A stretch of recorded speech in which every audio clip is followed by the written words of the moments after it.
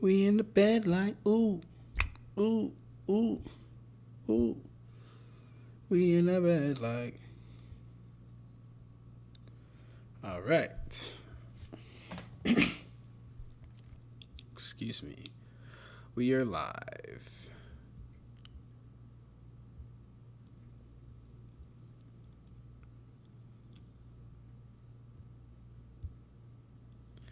Oh, yeah.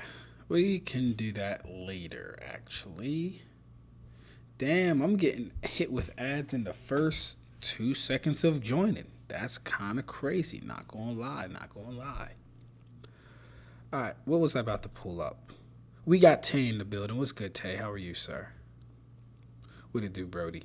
What was I about to pull up? Fuck. What was I about to pull up? Oh yeah, that's right. King of Lightning.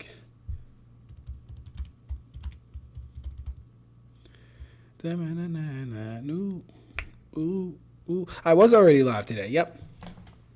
We gotta hit those 2-a-days now that we're getting paid to do this today. We gotta hit them 2-a-days. Are you a wizard? I'm a wizard with this, bro. Hey. That shit you said on Twitter, it was mighty, mighty humorous. Alright. King of Lightning. We in the bed like, ooh, ooh, ooh, ooh. We in the bed like. So someone said he does Bleach scaling. This man has 247k subscribers. Damn. Oh, is he a One Piece guy? Hold up. Is he a One Piece guy? God damn it, he's a One Piece guy. Unless this isn't the King of Lightning that I should be watching.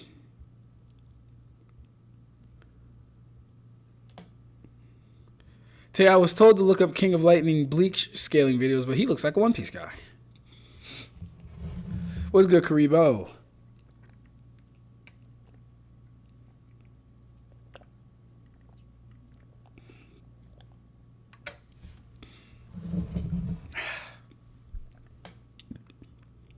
What do you do, Karibo? How are you? Yeah, I'm not seeing any Bleach videos here. He's the type to have dumb memes and other shenanigans. You've watched him before? He's a One Piece guy. Okay, you've seen him before. Okay.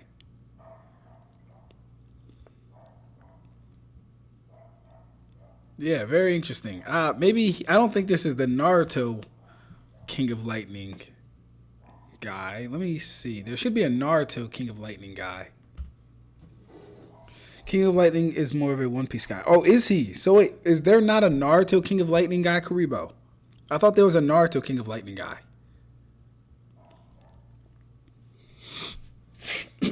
Excuse me. Oh wait, was that it? King of Lightning Requiem.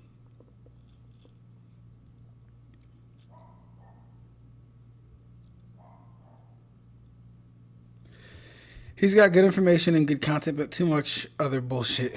Got you. Okay, so that's interesting. Because I was told. Let me see. Do I follow a King of Lightning? I follow Naruto Explain, Manifested Favor, Mookie Casual Lore, Iron Brother Polite, Sensational Nightingales, Titans TV, Bathe in the Sun, Ryan, OS Dead Lightning. I follow Hitman Holla. Am I crazy? What the hell? Why am I subscribed to Hitman Holla? Must have been an accident. All right. Who is this? Mystery. Oh, I know who this is. Yeah, no. I know who she is. We can keep her. Yeah, there should be a Naruto creator King of Lightning guy. I swear to God there was one. Weeb Commander, First Amendment, Mike P, Joe Budden, Restream. Don't remember subscribing to that, but okay. Shonen Cone, Tay, Sage, Clyde, Dagonite, Frozenberg, Mr. Tomo, Easy Block Captain, Flame of Rebirth, Nirvana Ignil, The Saint in the center, John DeMaven. That's...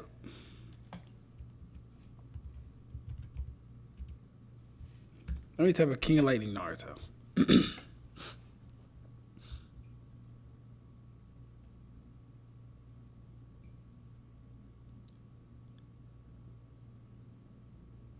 And my shit's moving slow as hell, bro.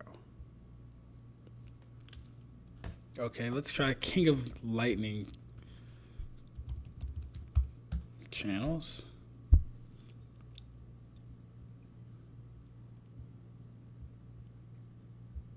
Okay, well, whoever wanted me to watch King of Lightning videos is going to have to come in here and tell me this specific video, because I went down to Man's channel. I didn't see anything related to Bleach at all.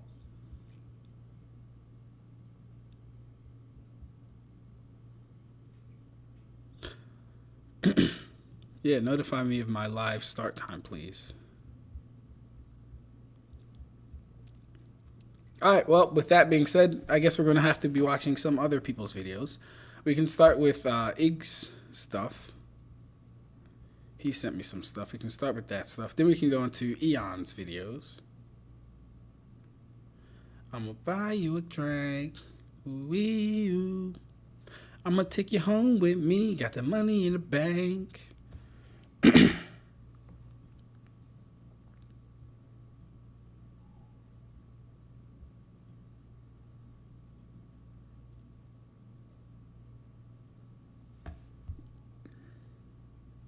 But anyway, Ab-Stract, you got me before I go to sleep for my flight. Hey, that's what's up. Yes, you're going to Japan, right, bro? My two brothers are in Japan right now. So that's very cool, very dope.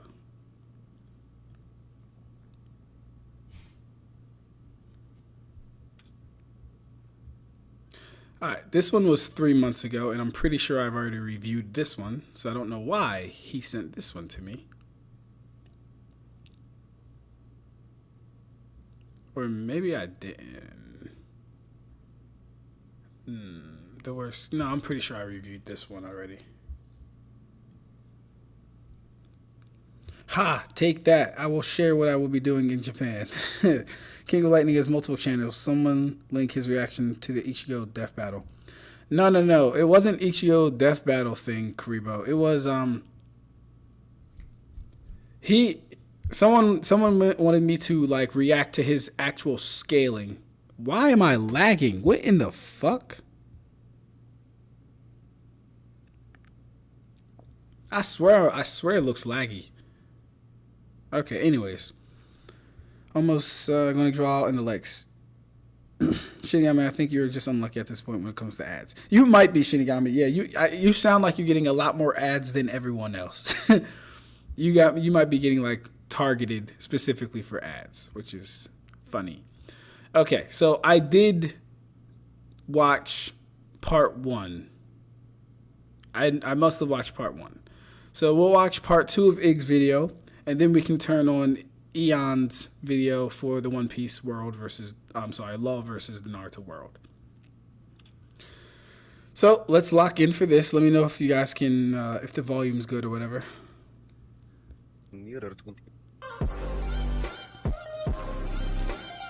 Can we hear? How's the volume?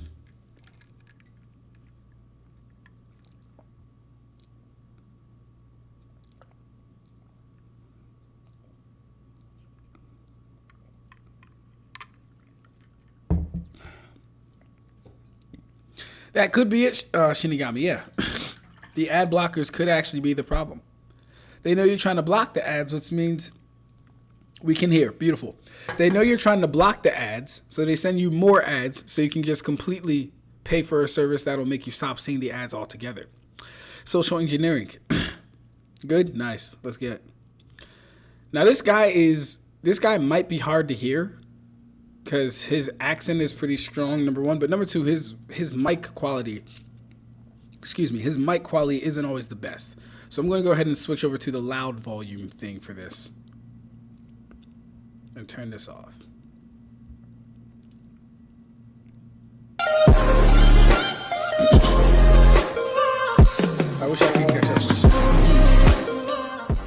We got Chains of Scarlet in the building, and we back. Yes, we are. I took my break. I did my little. I did some scaling while. So after the I'm not gonna get into it. We back. In the movie, it's acknowledged that this wasn't a genjutsu and that they were actually teleported to another universe via space-time ninjutsu. In fact, Naruto and Sakura even retained their battle damage after exiting this world, proving that it was so real. This is easily a universal proof. This is a lot of claims. I gotta go back and read that stuff. I don't know what he's talking about. Ig just kind of started it in the middle of his thing. So, but let's hear that again. Watch part 1 first. In the movie, it's okay. Let me do this.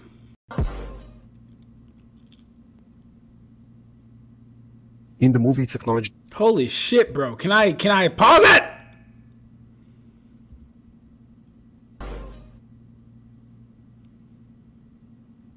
In the movie, Clown's gonna have the evidence there for 0.5 seconds. All right.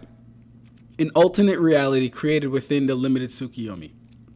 4 unforgettable Naruto adventures come together for the first time in this 4-movie collection. Naruto is sent to prison and battles to reclaim his honor in Naruto Shippuden. The movie Blood Prison, Naruto and Sakura get lost in a strange... The movie Blood Prison, Naruto and Sakura get lost in a strange alternate reality en route to Ninja. And in the last, Naruto has to save the world as the moon is falling. I still have to watch Naruto the last. Still gotta watch Naruto the last. We got Ig in the building. What's good, Ig? Yo, I didn't get a notification, but I checked and you were live. L, I'm glad I made it in on time. Yeah, that's so fucking strange, bro. You know what's actually weird? My other account didn't get a notification either. But like when I go to YouTube, I see that I'm up there, but I did not get a notification, so that's very weird. Is this part 2 or part 1? This is actually part 2. I remember watching your part 1 a few months ago. I already reacted to part 1. All I heard was somebody speaking really fast. Yeah, what? All I heard was someone speaking really fast into a paper cup. Yeah. Just a warning. Like I said, his audio, number one, because of his strong accent and his bad mic, it's going to be pretty bad, but I'll try my best. But yeah.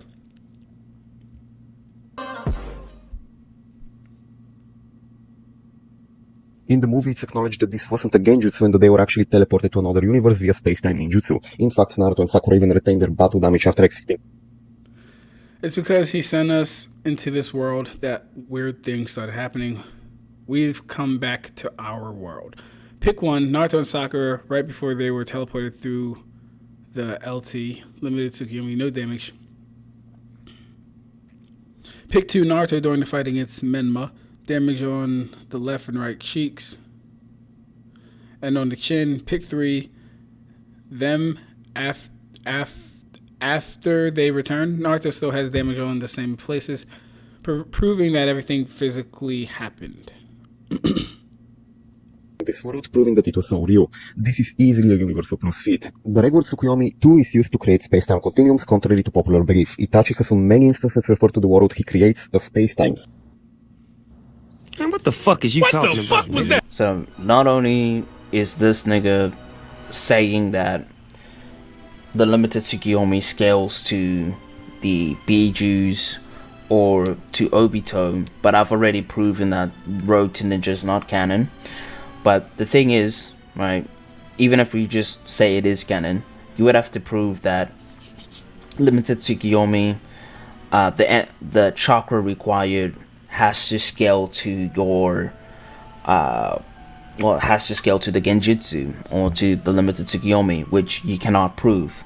And I can prove the opposite, which, if you didn't know, when the Ten Tails was first released, it had small planetary levels of chakra. I feel like that's a miscategorization there, Ig. I wouldn't say the Ten Tails had small planetary levels of chakra. Here's the thing. That stupid sphere is meant to represent all the chakra on the planet. Right? It's like a hologram. It's like a hologram. But we wouldn't say that little sphere is the planet.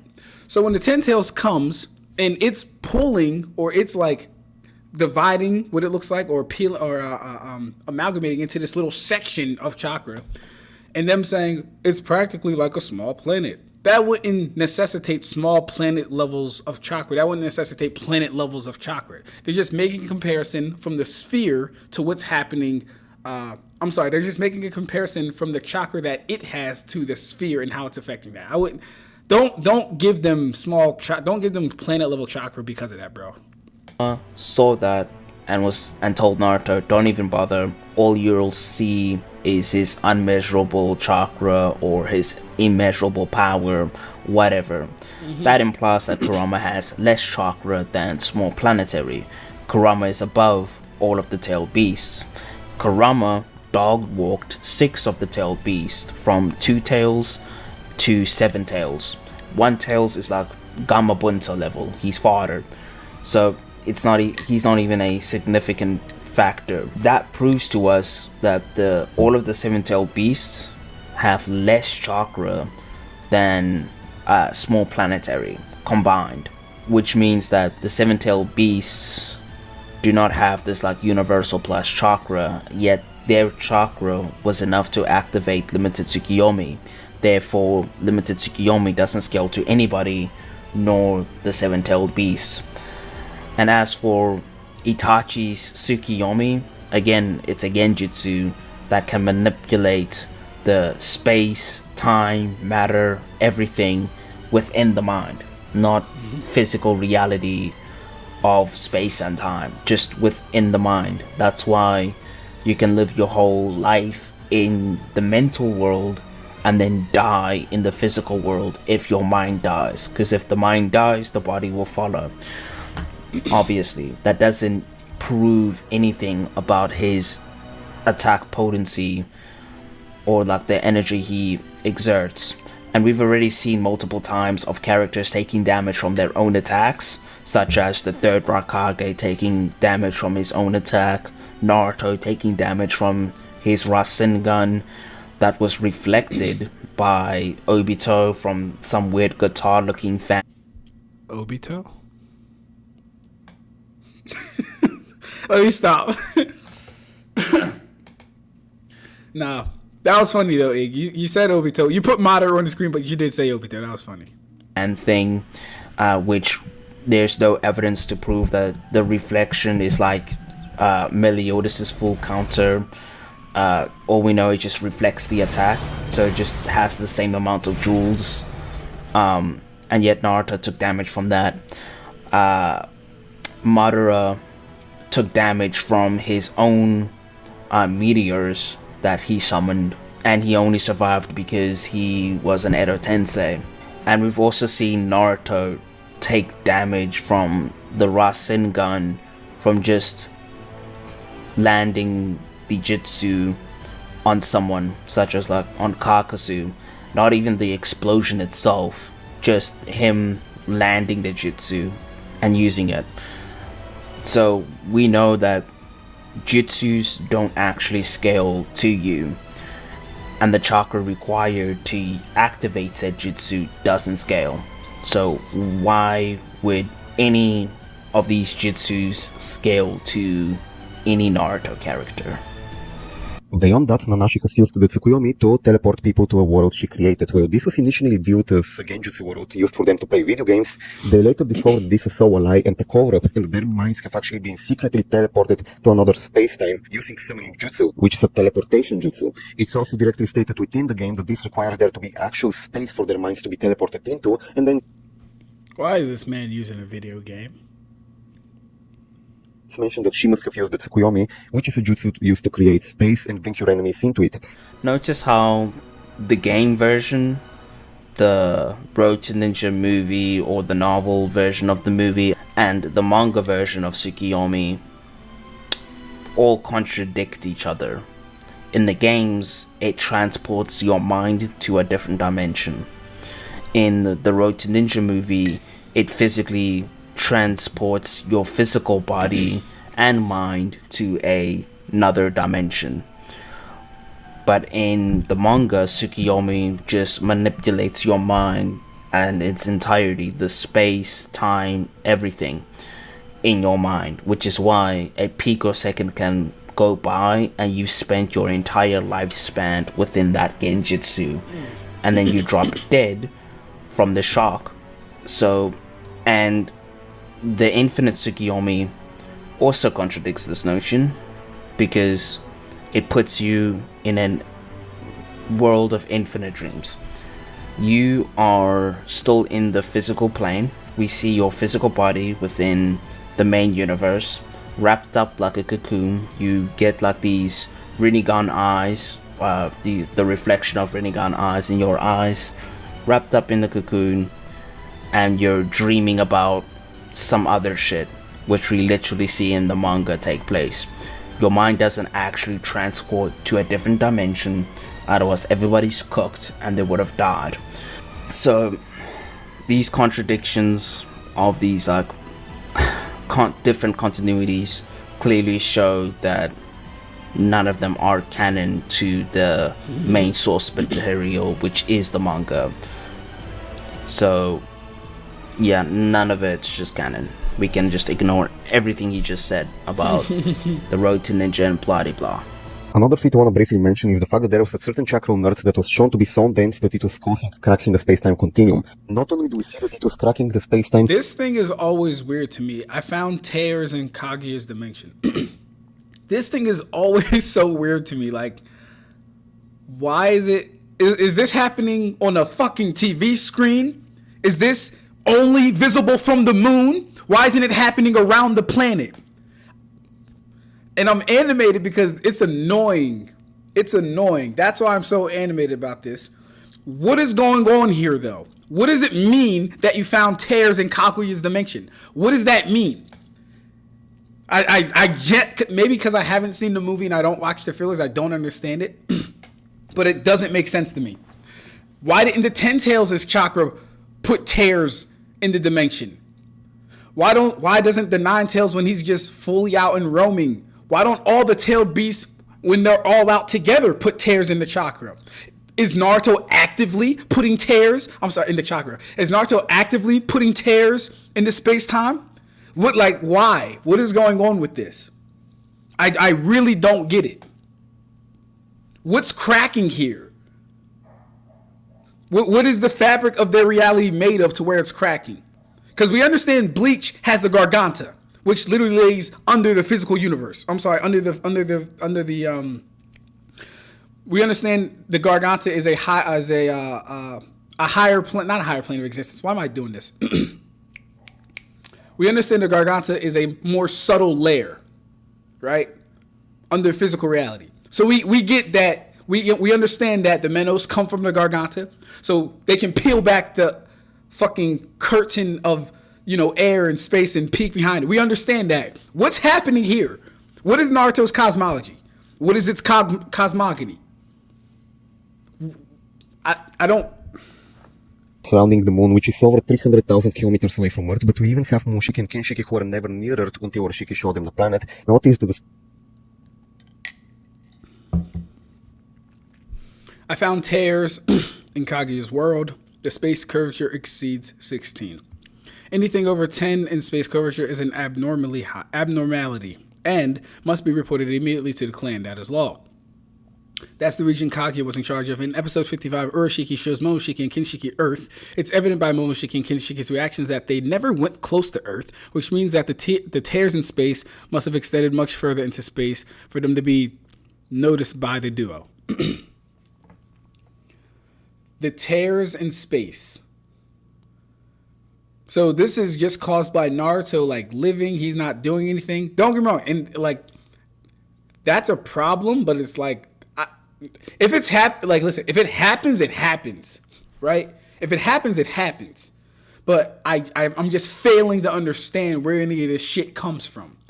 It seems like a reason to introduce the Otsutsuki for no fucking good reason. Find a better reason than that. That's a stupid ass reason. Because when the Ten Tails was on the planet, where were the tears in the Earth's curvature and the fucking all that other shit? This also suggests that Kaguya's world is actually in reference to the whole universe / space-time and not just Earth.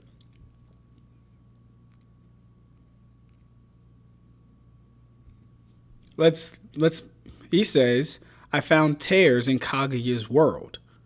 The space curvature exceeds 16. I want to make something clear too, or I just want to point this out. He's suggesting that this would mean the entire universe and not just the planet. But whenever it comes to Bleach, we're never given the benefit of the doubt of the entire universe. It's only ever limited to the planet, which I find extremely interesting. Another place in the universe to be part of Kaguya's world as well. Yeah, universe, space-time, not just Earth. So cool. And it's funny because this actually shows the fucking planet. It says that region Kaguya was in charge of. That region Kaguya was in charge of, and it shows the Earth. So why would he assume it's the planet if it's just showing the Earth? Space-time in the main universe was being torn apart, which implies that this was possibly a universe-wide phenomenon. It just says space. It doesn't say space-time.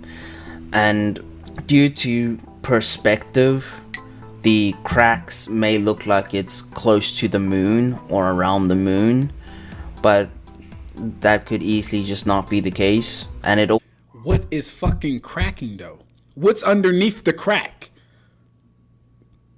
I don't like this because it's not explained. It's used as a fucking narrative point to move the story forward, and it doesn't do anything. We will never revisit this. This will never come up again. Where does this come from? Certainly not the manga. Dumbass also shit. Just says around the world, which world in this case would just be the planet. And we also know that the anime is not canon because of Urashiki also being in the anime, but in the manga, Urashiki doesn't even exist. And Urashiki got his ass whooped by Kid Naruto. Embarrassing. Moving on to the Suzuki category feats, starting with Kaguya, we have the fact that she can write reality on a beyond universal scale using Kame no Minaka. This jutsu is described in the manga as writing reality itself and summoning other dimensions, and is described in the Ninja Dictionary and the 4th data book as Kaguya physically moving and dislocating dimensions in order to swap their places. Dictionary and the 4th data book as Kaguya physically Otsutsuki Kinshiki, a member of the Otsutsukis who follows and obeys Momoshiki. He is a giant man that swings a chakra axe. He's a man? Otsutsuki Kaguya, she is the first one to wield chakra on Earth, and her presence is regarded as the ancestor or founder of Shinobi. That's a lie, by the way. She's not the first person to wield chakra on Earth. Kaguya was revived during the 4th Shinobi War and stood in opposition to Team 7. Battle, summoning multiple dimensions. She is able to dislocate different dimensions such as magma, desert, and supergravity space. It is an extraordinary ability that allows her to follow and track down ninjas. Kaguya, I shall exterminate you here. Amane Manaka. She forcibly drags them into a particular dimension. There's no way to oppose it, and it's impossible to go back to the original dimension from here with your own strength. It's a dreadful technique. It's a technique that Kaguya, who owned the Rinnegan, uses in an instant. She can move the world she's in together with other people to a different dimension. moving and dislocating dimensions in order to. We got Grid in the building. We got Illusion in the building. What's good, y'all? How y'all doing? It wasn't actually in her dimension. It was in the main dimension, but it was around the planet, not universal. LOL. 1010's mind goes to the road to 1010's mind goes to the road to Ninja World in the anime version of the Infinite Tsukuyomi scenes. Anything dense enough can cause a gravity well known as a black hole. Okay, cool. So anything dense enough can cause a gravity well known as a black hole. Is what Naruto's chakra doing causing a gravity well then? Is that what's happening? Is that the interpretation? Is that what's going on? Because I'm like, I swear to God, this shit was only used to introduce some bullshit into the story. I swear to God it was. Of course, Bleach doesn't get the benefit, LOL. We are hill level. Facts. I personally believe that the entire Boruto anime is non-canon. This is just coping on my part, but still. I mean, no, you'd have a good foundation to actually say that. So much things change from the anime to the manga. The anime adds a lot more, if we're being honest, which it does.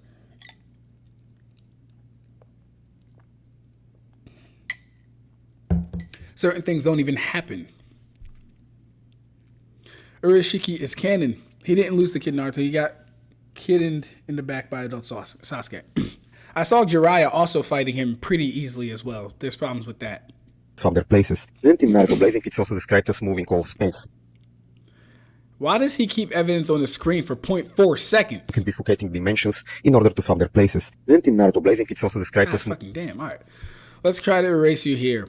Ancestor of Chakra, Kaguya Otsutsuki. After a long time, the Ancestor of Chakra has finally accomplished her resurrection in the present. The god who wields the immense power to summon approximately the whole of space. Moving off space. Essentially, Kaguya is playing the shell game with literal dimensions. She can write reality and dislocate dimensions and in turn swap their positioning. This would easily be a low multiversal feat, as this is accomplished by her writing reality on a high enough level to target and switch to separate dimensions. Not only did she move her own dimensions, but she also did it on Earth, which means that she can also rewrite and move the entire Naruto universe. She actually isn't rewriting reality.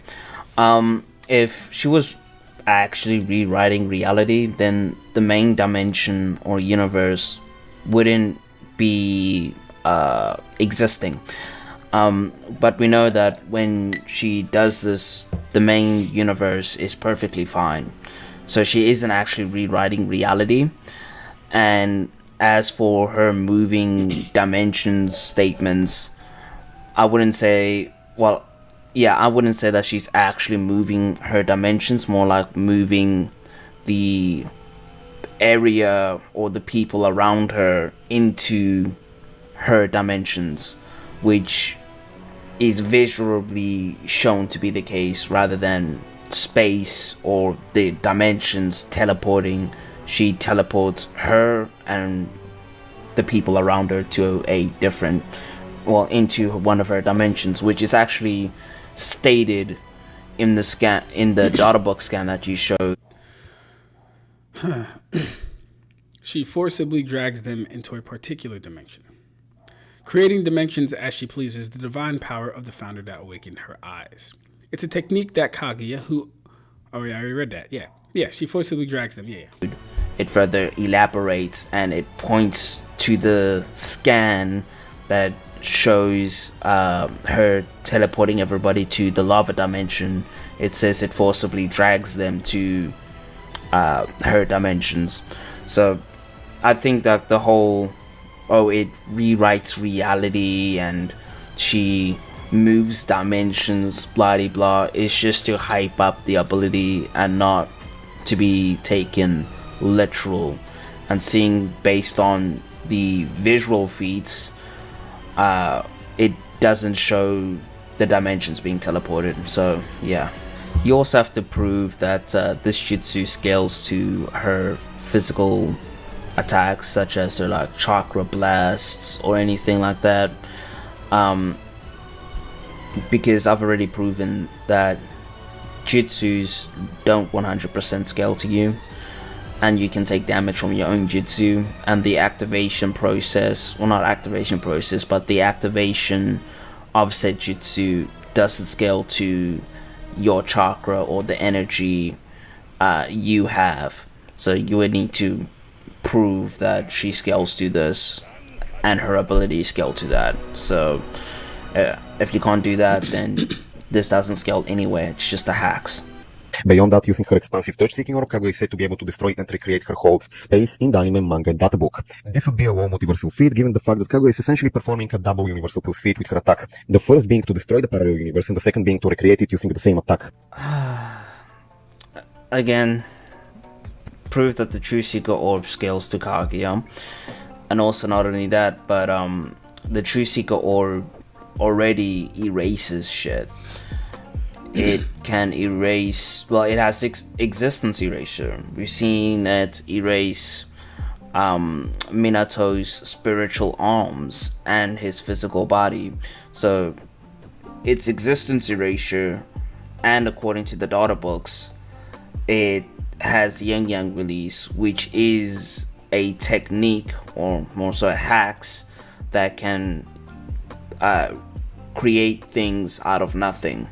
So it's a hacks ability, and she used the chakra of the shinobi to create the True Seeker orbs. The Shinobi Alliance don't have anywhere near the chakra of Kurama. Half of Kurama has less chakra than the first form of the Ten Tails, which is only small planetary.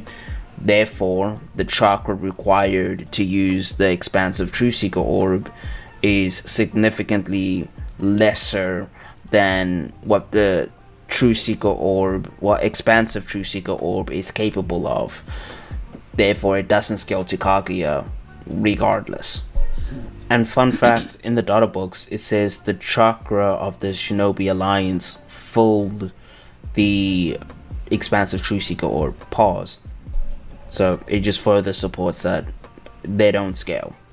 In the Ninja Dictionary and for that book, it is said that Kaguya has created her dimensions and moves them around as she pleases. Beyond that, we've established that Kaguya rewrites and revocates her whole dimensions using Amenominaka, with the guidebook is specifically mentioning that her dimensions include ice, magma, desert, and gravity dimensions. Except there is one small issue. In both of those guidebooks in the raw Japanese, the gravity dimension is actually referred to as a supergravity dimension. Supergravity is a modern theory combining general relativity and supersymmetry. And in supersymmetry, the simplest form of supergravity has 4 spatial dimensions and often goes way up to 11 spatial dimensions. This means that Kaguya's dimension has at least 4 spatial dimensions, and it also has time, essentially making it a 5-dimensional space. Since Kaguya is capable of rewriting and moving that whole dimensions on top of having created it, this would easily make her a wall complex multiversal. Every time I hear this argument, it cracks me up. Low-key. So, first off, this is where he's pulling a double standard. Because in his scaling video for Bleach, he was like saying we don't know how they created the worlds or how long it took, blah de blah. And I come here to you and say we don't know how long her creation took, nor do we know how she did it. And seeing the consistency of your jutsus just not scaling to you most of the time, we cannot say that her creation scales to her to any degree. And as for the supergravity shit, if you actually translate it, it's just in reference, like the kanji used is just to say like strong gravity or like heavy gravity. It's funny because me and Shinigami were like, we had this conversation. We didn't have this conversation. Real quick, I'll do it after.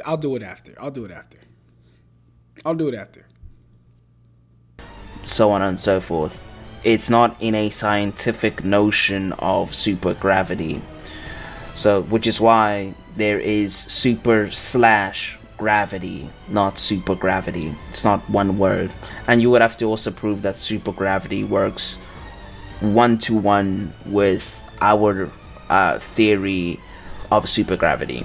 Moving on to Boruto, we have the fact that Momoshiki has also created his own dimension in both the anime and the novel, which is shown and said to contain stars. This dimension also has entire civilizations on its planets, which implies that it must be extremely large given how rare life is in the universe. This dimension is on many instances also referred to as a parallel world and an alternate dimensions. Momoshiki's dimension is also directly referred to as an isekai on multiple instances, which in Japanese directly refers to a parallel universe that mirrors our universe. Thus, we can confidently say that Momoshiki will be universal proof for creating that dimension. So, number 1, no time frame. Don't know how he created the dimension. Number 2, all Otsutsuki's get stronger based on eating the chakra fruit of a planet.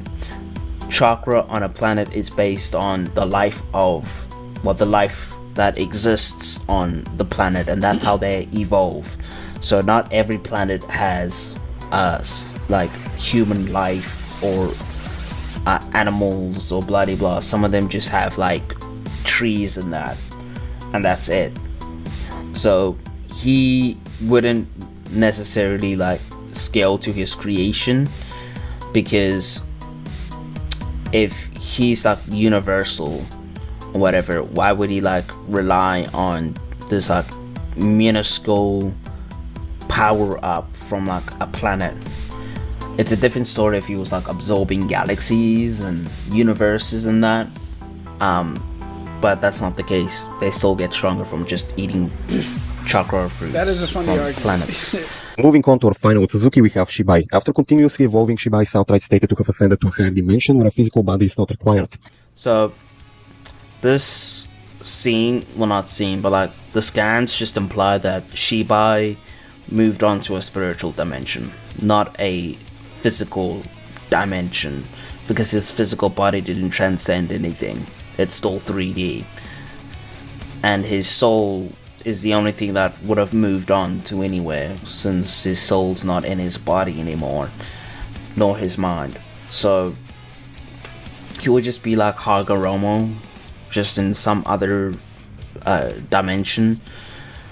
Doesn't mean he's higher dimensional because of this. And that's not what higher dimensions is. So how can you absorb like chakra from planets and then somehow get like higher dimensional power? Like, come on. What are we doing? Him reviving himself and absorbing chakra, like it doesn't make any sense, logically speaking. The amount of chakra you would need to transcend to a higher physical dimension is equivalent on multiplying zeros to try get it number 1. It's an inaccessible amount. No matter how many times you like multiply 0, you'll never reach number 1. So, Ig, are you saying that Shibai could not have transcended to a higher dimension?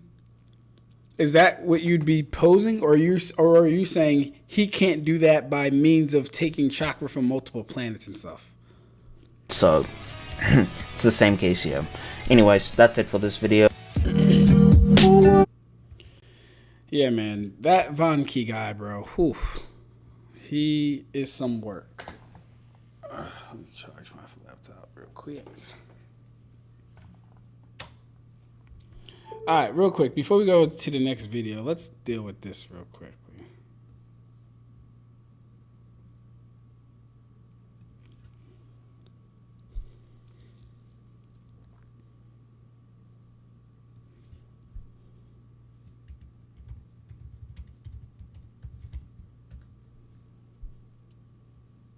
Okay.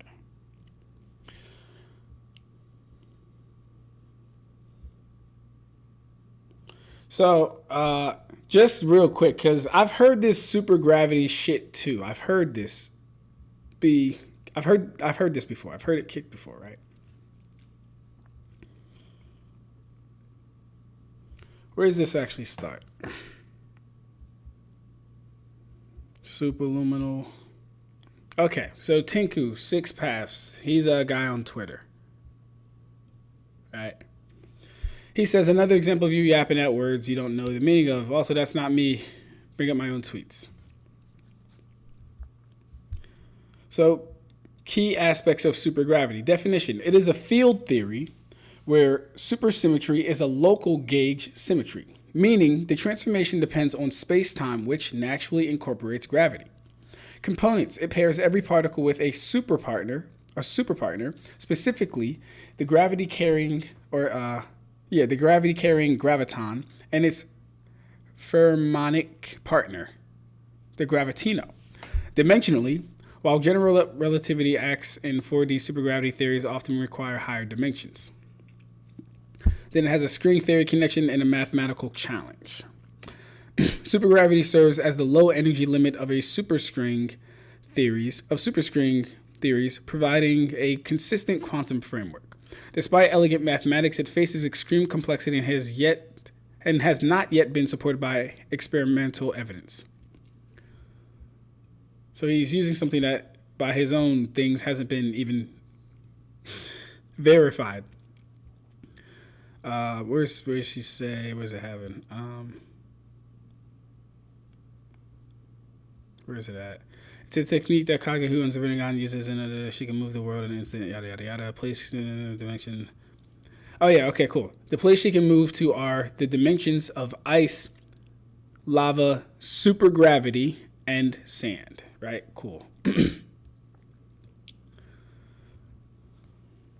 So Rex says, okay, now prove that the supposed supergravity refers to 11D supergravity from string theory. Tinku says, I don't need to. I'm just showing you the position isn't baseless. But anyway, Supergravity could either refer to the string theory definition or just really strong gravity. They don't refer to Pain's Shinra Tensei or the Chibaku Tensei as supergravity jutsu. So it's probably using the string theory definition. Is what he says to this. I wouldn't say Pain's Shinra Tensei is gravity at all. It's more akin to telekinesis. Rex tags me and Shinigami, says, you can't make this shit up, bro. I agree. I agree. So I read this because I'm confused. I feel like they hear words. For example, the planetary chakra thing, or it looks like it's becoming its own planet. These guys hear and see certain words and go, oh my gosh, this must be it. This must be the case, without actually putting in any actual research into what they're doing. So I ask him, so could the royal palace be included in this speculative interpretation of supergravity? Tinku says no, that word isn't used in Bleach. Nothing implies Bleach's gravity is special. Very interesting, because when we went to Kaguya's dimension, the only thing that was special about it was the supergravity weighing down the not-so-super people. So I say it showed similar effects to Kaguya's supergravity dimension. He says, no, it's not. And me calling it supergravity is based off the gravity being called supergravity, not the effects. I say, what do you mean, no, it's not? And then I say, and so, something can't be supergravity unless it's called it? So it must necessarily be called supergravity for it to be supergravity? Interesting. So the question is, what traits distinguish Kaguya's gravity dimension from the training room in the royal palace? Because I'm genuinely curious about this.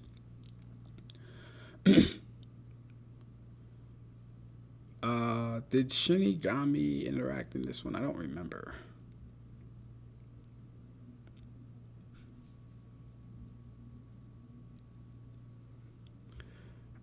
Did they go?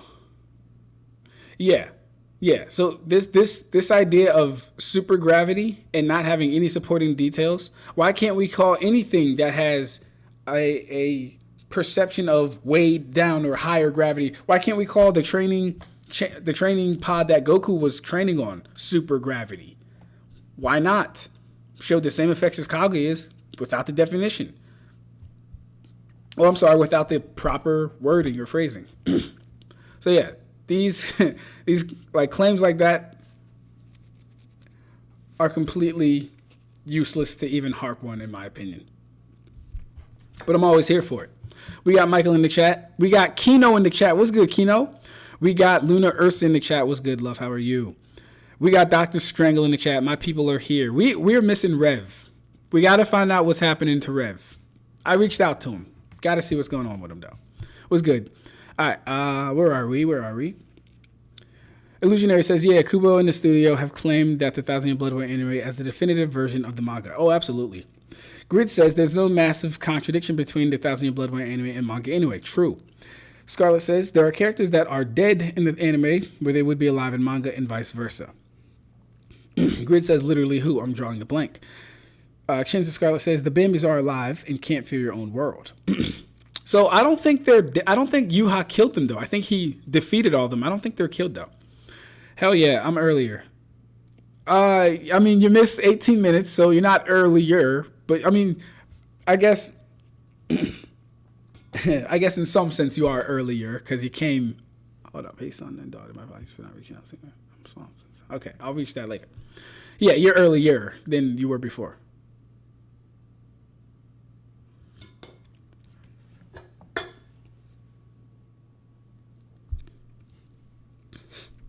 All right, where was I? Kribo says there's pretty big contradictions. Squad Zero having actual scaling. The first instances of the planet shaking due to the death of hollows being moved around, and the inclusion of additional fights. Grid says the novel would be the lowest level of canon anyway. Candace and Menma die and get snatched up and revived by Mayuri. Lil Tato and Giselle get saved by Yugum's guard. Grid says both of which can still happen in the anime. True. Kino says Squad Zero members can interact with higher dimensional space by activating Bankai. Michael says, yo, what's good, bro? Okay, Ig says he's saying both. All right, so my thing with this though is Ig. So at this point, you're kind of like, so how do you wrestle with going against the source material? You might not like that's how Shibai ascended, but that's what happened, right? He ate countless chakra fruits. And here's the thing: we can't be the determining factor to say you can't only absorb planets' chakra and ascend dimension. We can't be the determining factors on that. We don't get the final say. Because at the end of the day, we don't know how he used all that chakra to ascend in the first place. We don't know if it was a transformation thing. We don't know if it was a metamorphosis thing. We don't know if it was akin to how Ichigo and Aizen get so powerful that their power starts to transcend the limits of their souls. We don't really know what it is. So I wouldn't say that he can't be those things. He obviously is those things, confirmed or speculated by Amado, confirmed by Momoshiki. He obviously is those things. And that's something we just kind of have to accept. But I'm curious to hear how you would wrestle with that not being the case, if it is in a fact in the manga that it is the case. Just woke up and you screaming again, LOL. Oh yeah, I told you I was going to be back, bro. I told you I was going to be back. Like I said, I don't have a lot of time on my hands. So anytime where I have like a little bit of free time to get in some screaming, I want to stream. You know, I want to get back to those days, bro. I was doing 3-a-days, bro. Y'all remember that shit? Around last year, beginning of the year, bro. I was doing 3 streams a week. It was lit. It was fun, bro. That was like the height of my streaming shit. But yeah. The Bambi fight with Yuha happened in a completely different place, allowing for them to be saved. They did not fight him in the throne room in the manga. Grid says, Squad Zero just got off-screen. It's far more rational to assume these events occurred off-screen in the manga than to claim they're separate continuities when the author and the animation team have stated this is just definitive version of the manga. I agree. Ig says his main body is dead, so his soul left his body. As it was stated, he went to the dimension that a physical body is not required. So I get that, but you're kind of like, it sounds like you're saying he couldn't have done that by eating chakra fruits, but that's kind of what's confirmed by Momo. Karibo says, Shibai is completely different than Hagoromo. Spiritual transcendence and mathematical transcendence are different things. Kino says, in Bastard Heavy Metal Dark Fantasy, characters with eternal atoms. I think I saw that. Is that Dark Schneider? The Bastard? Is that Dark Schneider, that anime? I think I know what you're talking about. The monad plane 8 dimensions higher than the physical plane. Okay. Kino also says, cannot be erased by type 3 existence erasure. Okay, so they can't be. Grid says, a slight of movement of the venue of an unimportant fight can be addressed by a simple retcon rather than a claim of an irreconcilable difference that requires separate continuity. I agree with that. Ursa says, I think it's pretty clear that Shibai is a transcendent being. What that means in Naruto doesn't have to mean mathematical transcendence, and mathematical transcendence isn't verifiably tied to AP. I agree, but no one's ever going to say that because they always just want their fucking character to be the strongest. So it's really fucking dumb in my opinion. Also, the difference is very minor. They're genuinely just on the throne room balcony or something like that in the manga. Right. Oh. Scarlet says, also, the second in command's aide, he's not even appeared in the anime. You're talking about Yugrim? Michael says, I've seen people try and argue Supergravity for King Ghidorah from the Godzilla franchise to upscale him. That's insanity to me, bro. Ursa says, existential transcendence might be, but that has to be described by the verse. So Shibai dude is just a featless ghost by AAAP standards. Featless, yes, but we can definitively say, and this goes into the 3 types of scaling that I laid out, Shibai would fall into the lore scaling. Shibai doesn't have to do, like, he doesn't, like, if Shibai is shown, he won't have to do too much for us to already know how powerful he is. I mean, hell, his living cells that have been implanted in people already make fodder people or, you know, bum-ass niggas top tiers in the verse already. And that's just with them getting selective abilities from him. So yes, he's featless, but he's not without renown, prestige, or accomplishment, so to speak. His body of work is his body of work, much like the Soul King, which ironically Ikimoto keeps taking from Bleach. How many things has Ikimoto taken from Bleach? Man, oh man. Ig says, practically, it's like Ichigo going ghost to the spiritual realm, where a physical body is not required. Based on Narutoverse, souls are higher dimensional now. I mean, kind of depends. Kino says, and most characters with eternal atoms regenerate at a molecular level. Cool. Scarlet says, also, Ukiramatake is still alive right now in the anime, where he would be dead right now in the manga. I have no idea who the hell that is. Do you mean,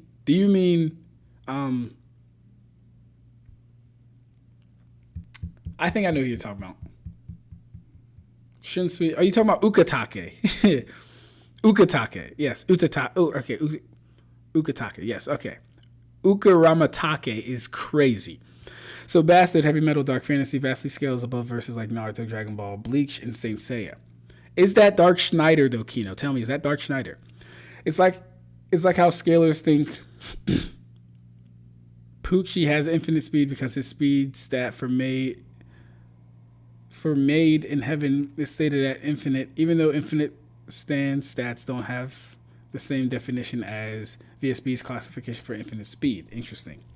She's spitting bars for once. Shiba has mathematically transcended dimensions. That's the feat. It is completely different from dying and becoming a ghost.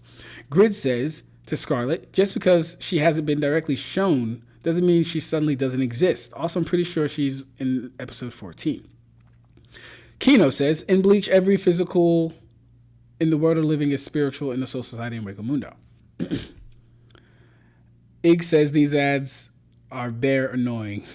Hey, I'm gonna fix the ads. All right, we're gonna deal with that.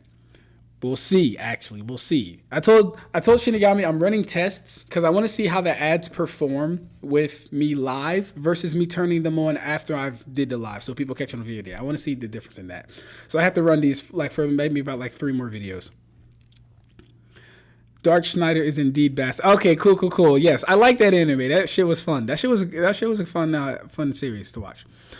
Ig says, no, I'm saying he didn't transcend in the traditional sense, as in he isn't 4D, just a spiritual transcendence.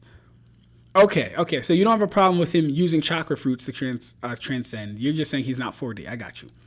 Illusionary says, Shiba's transcendence is different from Ichigo and Aizen's. I think it's premature to say Shiba is a better transcendence. Oh yeah, no, absolutely. I wouldn't say it's better or worse, honestly. Yeah, I wouldn't say it's better. That was painful. I wouldn't say it's better or worse. We got to find out more about his transcendence, actually. Ig says, if you actually did, then dimensional scaling in Naruto and dimensional scaling IRL is different. Finite power-ups is considered higher dimensional, whereas IRL, it's an inaccessible amount. Dr. Strangle says, imagine when we were finally introduced to Shiba and he is just living on the equivalent of a second floor of the Bleach cosmology. That would be hilarious. I would die. Illusionary says, LOL, he's revealed to be a seat 10 in squad 4. LOL. Oh my God, that'd be hilarious, bro. I could not. If you need bread, then leave them ads on my brother. Hey man, at this point, what? Come on, who we talking about, bro? All right. Cool. So yeah, Supergravity, we can get that bullshit out of here. It's introduced with no actual evidence or anything. I simply question if we're saying that Supergravity and all it did was impact their physical bodies like gravity does, then why wouldn't any other dimension that has gravity be labeled as, or that has strong gravity, be labeled as supergravity? So yeah. We got Valkyria in the chat. How are you doing? What's up, love? Hi, Ab-Stract in chat. I'm late. You're good.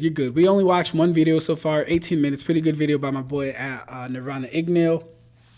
I was live earlier today to review Noodles vs. Swag Kage Part 3.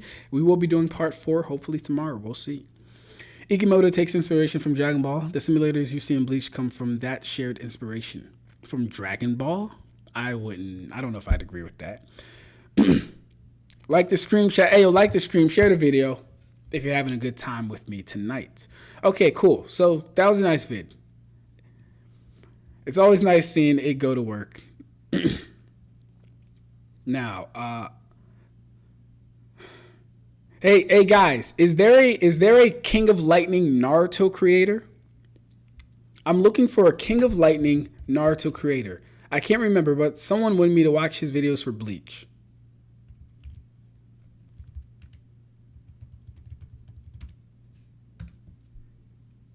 We're looking for a King of Lightning Naruto creator. We got John and Maven in the chat. Can't stay, but had to acknowledge this stupid sorry to scan. LOL. Hey, yo, we're gonna be going in on that sorry to scan once we do the data book breakdown.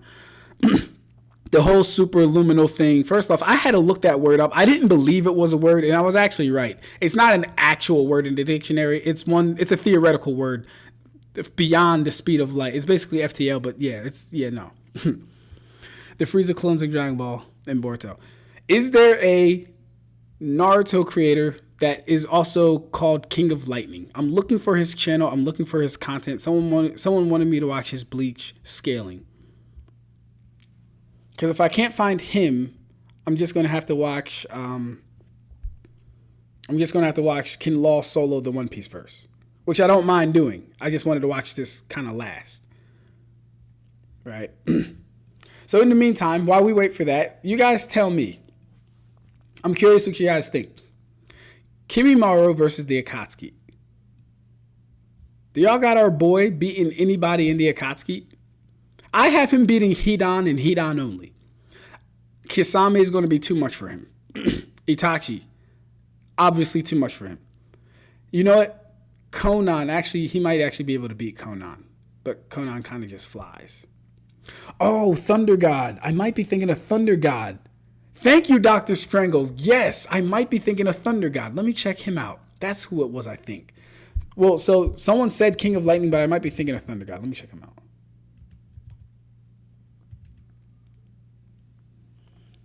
Thunder God TG. Let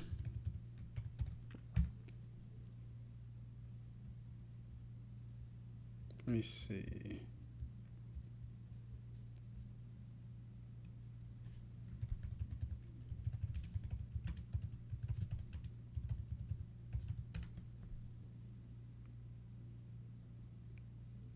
Yeah, this boy. Let me see.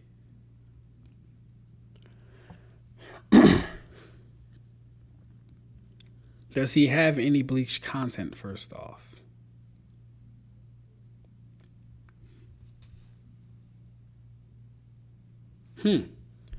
No, he's mainly a Naruto dude.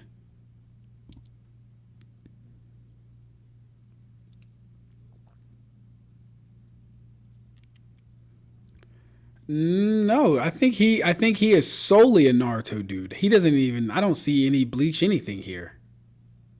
And we're back 2 years now, so it can't be this guy. Maybe it was God of Lightning. Let me see. Or King of Lightning. Let me check his thing again one more time, bro.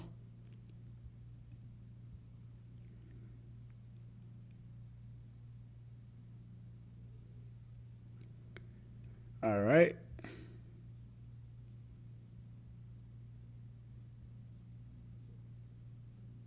Bleach episode review. I'm not seeing anything scaling wise though.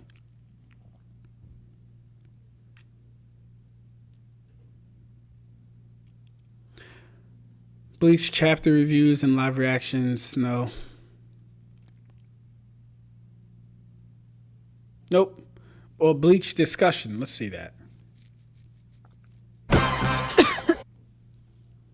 Nope. Definitely not now. Yeah, so until that, I can't remember who asked me. Might have been Kai. Until that person comes and asks me to review that video, I will not be looking for it anymore. Spent too much time on it. But before we get started, since we have some free time, do we have Kimimaro beating anybody in the Akatsuki? I only have him beating Hidan. I don't think he's touching anyone else. My true opinion on that. King of Lightning is a creator that has done Bleach discussions. Right. I'm looking for a King of Lightning that has done Bleach scaling, because that's what I was told to review. Thunder God doesn't do Bleach stuff. Okay.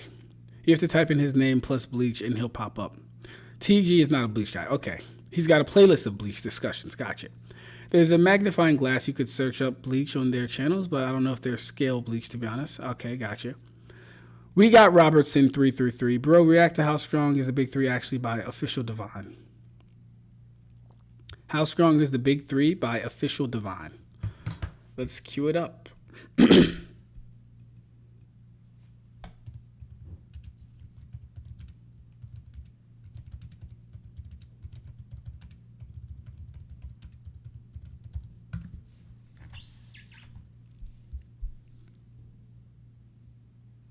26 minutes. Okay, cool. We can come back to that. Kuribo says Hidan has fought on par with Kakashi and Asuma. The link would be the difference between Lee and Guy and their performance when facing Gata. I see Hidan being fast enough to get blood when Kimimaro pulls out a bone. The manga actually shows the flesh opening and healing.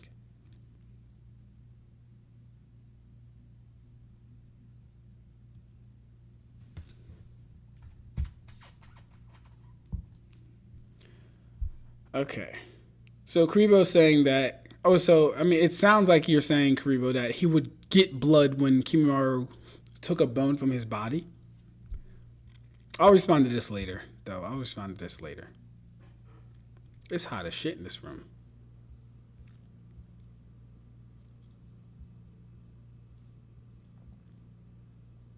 All right, where we at? Ab-Stract. It was Ichigo versus Yusuke. King of Lightning watching Ichigo versus... Was that what it was? So, I'm to watch a reaction of a reaction? Or I'm to watch a reaction and do a reaction to his reaction? I don't think I want to watch a reaction of someone reacting to something, honestly. You know what? We'll give him 5 minutes. We'll give him 5 minutes.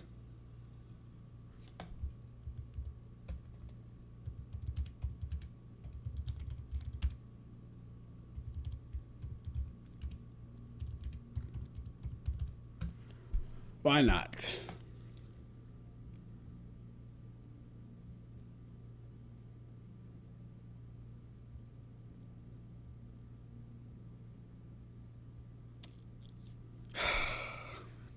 Absolutely not. This is a whole hour. And I don't like the face he's making here. I don't like the face he's making here. It's actually kind of somewhat pissing me off.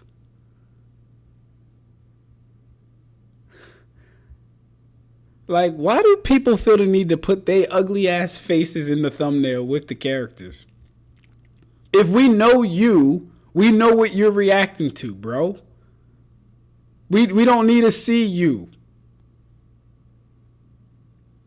I'm gonna start putting my face in these fucking thumbnail reaction videos like y'all don't know who Ab-Stract is. Did you come to see me or did you come to see the fight? Like, you came to see my reaction, sure. Yeah, I'm not watching any of these.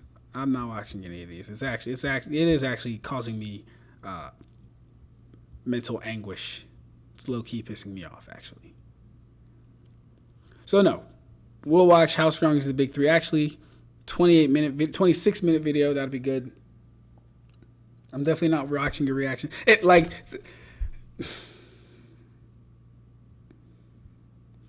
no.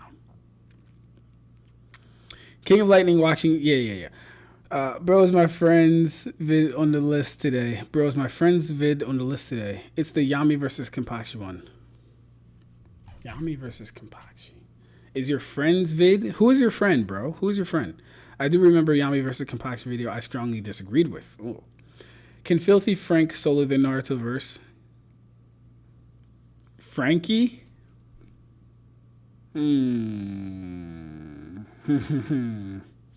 It's the reaction face meta. Yeah, I'm not a fan of it. I think the power creep in Naruto is just too high for even hypothetical prime Kimimaro to do anything to Biju level people.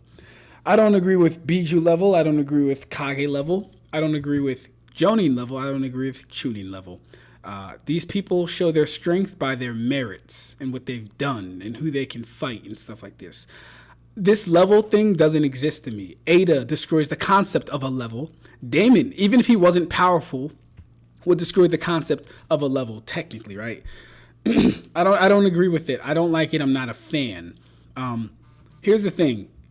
The only problem with Kimimaro, and I say this, the only problem with Kimimaro is he doesn't have a really good ranged or hack stability.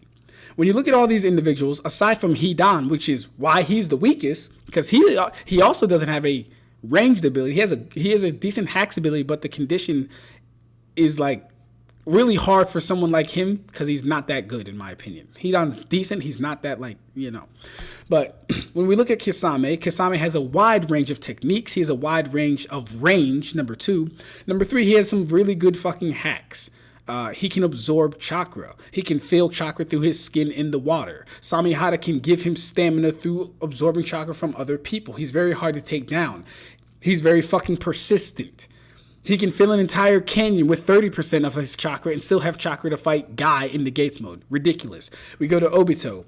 He's a one-stop shop Kamui merchant. Ridiculous. Itachi, Amaterasu, Susanoo, Yatamira, Totsuka Blade, Genjutsu.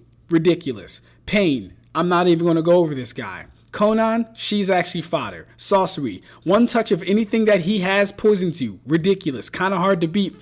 Actually, kind of hard to beat. Has some really good scaling. Only lost to Chiyo, who was a fucking match for Prime Hanzo, who lost to Dasani. Really good scaling for sorcery, actually. Kakuzu. Can't be killed very easily. 4 hearts, and we didn't even get to see what one of them does because Kakashi one-shot it. He can merge with his mask. He can fucking fly. He can beat Kakashi in a 1v1, actually. Deidara flies on his bird, spamming bombs like a fucking terrorist, has a suicide bomb, has a C0 bomb, which can destroy you on the microscopic level, right? The thing is this. Kimimaro doesn't have anything like that. He'll beat every physical fighter except for like the Raikage. He'll beat every physical fighter in the fucking series, in my opinion. That's my opinion, though. His curse mark stage 2 and 3, his curse mark stage 2, and I'm still making the Kimimaro video. I got a little annoyed making it, so I took a break. I don't know why. I was just like, yo, why the fuck am I doing this? Why am I talking about Kimimaro?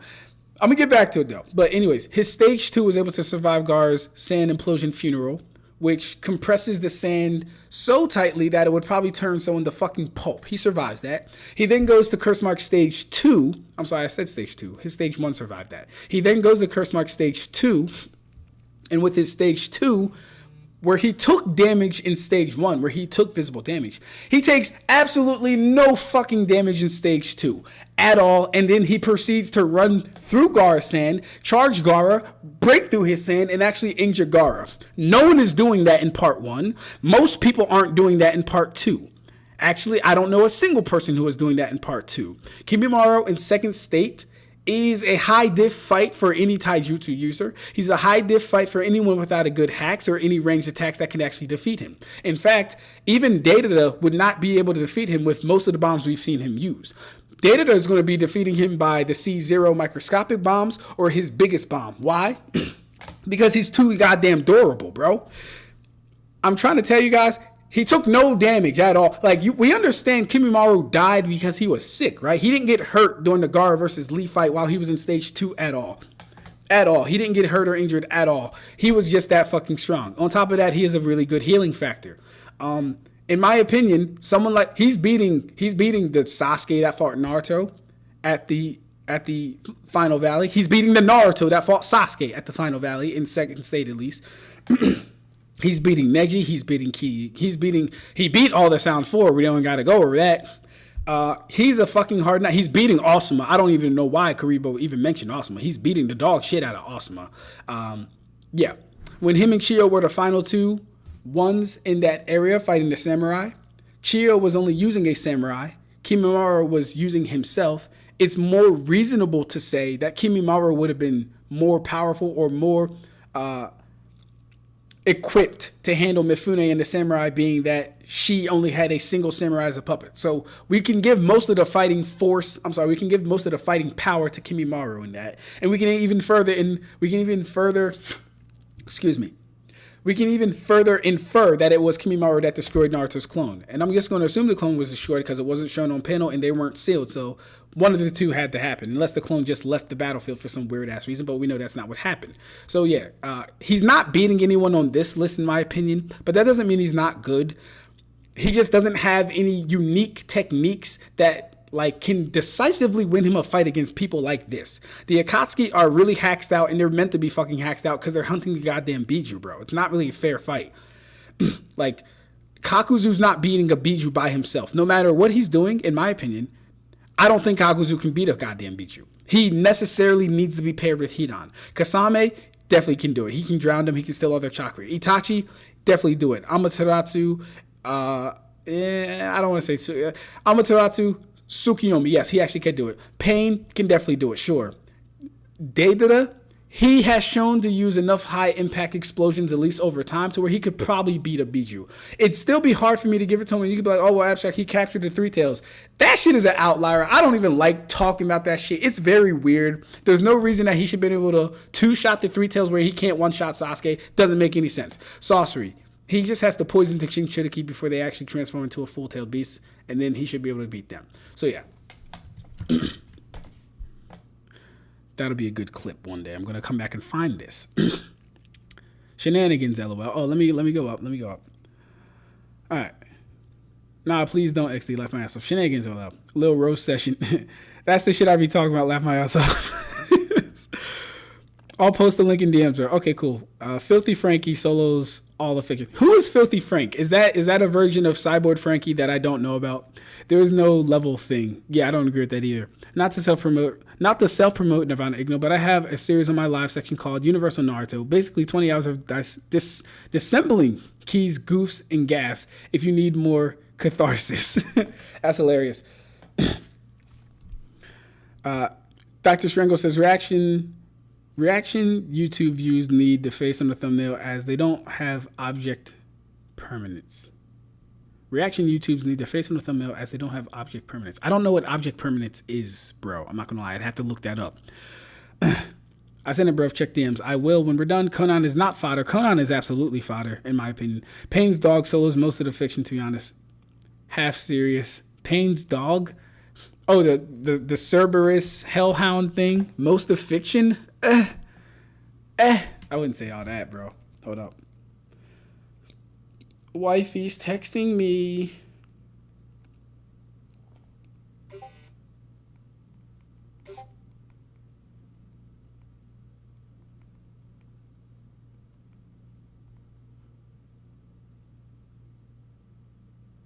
Okay. All Naruto characters scale to each other low key, even Kid 10. So, and that's the hilarious thing, because as much as I say you can't really vertically or horizontally scale Naruto characters, you can, but you really can't. And what I mean by that is this, because I've said multiple times, and it would sound like a contradiction. It would sound like a contradiction to someone who doesn't know what like my grounds are and basis for this information, right? Because on one hand, Ig is completely right. 10-10 can kill Madara if she has a kunai. She just can, right? But it is also the case that 10-10 cannot do what Madara can do. She can't. So on one level, he definitely would, like, in a hand-to-hand fight, he would whoop her ass, but she can still kill him. Right? And then there's this other part of it where we have people that specialize in certain shit. Like Asuma specializes in sharpening his chakra to the finest point to where it can cut a lot of things and pierce boulders and cut through steel. Everybody's not doing that. We have Sakura and Tsunade who are concentrating large amounts of chakra with delicate chakra control in their fists for explosive power hits. Everybody's not doing that. We have people like the Raikage who's able to externalize his chakra and reinforce it with lightning cloak energy to make him faster, and his neurons can fire faster now because he's encloaked in lightning chakra. Everybody's not doing that, right? We have Shisui the teleporter who's using body flicker mid-combat. Everybody's not doing that.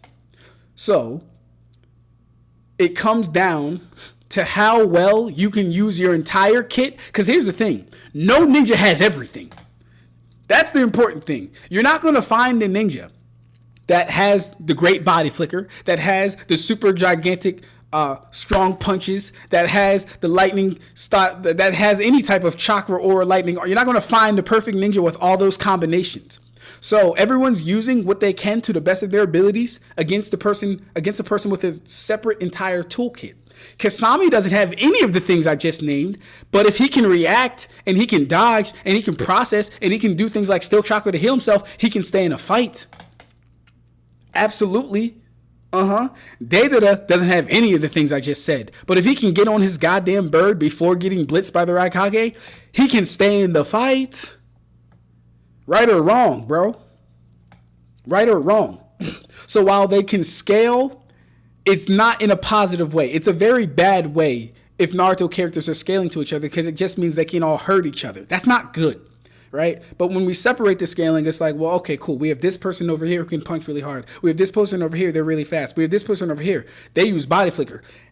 Being really fast is actually different from using body flicker. Very funny. We have this person over here, he can do a lightning cloak. We have this person over here, he can, like, you know what I mean? There's a lot of shit. It's a lot of shit. She's cooking Kimimaro. She's not cooking Kimimaro. Official Divine scale a lot of characters. We're going to check them out. I'm just, doing some housekeeping stuff.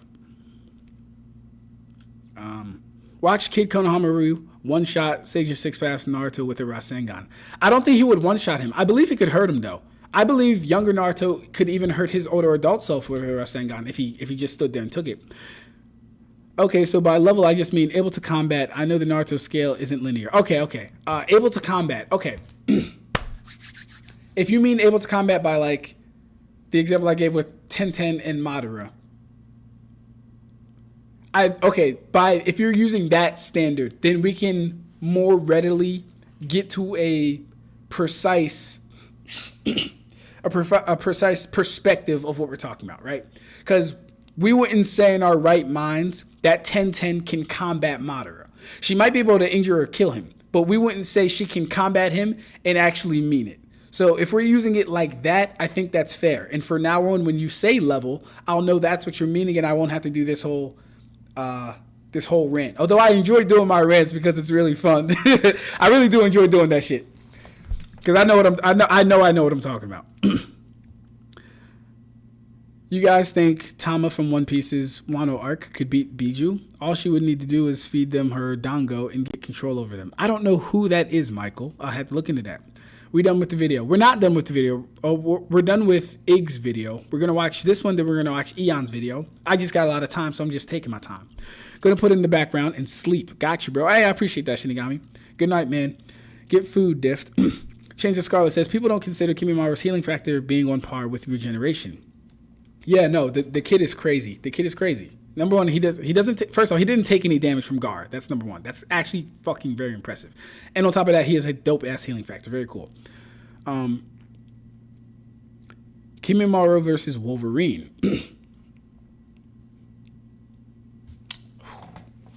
I feel like Kimimaro could incapacitate Wolverine somehow. It'd be very hard for him to do it, but I feel like he could do it. Wolverine would have the higher AP, being that adamantium's stronger than steel.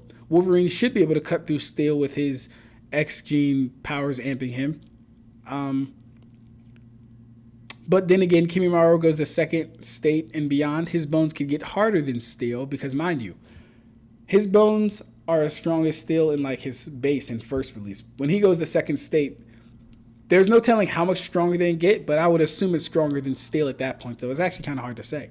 Looking forward to your Eon Law versus the Naruto verse. Hey, it was good, Javon Scrubs. I was about to say Scruggs. Oh, Scruggs.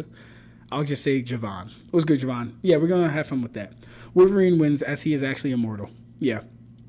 John the Maven says, don't let Noodles catch you slandering Kakuzu like that, LOL, because you're right. I don't think that was Kakuzu slander, to be honest. I thought I was speaking the truth about all the Akatsuki members I just named, actually. But, hey. Yo, John, we done with the key video. Yeah, Two Tails was definitely an outlier. Kishimoto did it for the plot. I believe so, too. He needed a way to speed along the capturing of the Kinchuriku, so, let's just have Data to send 2 fucking bombs and capture the Two Tails. Or the Three Tails, whatever one it was, the Three Tails. Yeah, it makes no sense to me. Change the Scarlet, that's a good point. Effective healing with bones. He's actively destroying and regenerating his body. Yeah, no, he is. Yep. He's able to take I can't remember because I just read it, but he's able to take the calcium and move it around and all this other shit. Yeah. He's good. Filthy Frank is a retired YouTube creator. Oh, I thought you were talking about like another version of Frankie, like because he got Cyborg Frankie, you got Cowboy Frankie. You know, I thought you were talking about Frankie. Okay, his content is legendary. Never heard of him. To be for real, the Three Tails fight was off-screened. It wasn't even a fight, bro, and it wasn't off-screen. Data sent 2 birds at him. It beat him, and he dragged his ass to the Akatsuki hideout. Filthy Frank was an old internet personality that did very offensive sketch comedies with his own lore. Now he makes very successful mainstream music as Joji. That's dope. Robert says official Divine got fire video. Oh, I can't wait. We're gonna see. Johnny Maven says, thanks, VRO. I got your debunks in my watch later, too. Going to check them out tomorrow. I started the first one, and I was loving it. Keep up the good work. Ike says, I feel like my voice ain't being heard.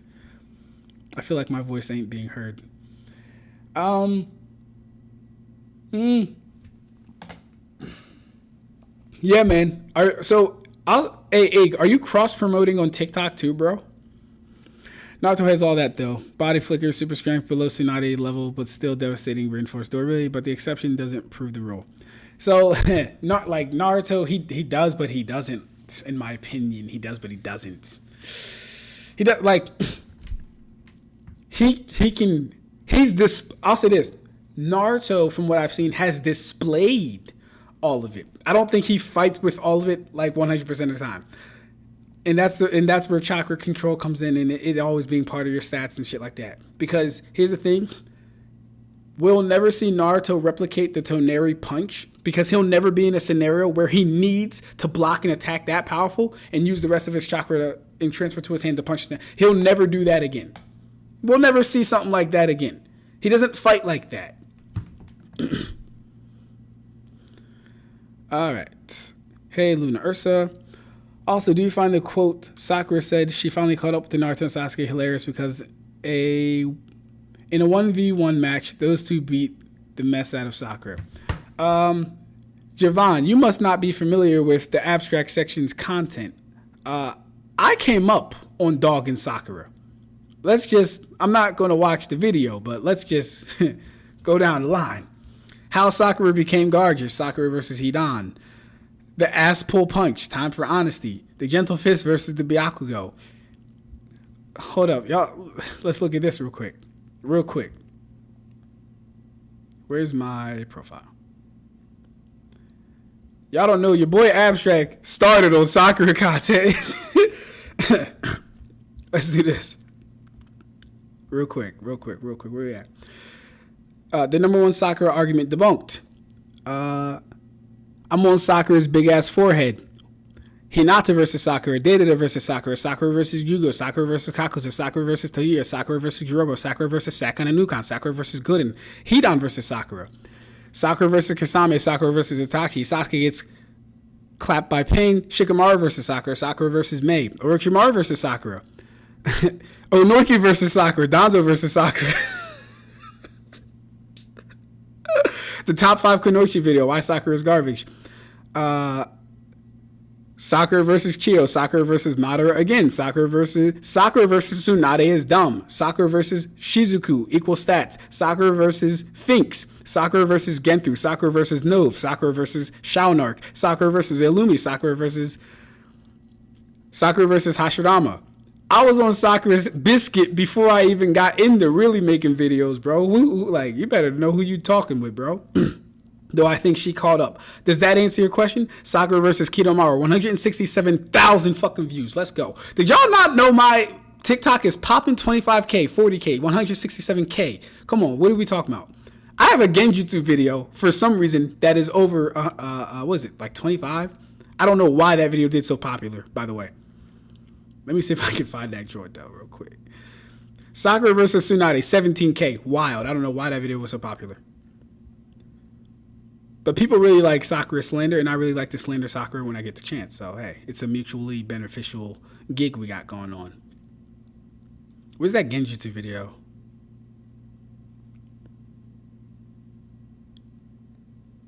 Oh, Genjutsu explained, 55K. Who you playing with, bro? Gojo versus Bleach, 12K. Who you playing with, bro? Ab-Stract be putting in work. Don't ever... Like, what, bro? Come on. Anyways, let's get back to Divine. Okay.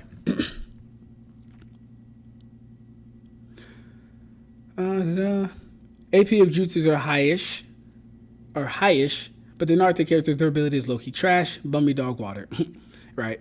Kino says, I pretty much agree with every you said and how you scale inverse. The only thing I disagree with you on is triple AP scaling, and I only disagree on fundamental level, but on a logical level, I agree on it. Oh, please, Kino, what exactly do you disagree with about triple AP scaling? I would love to know. Change the Scarlet says, yeah, Naruto has access to everything, including certain Kekkei Genkai because of the tailed beast chakra within him. I forgot he had... See, yes, Luna Ursa, you're absolutely right. Naruto is the exception, not the rule. And I've said this many times about his durability. I've said this many times about things he can do and things we've seen him do. The verse, Naruto does not represent the verse. He represents the main character. He is the main character. He represents what he can do. He is not the verse. But yeah, with that being said, I forgot the nigga even had Kekkei Genkai because he has magnet release and lava release and all these bullshit things that he shouldn't be able to do, but because he has their chakra, he can now do it. It's very annoying, actually. It really doesn't make sense. Also, do you find the quote sock? Oh, yeah, I read that. Okay, cool. Going back to it and have the stream in the background. Take it easy, Shinigami. Valkyria says, just want to know, Wolverine is not immortal. Just want to say, Wolverine is not immortal. He can die of old age. His specific blood type allows him to live longer than normal people. Interesting. I did know he could die. I did know he could die of old age, but as far as like, I want to say conventional immortality, I think he does have that, but I'm not too sure. I'm not really into Wolverine comics. Official Divine doesn't scale properly. He is more of a hype beast and a hype the character. That's cool too. I don't mind that. John Maven says, maybe Kimimaro got sick because he overdid the regeneration like Tsunadi's aging. Ooh. Interesting theory, but he's really young. But you know what? It would make sense. It would pan out. Because if he's using his Kekkei Genkai from since the time he was a child, that constant strain and stress on his body could actually cause him to be sick and fall ill. That actually does make sense, John. You should do a video on that. That's fire. All right. Wolverine physical strength is no joke. He can combat characters physically like Spider-Man, who can hold up skyscrapers, and his speed actually dodging lasers and other FTL characters. Yeah. John Maver says, Igno, I think you might be a bit behind us in the stream. That's happened to me before. Kino says, yo, I subbed to you, Igno. Nice, bro. Yes, yeah. Hey, yo, sub to Ig. I don't know why I keep forgetting this. John the Maven and Ig both have channels. If you guys weren't here for the first stream, I tuned in to John the Maven's live, I want to say around last week. We went over Naruto scaling, we went over Hashirama scaling, we went over modal realism, philosophies type shit. It was really dope, really comprehensive breakdown. John is also a very good orator. I like the way he talks. It's very dope. John, you have a way of like speaking in a stream of consciousness, but it's like it's never too much. You know what I mean? You kind of just go. You don't really have any like really dry or blank spots, and it's really impressive. You can do that without showing your face. I have the benefit, since you guys can physically see me, I can take out time to do things. I can pause you because you guys can actually see me. You know what I'm doing.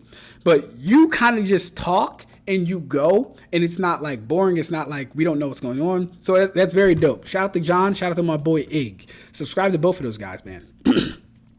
His channel is John the Maven, and of course Nirvana Igno. Subscribe to those guys. All right. Pretty sure the Three Tails versus Data moment includes the statement of Jinchuriki being above the Biju. No, not above the Biju necessarily. Just that the Jinchuriki and weaker without a host.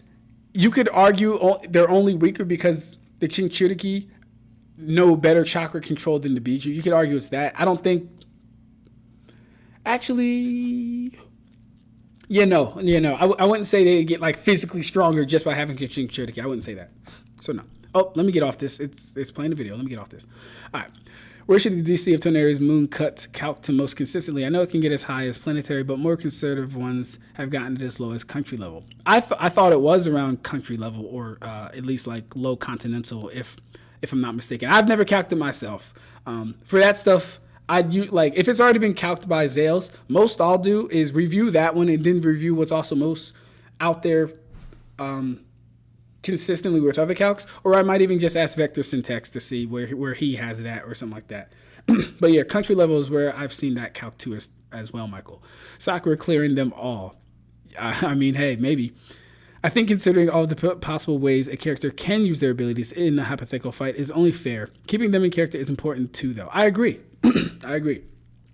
Like Kurama would not let Deidara like the Three Tails did. Kurama would not let Deidara like the Three Tails did. I think Kurama beats most of the Akatsuki, not counting Obito and Itachi.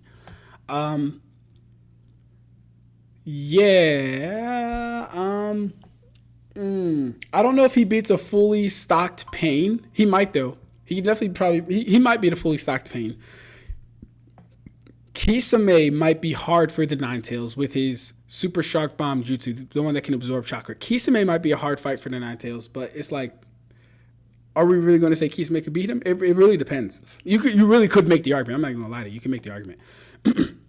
He built his channel on Sakura hating. Yes, I did. Well, no, I'll say this. I started the channel. Well, for TikTok, yes, I built my channel on Sakura hating. For this YouTube channel, I started on Sakura hating. But yeah.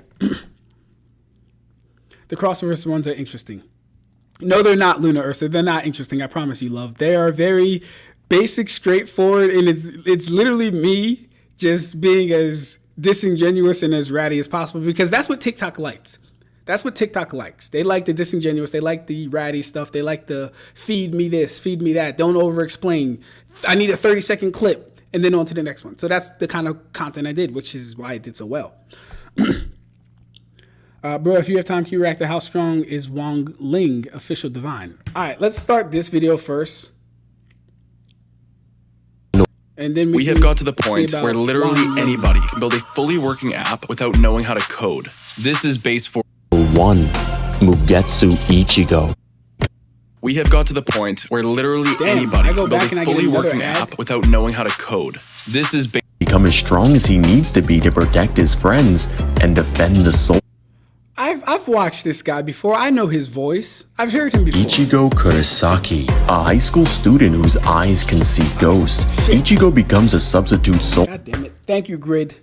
Yeah, that's what it was. My eyes were straining last time, too. Yeah, thank you, Grid.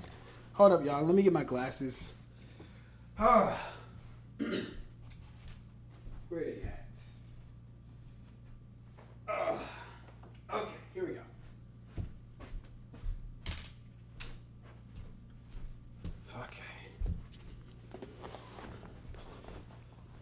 Yes. Thank you, Grid.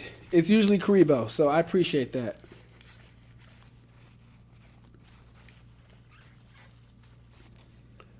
Okay.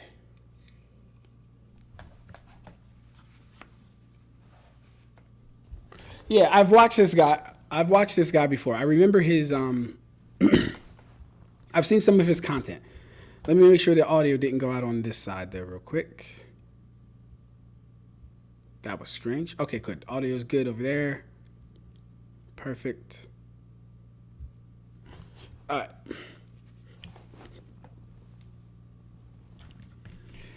He said, I subbed the Igno before it was cool. That is hilarious. What do you mean before it was cool? That's hilarious. Bro aired both my questions, didn't even give me a second thought. Yeah, Michael, a lot of empty space, LOL. I was not heard. John Mavis says, you're the best, Ab-Stract. Thanks for all the love. Really appreciate the kind words, genuinely. Oh, no, absolutely, bro. Absolutely. Same to you, man. Same to you. Dr. Strangle says, if all your scaling it is at least this level, then you can't be wrong.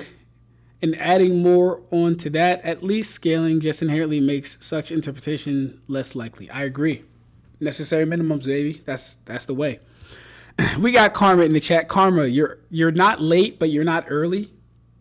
But you're not on time either. You're not late. You aren't early, but you're also not on time. So I don't know what to do with you, Karma. Back of the class. Back of the class. Yeah, back of the class. That's where you belong.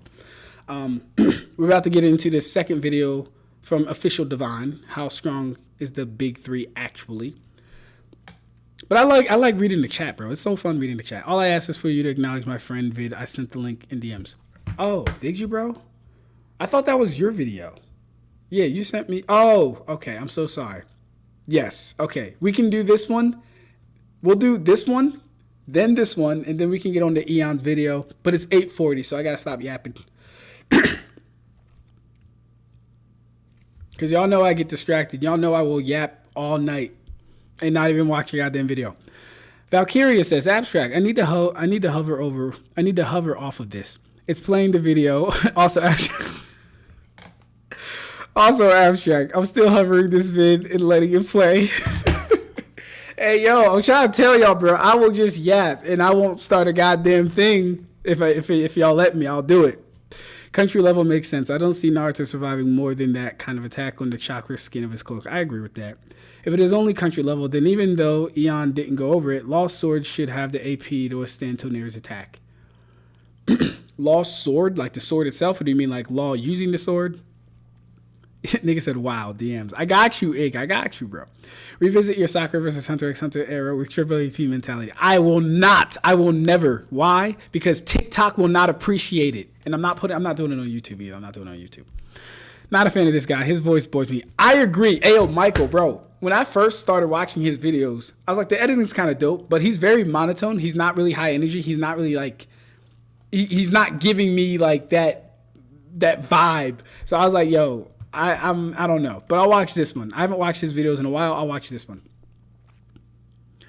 Jinkies, my glasses. What's good, Nick? How are you doing? Sakura destroys Hunter x Hunter. I mean, not in equal stats, bro. Not in equal stats. Only a 14-minute video of my friend's video. I got you, Ig. We're going to get to it. Sakura versus Hisoka would be crazy in character. You think that would be crazy? I don't know if that would be crazy. I think it's kind of a stomp. I don't know. We'll watch some of those Sakura videos one day. I need Ab-Stract's attention. That's all I need. The vid, DMs. I got you, Ig. I got you. We're going to get to a homie. My channel doesn't have any scaling videos on it. I just do Bullet Hell. Bullet Hell? Is that a video game? Nick says, Divine is not a good scaler. Sounds like he has others look the characters up. I could believe it. Most people do that. Excuse me. Dr. Strangle says Eon scaling has zero rigor when it comes to the power scaling terms he uses. He thinks they use the word mountain, mean it's a mountain level feat, and same for country and continental. I agree with that. Eon has expressed multiple times that he is not a fan of Calcs. He thinks Calcs are headcanon. But in the same breath, he will see a mountain get destroyed and say Aizen is only mountain level. Very interesting. He'll see the buggy ball go through the town and say that's like town level. I think he said that. It was either him or Stein. I think one of them said that. I think it was Stein who actually said that. I think it was Stein. But yeah, where I do like Eon, I like Eon's creative approach to videos. I think what Eon does, because listen, we have to start judging scalers on how internally consistent they are with their own content.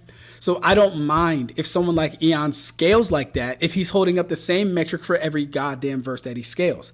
Just like how when you guys see me power scale, we're going to use triple AP standards around everything. Hold up. Yeah. So I don't mind. Do I need a cough drop? What the hell is it going on, bro? Give me a second.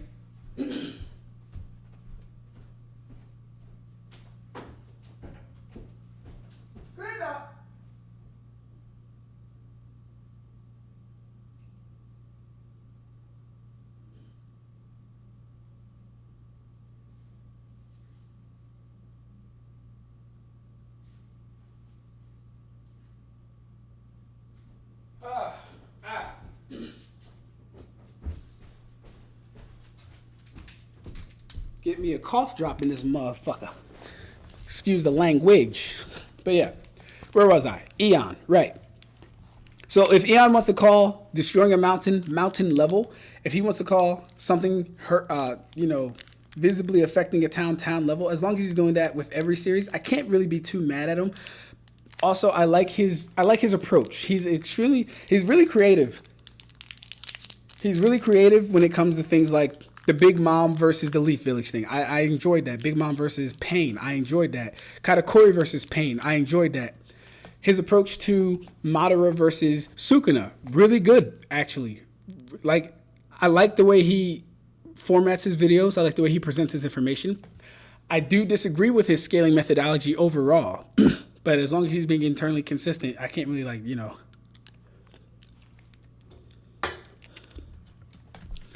Okay. Where we at?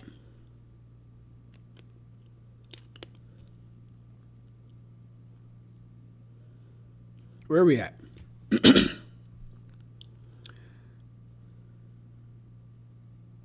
Okay, he finally acknowledged it, yo. W in the chat. Let's go, Ig. I got you, bro. LOL, says Valkyria. Valkyria says, dude, Ab-Stract, you kill me, bro. LOL, legit die laughing every time I'm here. That's good. I'm glad you're having a good time.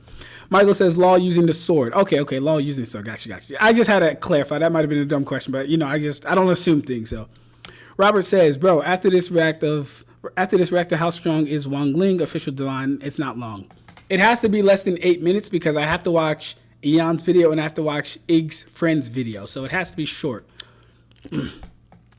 Dr. Strangle says his voice is a vibe though. Who? Official? His voice is a vibe? I don't know about all that. Chains of Scarlet says Bullet Hell is essentially Space Invaders with 100 times the difficulty. Is that a video game though? I don't know what that is. I still don't know what that is. Ursa says, I too think calcs are headcanon, but they're better described as supplementary evidence. I don't use calcs as primary evidence, but instead use it to inform my eyeballing. That's an interesting way to view calcs. Calcs are headcanon.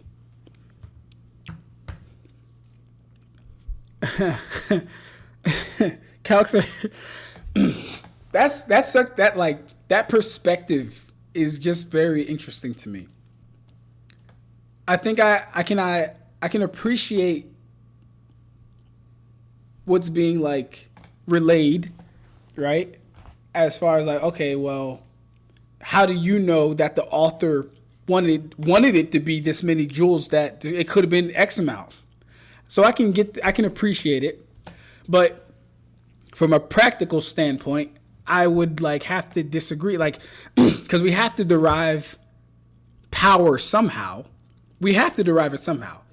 And if we're just going off of what looks good, and I've used this example before on a Twitter conversation.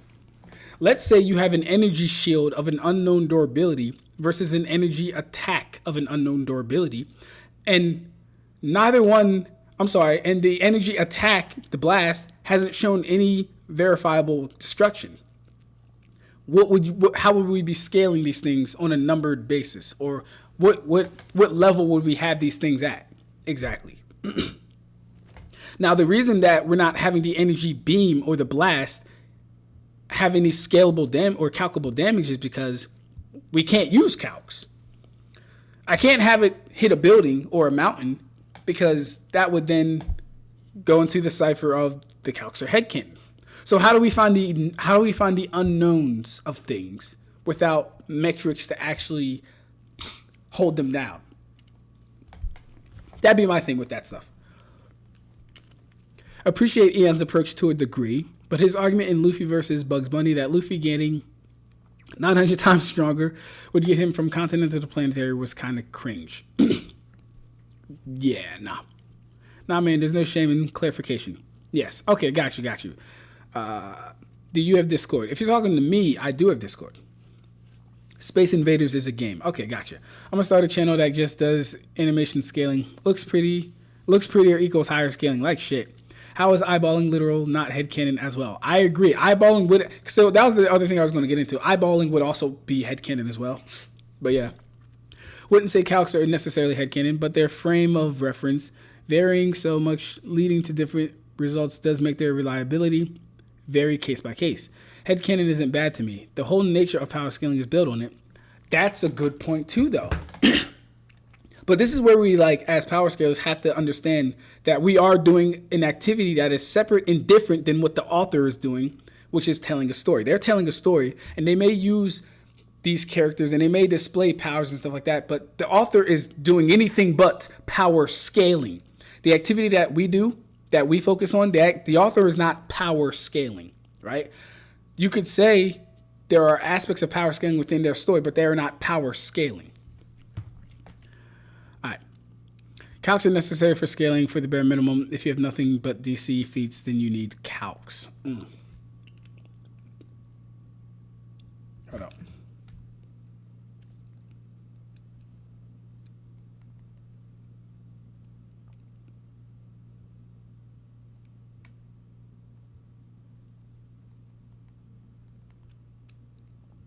All right. We've yapped enough. Let's get it. We got 3 more videos to do. Be right back. Reaper or God of Death, and his goal is to become as strong as he needs to be to protect his friends and defend the Soul Society. After meeting a Soul Reaper named Rukia, his life changes forever as she passes her power onto him, and the strength he achieves is out of this world. Ichigo battles against hollows, which are evil spirits born from human souls lingering in the living world after death and becoming corrupted by negative emotions, similar to how cursed spirits are born in Jujutsu Kaisen. After Rukia is arrested and taken back to the Doesn't he mean the cursed spirits are similar to how hollows are born? Soul Society for violating their laws by transferring her power to a human, Ichigo along with his friends travel to the Soul Society to rescue her. They face off against powerful Soul Reaper captains and lieutenants, uncovering deep-seated conspiracies and betrayals within the ranks of the Soul Society. This arc introduces captains like Byakuya and Kenpachi, as well as the Soul Society's Loki, Sosuke Aizen. Within the Soul Society arc, Ichigo takes on Zaraki, a captain-level threat who is the strongest fighter in the 11th Division, earning him the title Kenpachi. And Ichigo was able to take on this monster even before obtaining his Bankai. But of course, Kenpachi is holding back the amount of strength he possesses in the living world due to the entire world itself not being able to handle his spiritual pressure alone. Spiritual pressure is a measure of one's spiritual power which can... What did he just say? Monster even before obtaining his Bankai. But of course, Kenpachi is holding back the amount of strength he possesses in the living world due to the entire world itself not being... Kenpachi is holding back the amount of strength he possesses in the living world? Who recommended this man to me?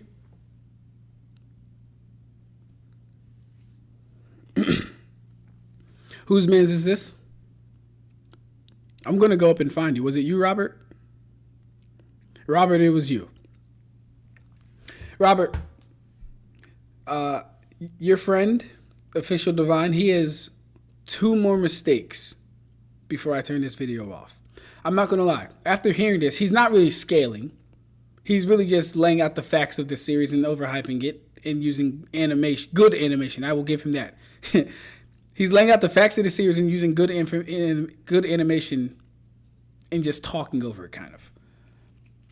But he also just said that Kenpachi was suppressing his power to not destroy the world of the living when that fight happened in the Soul Society.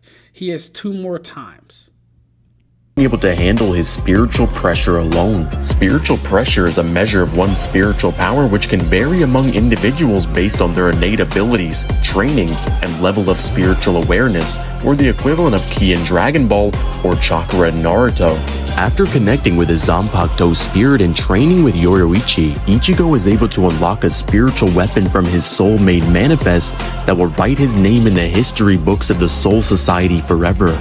His Bankai. With Ichigo being so strong that he can block an Amp Sokyoku, which is a Soul Reaper execution device that was stated to be able to not only destroy the Serite, but the entire Soul Society itself. Okay, great. Hey, have a good one, Grid. Were you Thanks even for stopping listening? by, bro. You haven't taken a single note this entire... With the Soul Society... All right, real quick. Scarlett says, can you drop the link to your Discord? I'm going to have to start pinning my Discord. But sure, I can. Absolutely. 1 second, y'all. Where's it at?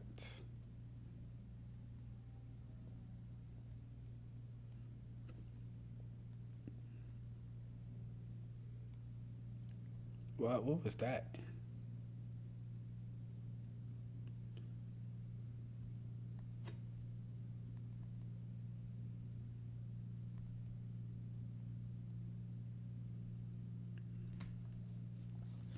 All right, I'm also Parallel Fighter. That is my Discord.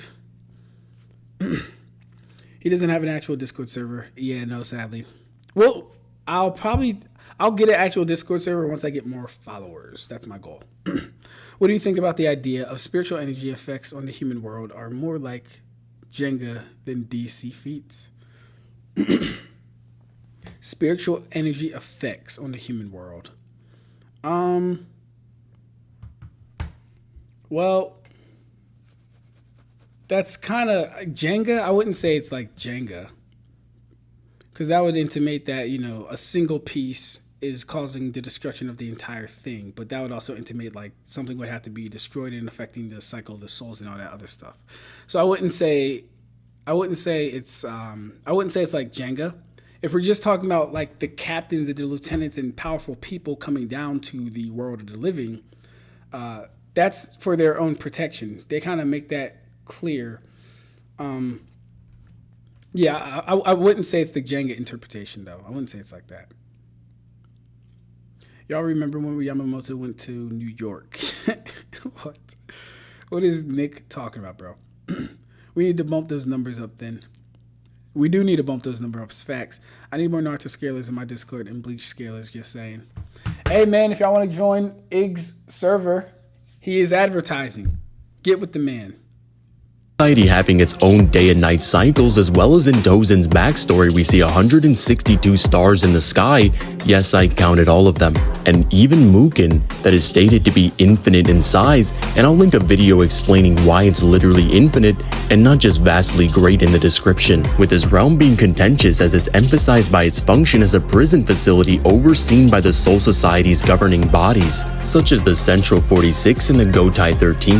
However, this realm is stated to be cut off from the outside world, but the way that I see it, Muken is located within inside the Soul Society dimension, but it is isolated and difficult to access from within regular areas of the Soul Society. So while it is part of the overall dimension of the Soul Society, it is effectively cut off and inaccessible to most beings within that dimension. Think of it like a secure facility deep within a country's borders. It is still part of the country's territory, but it is isolated and heavily guarded, making it challenging for regular citizens to access it. This is even backed up by the statement that Kenpachi was granted permission from the Captain Commander to access the realm. This implies that Muken is indeed part of the Soul Society, but is isolated and tightly controlled, requiring specific authorization for entry. However, you're free to interpret this any way you like. And Ichigo can block power that can wipe all of this away. Ichigo awakens his hollow powers during his training with the Vizar, a group of Shinigami who possess hollow powers. During his training, Ichigo battles his inner hollow, eventually gaining the ability to use his hollow powers in a controlled manner. Okay, I'm sorry. Is the entire video him kind of just pontificating the events of the story?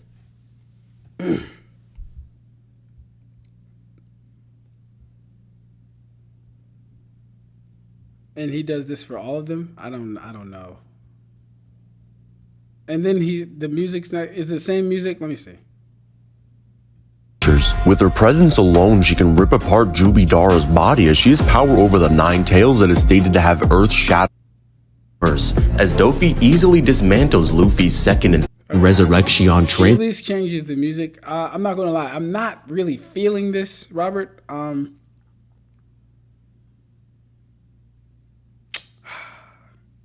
Yeah, I'm not really feeling this. My thing is, he's not really adding anything new. And the animation being good can only go on for so long.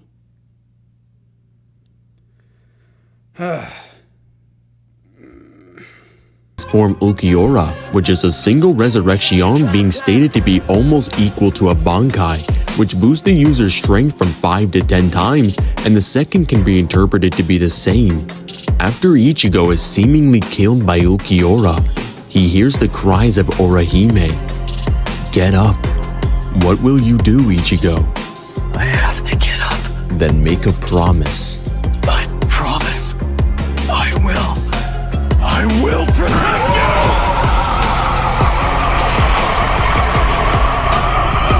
you! A power crawling to get out has finally reached the surface. Vasta Lorde Ichigo. With this, he's able to completely overwhelm Ulquiorra with power. Okay, yeah, I'm sorry. He's not like... I can't be listening to people that can't give me any more than I don't already know. I'm sorry. Not this one. Maybe if it was a topic that I had no idea about and it was a recap, that'd be cool. But I'm not a fan of his speech patterns. I'm not a fan of his tone.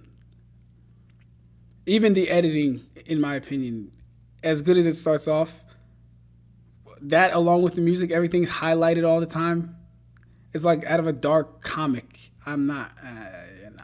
I'm good. I'm good. But thank you for trying to promote your friend, Robert. So what we'll do, actually, we'll watch Ig's friend's video, then we'll go into Eon.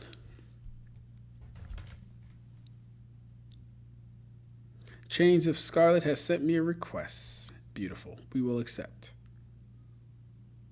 I told you he didn't. I told you you did. I told you, didn't I? He just hypes the characters. Yeah. It just sounds like a video recap. Yes. Yeah, I also don't like the video that are 90% narrations. Yes, I agree. Yeah, this video hinges on hype to keep people's attention. Yeah, no. Bro says Ichigo is multi-galaxy level, even though he says Muken is infinite and they can block attacks that can destroy it. Alright, let's check out Yami versus Kenpachi.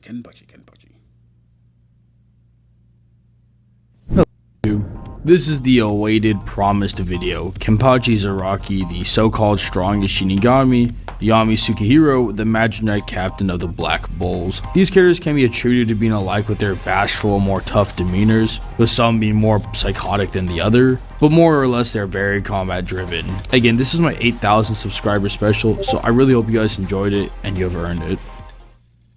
Okay, this being a bit of a different format. I'm actually talking about both of these characters at the same time, just going over metas and see how they stack up against each other, starting with speed. And I think the realistic lowest end for Yami is just light speed. As in the early mid-40 chapters, Yami can casually intercept light attacks from light magic, which, mind you, Yuki Tabata goes out of his way to show that light has the same properties of actual light, as well as just being blatantly stated to move at light speed, and these characters can move at said level as well. Only for in the same chapter that they actually surpass the speed of light and Yami can still keep up. Only then he was shown he was holding back and he ramps up. So at a minimum, Yami would be faster than light. Some calcs have estimated it's even as much as 4 times just from this instance. Even if you want to disregard calculations, this would be still an absolute minimum. Now I do need to talk about this quote-unquote retcon to Lightspeed Black Clover, as in chapter 375, when Morgan is revived, which, by the way, spoiler alert, he uses light magic, which normally is fine, as yes, light magic inherently starts off at the speed of light, but can be increased with the user. However, Yami makes the statement that this attack happened at light speed, and was seemingly implied that the only reason why he avoided it was due to one of his spells. Now, I don't think why I need to explain how bad it would be that a Demon Pill Yami is struggling with light speed, and how it would be detrimental to this discussion. Unless, I don't know, you think that Bleach characters are like Mach 3, like Jujutsu Kaisen or something. Now, the question is this valid? Well, let's look at this just from the vids translations first. Yes, the statement is pretty blatant, however, this is... That attack happened at light speed. It was all I could do to block it with my Black Moon.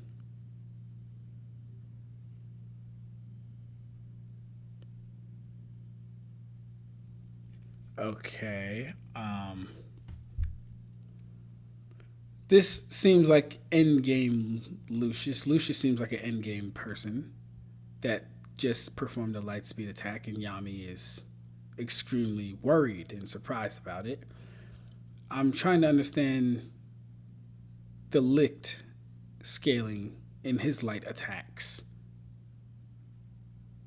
Seemingly contradicted by the actual visual showings just within this chapter, as Yami many times reacts to these beams without Black Mood. In fact, he seemingly never gets hit by it once, and the speculation of this statement only grows when you actually look at the actual raws. For what it states, a rapid attack at the speed of light. I'm busy defending against it with Black Moon. Now, this doesn't imply that, oh, the speed was too great for him. He's just making a statement, which in fact with the actual context, we know that the actual danger was the potency and the amount of he can spam. Even at the worst case scenario, if he isn't increasing the speed, we see that the main problem is the amount of them, meaning no, this isn't a debunk to Lightspeed Black Clover for past metas. Now on to Kenpachi. So, but even all this would still just be like reaction speed though.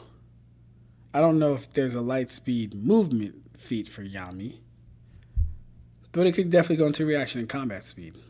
side of things, something we need to just go over is the infamous Mach 500 Gin statement. Again, if this is the case, it'd be detrimental to this discussion, as if they're only lightning timers by the first 400 chapters, that doesn't really give them much time to grow. But back to the actual argument, people argue due to the 500 times statement, it would be in reference to the actual sound of the clap, or 500 times the speed of sound. However, the mask data book clears this up, with the 500 times being in reference to the actual speed in which he strikes his hands, or his own speed. So yes, Bleach fans, you can rest easy, Mach 500 is no more your speed cap. However, we can use the 500 times speed increase as a good measurement for how fast Kenny actually is. Even as far back as the Soul Society arc, Kenpachi was one of the strongest captains and could bully the likes of Ichigo. Said Ichigo, who could as far as back as the Substitute Shinigami arc and intercept Quincy arrows, which are just stay to be light, and even rays of light.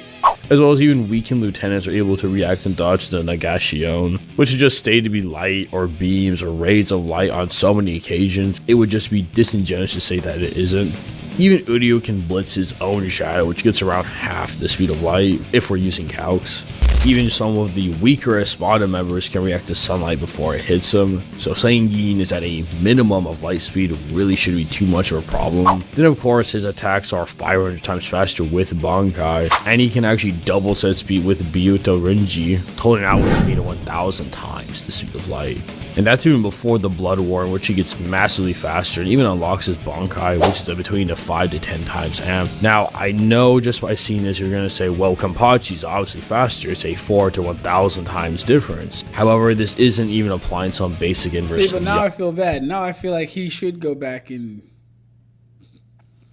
Well... Okay, so we're giving...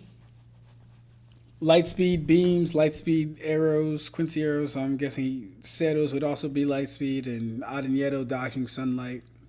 Okay, I mean if he's fine with all that stuff, then Lick's light based attacks should also be there too.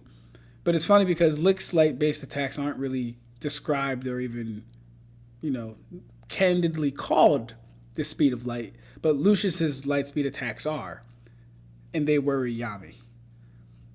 And they both can't be light speed. I'm sorry. It wouldn't really make sense if both of them were light speed attacks at the same time, because Lucius is towards the end game and Lick's like in the beginning of the series. But Yami's commenting that the attack is light speed, so this kind of implicates Lick's attack being light speed. So I think what he may have did here was inadvertently boost Bleach's speed while having a contradiction possibly in Black Clover's speed. But I get it. It's fine. It's cool. They're both light. Yami. For example, a post time skip Devil Arm Asta is able to give him an amp comparable to 80% Devil Mana Dante. Mind you, the actual differences in percentages with Devil Mana say to be astronomical, and we do see when he's at 100% of his power and gets half, he drops down to 50%, showing that the actual difference between percentages is linear, with a base Dante already clowning on Asta in his higher forms, and the Devil Arm amp, which is shown to be a little bit of the Devil Fusion later, is able to close an 80 times difference. And only assuming Devil Union is giving the equal amount per major body part, so 2 arms, legs, and a torso, the Devil Union multiplier would be a 400 times increase. And we see Asta in base, the arc prior, can fight people who already equal to said previous Yami. So again, a minimum 4 times 400, we get 1600. And Yami at a time was fighting better than Devil Union Asta in base. Not He was stacking on multipliers for each appendage, for each limb. Is that what he just did? which is shown to be a little bit of the Devil Fusion later, is able to close an 80 times difference. And only assuming Devil Union is giving the equal amount per major body part, so 2 arms, legs, and a torso, the Devil Union multiplier would be a 400 times increase. And we see okay, I certainly wouldn't do that, but okay. Asta in base, the arc prior, can fight people who already equal to said previous Yami. So we get a minimum 4 times 400, we get 1600. And Yami at a time was fighting better than Devil Union Asta in base. Not to mention Yami's Devil Pill transformation that's debatably surpassed Zetten, which is an increase of 10s to 100 times. Now yes, if you want to go the all over analysis, then you can probably estimate the increases they get throughout the story to get some inflated result. So I'm not going to be doing that because A, that's way too much work, and it's also just not appealing to the average viewer. And B, you got to think about author's intent. Like, if you go to Kubo or Tabata and just say, hey, did you know so-and-so is 500,000 times the speed of light, he'd probably just look at you and think you're crazy. But hey, if you're being a Discord debater, by all means, go crazy. Also, they would just probably get to similar results due to how early they achieved this level speed and how relative their multipliers are. Now, the question of higher ends, there really isn't any for Kenpachi, as I do believe there is at least a higher end. It only really applies to Yuha. So at the end of the day, Kenpachi caps at those massively faster than light ranges. However, Yami is a different story. When accounting for the anime rendition of the 6-month training arc, we see that Yami with his dimension/equinox can seemingly destroy all of Dorothy's dream realm. This being important as it's implied to be infinite, as Luck, one of the best mana censors in the verse, says there are no borders to this place, it's endless. Now, the common debunks to this is questioning Luck's credibility and how they claim that it was debunked by Magna, which, by the way, he's one of the worst mana practitioners in the entire verse. However, the argument is not predicated on either of them. After the whole debacle between the two of them, the actual creator of the realm confirms Magna's disbelief by saying, here in Glamour World, the impossible is possible. Mind you, she is the supreme ruler of this realm, and she can make anything she wants within her realm. I was waiting to hear, or maybe I missed it. He said Yami destroyed all of it with Dimension Slash? All of it? At the end of the day, Kenpachi caps at those massively faster than light ranges. However, Yami is a different story. When accounting for the anime rendition of the 6-month training arc, we see that Yami with his dimension/equinox can seemingly destroy all of Dorothy's dream realm. This being So, like, where did he get that part from? And why did he now use the anime rendition part? Was there a discrepancy between the manga and the anime where they said, oh, well, let's just go with the anime? Important as it's implied to be infinite, as Luck, one of the best mana censors in the verse, says there are no borders to this place, it's endless. Now, the common And then the argument would be he can't destroy all of it if he's using a finite attack. That wouldn't really make sense. He'd have to just be destroying the space between, or this, because he's not destroying all of the infinite space. But if you have reality, what's the word? Why am I blanking on the word, bro? If you have like spatial manipulation, you wouldn't have to destroy all of it. So I don't think he would be destroying all of it. Debunks to this is questioning Luck's credibility and how they claim that it was debunked by Magna, which, by the way, he's one of the worst mana practitioners in the entire verse. However, the argument is not predicated on either of them. After the whole debacle between the two of them, the actual creator of the realm confirms Magna's disbelief by saying, here in Glamour World, the impossible is possible. Mind you, she is the supreme ruler of this realm, and she can make anything she wants within her realm, which would logically include an infinite space. Now yes, you can pull out the whole no limits fallacy, but due to the context of this interaction, it's quite apparent what Tabata is trying to portray, and you need to think, unless directly contradicted, why would the mangaka put this there if it wasn't his intent? Also, people tend to forget that the legit next chapter, they quite literally make an infinite supply of water, so yeah, there's just that. Meaning for Dimension/Equinox to completely destroy and traverse the whole space, it would need to have traveled an infinite distance, which just isn't Yami's actual speed, but a hack for his attack speed. So this is like where power scaling begins to lose me. You cannot travel a fucking infinite distance. It's illogical on its fucking face.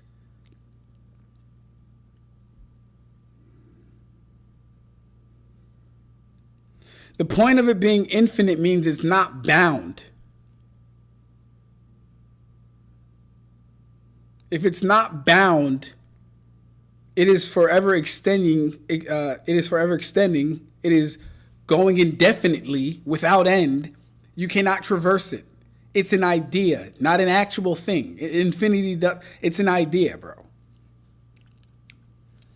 And I'm not saying this to Mr. Crafty Scales. I believe this is some rhetoric that was started a long time ago and has been perpetuated in the community, and no one actually sits down. It's either no one actually sits down and thinks about this shit, or no one cares to, or they just ignore it.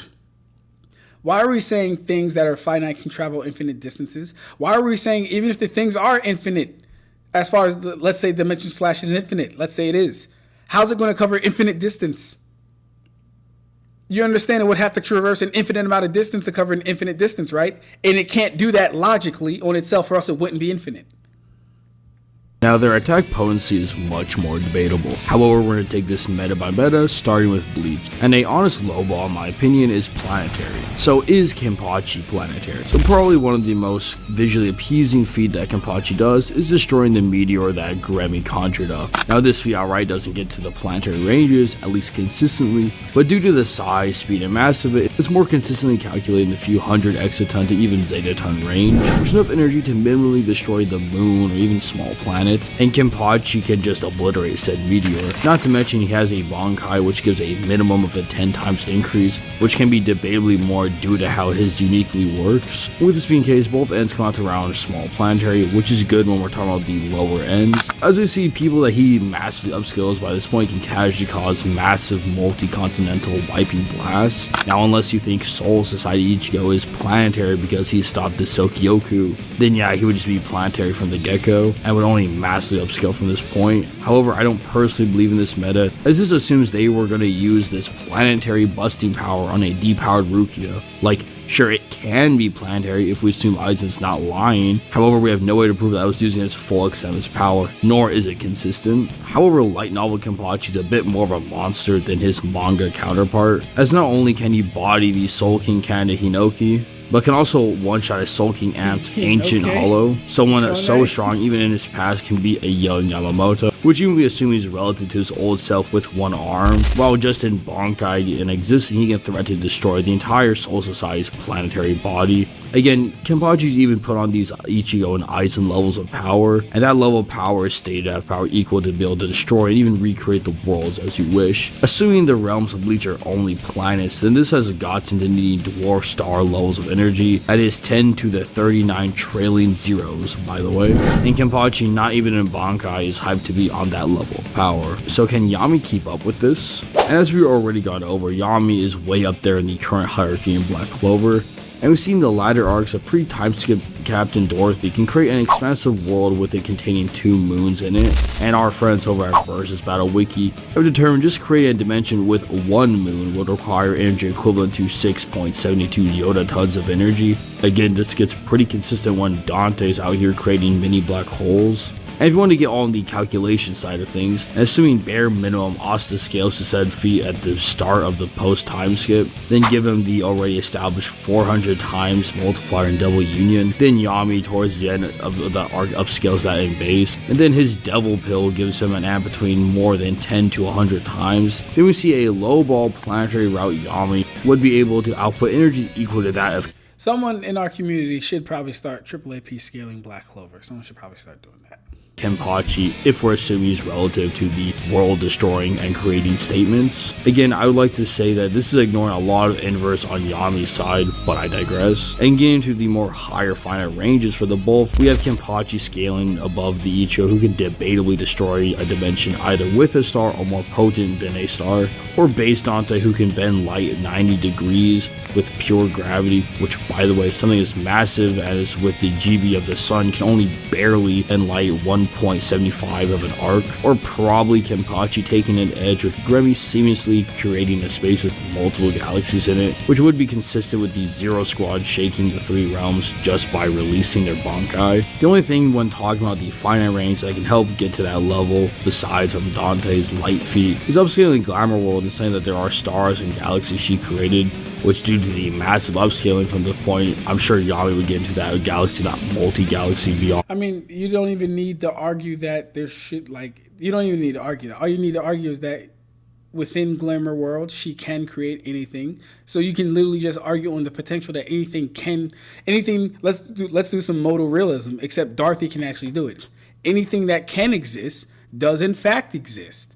And we will use that utility to say that Dorothy can create a billion suns, a trillion suns, a trillion stars, a trillion galaxies, a trillion super mega structure planets that hold stars and galaxies. She can create all that stuff inside of Glamour World, and Yami would scale to it because he scales to her. You could just say that, and you actually can't really have a problem with it because Glamour World lets her imagine whatever the fuck she wants. On range, maybe even stronger due to the upscale. However, I can see how they are still mostly relative. Again, there is some inverse we're ignoring on both sides. The only difference between them is that Yami's feats are happening at least halfway through the story versus Kenpachi happening towards the end, which is why I'm giving the edge to Yami. Now there is the highest end for the both of them, as yes, Kenpachi is debatably on the Soul King level of power, and should scale to the whole destroying and creating the world. He is also able to crack the Garganta, with the Garganta itself being stated to be an infinite expanse, which also encompasses the Muken, which is stated to be infinite many times, giving Kenpachi potentially high universal scaling. However, the same can be said for Yami, as not only can Lucifero destroy Glamour World, hell, even fractions of his power can do it, but more importantly, Dorothy herself can actually. However, the same can be said for Yami, as not only can Lucifero destroy Glamour World, hell, even if the devil's power hadn't made my magic able to affect fractions of his power can do it. But if the devil's power hadn't made my magic able to affect intangible concepts, I don't know enough. More importantly, Dorothy. This just might be the biggest spell any one mage could possibly create. And this cat is incredible too. You're not a black bull, so if you move away from the group, its effect won't cover you. Be careful. Okay. Herself can actually power and create Glamour World, which we've already established to be an infinite space. And Yami by this point would at least scale to that level of power in base, only for him to increase more than 10 to 100 times in his demon pill. Hold up. Ig just said Glamour World is a hacks, so it doesn't scale to her. Okay, so you don't agree with this then? You don't agree with this? Okay, interesting. But you gotta understand, he's using his interpretation to also get Grammy and Yukio to star level universal wherever he has it. So within his framework, he is being internally consistent. I'm just saying, skip the hypothetical. She doesn't need to create a sun. As long as we know she can create as many as she wants, and people would scale above her, thus they would scale to that, according to him, in his purview.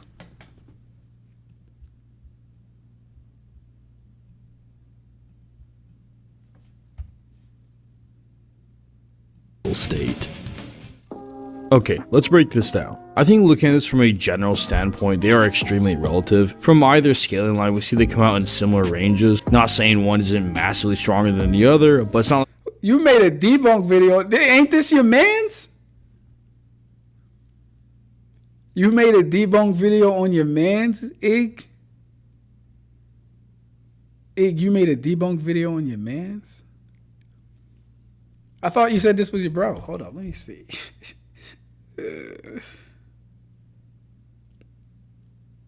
DMs.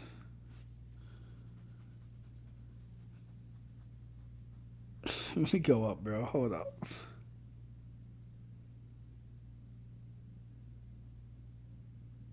I'm being forgotten. I feel like my voice ain't being heard. Check DMs.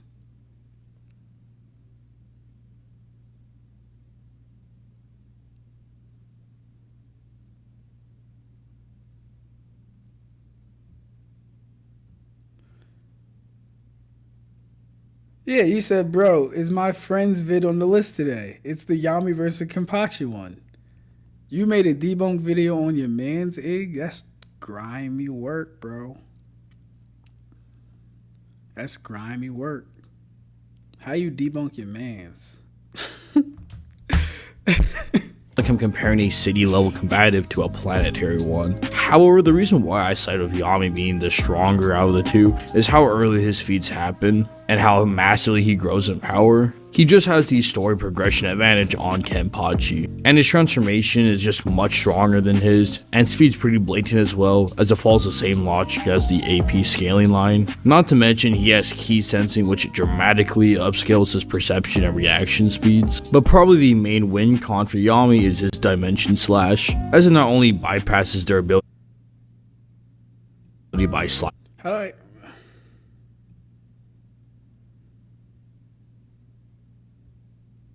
I just created a $40-some ebook in 3 minutes flat using AI. Time me while I do it again. Already in Designer, interface is loading. Watch how fast this is. Clicking Word Genie. No delays, no...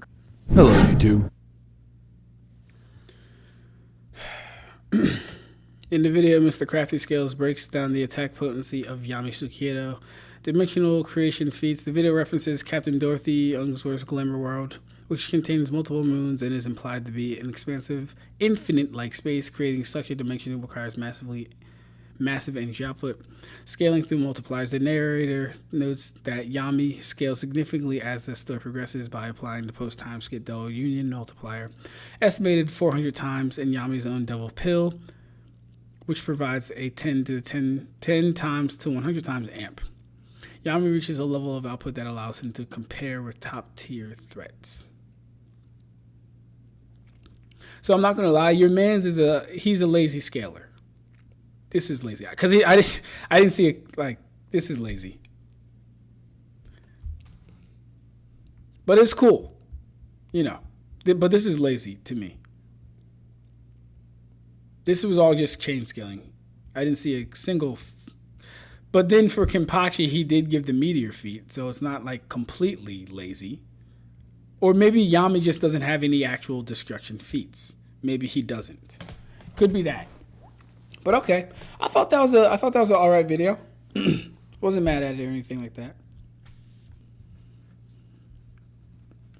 And based on how he has Dorothy's power working, I would have Yami winning too. Because like I said, if she can hypothetically create anything she wants, then yeah, there's not really much to say about that.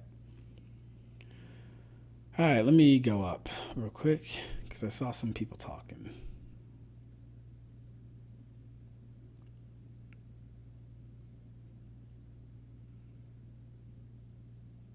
Where was this? Karma says this might be a frustrating video for you. I find shadow thing so funny. Yeah, the you blitzing a shadow is ridiculous. 500 times unknown is worse than 500 times sound. Well, I wouldn't say it's worse. It just doesn't really give us anything to work with. Karibo says Lick's attacks are actually confirmed light speed. Oh, they are. Then why was he shocked at Lucius's attack also being light speed? I don't know. Okay, I don't know why it did that to me just now. Whatever.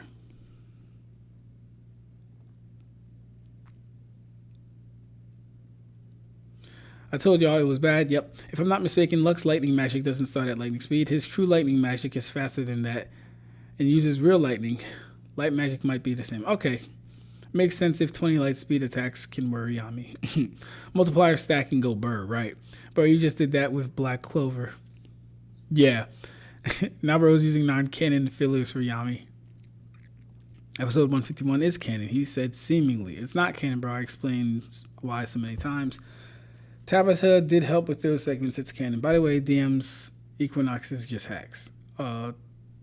Dimension is just hacks. Okay. Kino says, I love Bastard because unlike Black Clover, it is stated that magic is used on a dimension beyond the astral plane. That's dope. Doesn't make it part of the main source material. Karma says, I'm not the one who thinks the double union scaling doesn't hold up. I'd have to look more into it. Kino says, and the material plane is specifically stated to be 3D, and the astral plane is specifically stated to be 4D. Okay, that's dope. I like that. Ig says, the authors will always be a part of any project that is tied to the IP. Scarlett says, there's a character in Toho project who can travel an infinite distance. Then it's not infinite. If you can travel the infinite distance, then it shouldn't be infinite. Ig says infinite speed is possible in the work of fiction. Listen, you can have infinite speed. But that wouldn't be able to make you cross an infinite distance, because the minute you start moving, you're still within the infinite distance. And the minute you get to the end of that infinite distance, you're still within the infinite distance. I hope you get the picture here. Ursa says, I rarely agree with Igno, but yeah, infinite speed is a thing. So I kind of just addressed that. Let's assume Yami's dimension slash does have infinite speed. If it's crossing an infinite distance, one of the things can't be infinite. Either the area or Yami's attack. One of them can't be infinite, from how I understand this, but let me hear you out. You said the way you wrap your head around it is to recognize it as a quality of movement as opposed to an infinite quantity of speed. A quality of movement. I don't know if I can isolate that, because a quality of movement would be the time it takes. And if we're using time, we're using space, because they necessarily go together. Space, time. If I'm moving within time, I am therefore moving within space. Right? And if we have... So maybe we should stop using the word infinite so loosely so we don't run into these type of issues, because it is an issue and it is annoying. You can go anywhere in no time. Let me read that again. Hold up. I think infinite speed makes sense, but I don't think the higher level of infinite speed that VSB and CSAP uses. I don't know CSAP. Interesting. Makes sense. Ursa says you can go anywhere in no time. Okay. You'd have to be omniscient, because no time would suggest that no change took place. Right? Because time is a product of change. One thing happening from the next or to the next. So for you to go anywhere, like you remember in that SpongeBob episode where he's like, you want to see me run to that mountain? You want to see me do it again? That was a very good depiction of going somewhere in no time, because nothing had seemed to change, yet SpongeBob had claimed he moved. That would probably be the best representation, but for true no time to pass, for truly no time to pass, change cannot occur. There can't be a change in what's going on for no time to pass. Kumichi Onozaku has the ability to manipulate distance. As such, space has no effect on her. That's interesting. He being dishonest, since the calc he used for Yami on versus Battle Wiki, the calc also includes a planet, not just the moon. Hey man, don't tell me he being dishonest. That's your man's. Talk to him. Don't use versus Battle Wiki, especially for its dimensional tiering, scaling, profiles, and discussions, and outer stuff. True. Yeah. But Glamour World is a hacks abstract, so it doesn't scale to her. I think I already addressed this. He's making Yukio's dimension scale to him. He's making Gremmy's imagination scale to him, so I have no problem with what he's doing. I found a VSB blog on the creation a dimension with a star in it, and they just use the VSB explosion formula, so they're just assuming creation equals destruction. Of course they are. That's what they always do. They'll always say total energy is AP. You gotta read Black Clover. It's spectacular. I like the anime, and when the anime comes back, I can maybe start getting into it again, but no. Hell no, I made a debunk video on his vid. That's crazy. You debunk your man. I can't. He ain't being consistent, though. Did Dante's gravity ever affect natural light or just light magic? That's a beautiful question, Karma. He is my man's, but if my boy chatting bear be bullshit, best believe I'm gonna dunk on it. That's hilarious. Robert says, bro, check out Yuha versus Wang Ling by Othinus Hope. Othinus. I'll have to see that later. I have to watch. We gotta pull up. We gotta pull up Eon's video.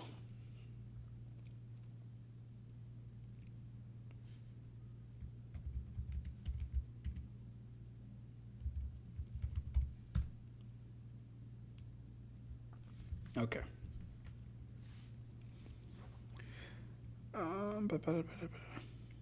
Is it stated the dimension slash bypasses spiritual durability?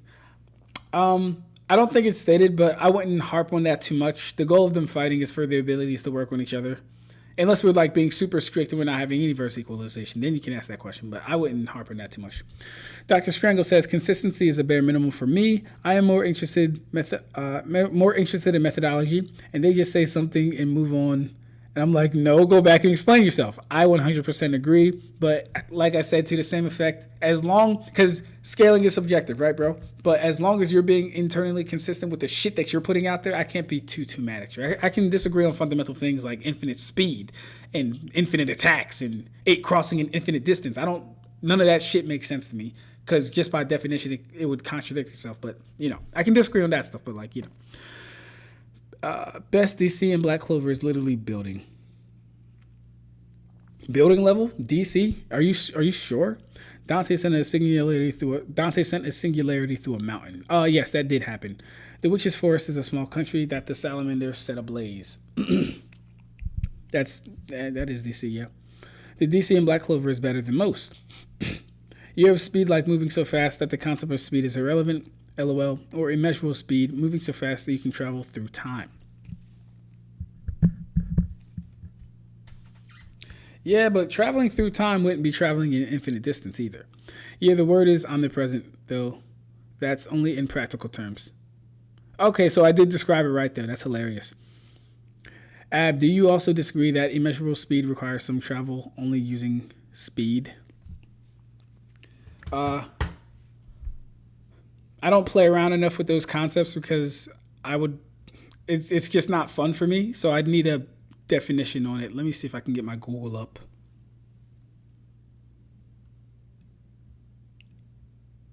Do I have a, we'll go with this.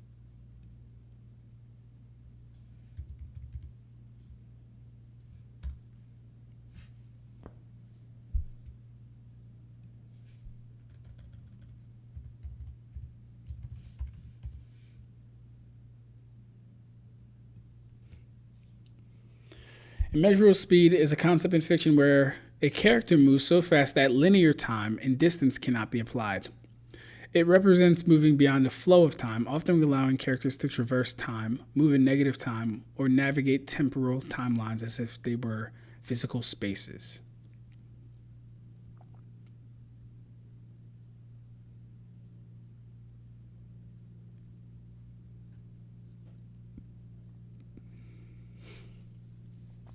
Key aspects of immeasurable speed: transcending time. Unlike simply being fast, FTL, this speed level involves traversing or navigating through time. Speed scaling. It is typically ranked higher than infinite speed, moving in infinite distance in finite time, which is, again, a contradiction within itself, and lower than irrelevant speed, being beyond the concept of time and space. Characteristics.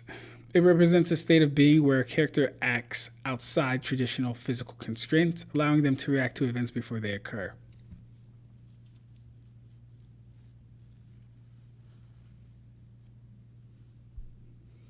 All this stuff just kind of sounds very fanciful.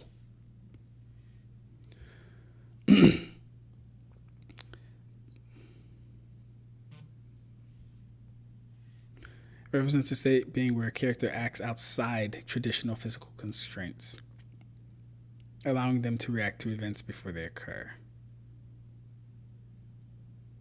I'd need some examples. Like, who are we talking about?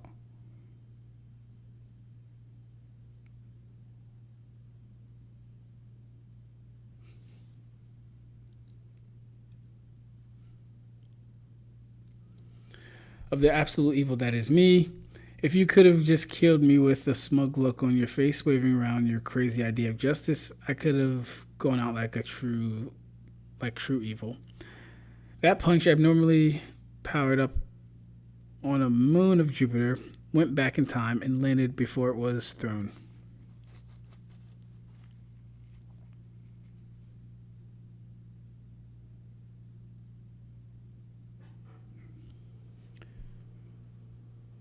Okay. What is this? Saitama versus Garo. So Saitama did a punch.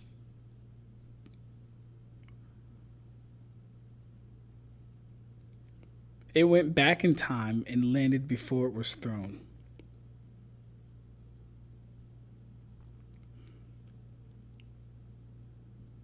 which means if we go off the movie Tenet, which actually might be a good movie to break down for all this shit, for immeasurable speed and irrelevant speed and infinite speed, all these terms. Breaking down that movie actually might be a good idea. But okay.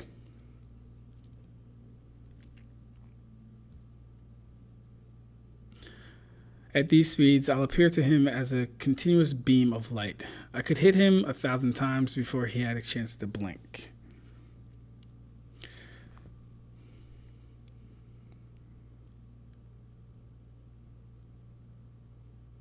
Yeah, this wouldn't be irrelevant speed though, or any of the other ones. Okay. What I'm getting from this though is things like this are extremely rare for the most part.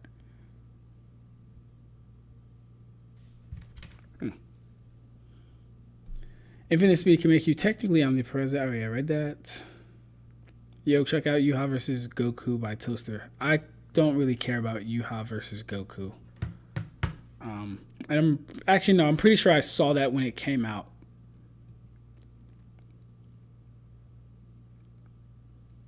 I don't know what Goku would do to Yuha though. I forgot about that black hole DC feat, but that's a hacks within Black Clover that I wouldn't include for AP. You think Dante's black orb singularity thing, you think that's a hacks?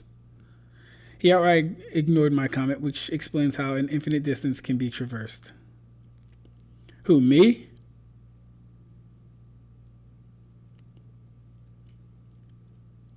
Was it the Kumichi thing? Kumichi can travel in an infinite distance in a single step because that's the distance she chose to travel with that step. Was it that comment, Chains of Scarlet? My fault. I didn't mean to ignore your joint, though. Best speed is omnipresent. Wait, best speed is omnipresent, literally everywhere and nowhere at the same time.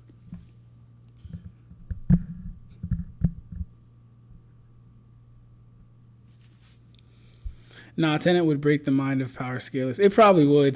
That movie's so fun, though. Eon's video's an hour long. You ain't finishing it. I got time, bro. We'll see. That's the one. Okay, gotcha. Yeah, no, my fault. I didn't mean to skip past it. But I don't know who Komichi is. I don't think it is a hacks. I know it is a hacks. Why do you believe it's a hacks exactly?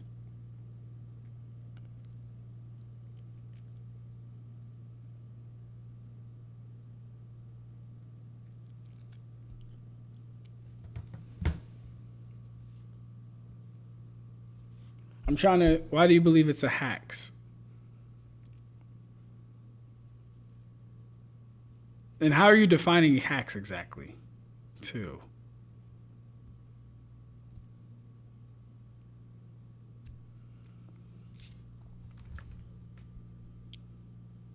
Scarlett, get used to it now. You know how I feel.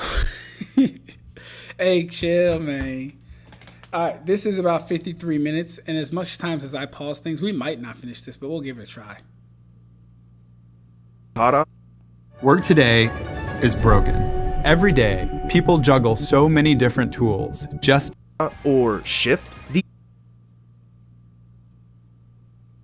So you want to start a coding career? We can help with that. We're Codecademy, and we've taught millions of people the skills they need to reach their goals. It all starts with our interactive. Hey, how's it going, everyone?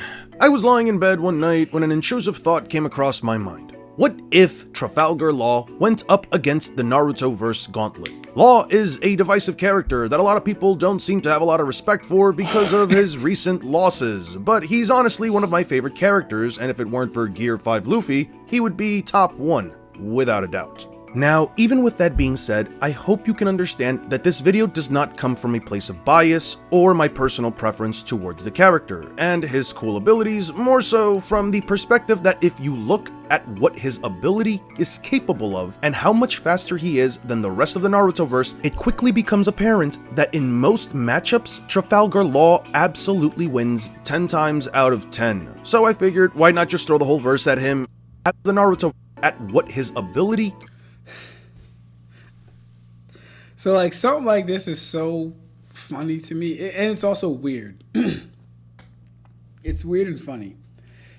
Here's the thing. Zoro's a better swordsman than Law. You know, I'll come back to this if he explains his ability. If not, I'll have to just figure it out myself. Is capable of, and how much faster he is than the rest of the Narutoverse, it quickly becomes apparent that in most matchups, Trafalgar Law absolutely wins 10 times out of 10. So I figured, why not just throw the whole verse at him in a single video? As you can already probably tell, this video is pretty long, so let me just set off a couple of ground rules. I'm gonna throw in different rounds of characters. We'll start with some big groups, and we'll narrow them down to smaller groups as we get to the higher tiers. There will be no prior information, there will be no verse equalization, and because this is Law versus an entire verse, I'm going to go under the assumption that he simply tries to end the fights as quickly as possible. This does go against most of my video formulas where I do try to discuss the character as close to their canon personality, but it's kind of impossible for me to do so without it being a 5-hour long video since I can't talk about every single character interaction. If you like this style of content, please let me know down in the comments. So with all that out of the way,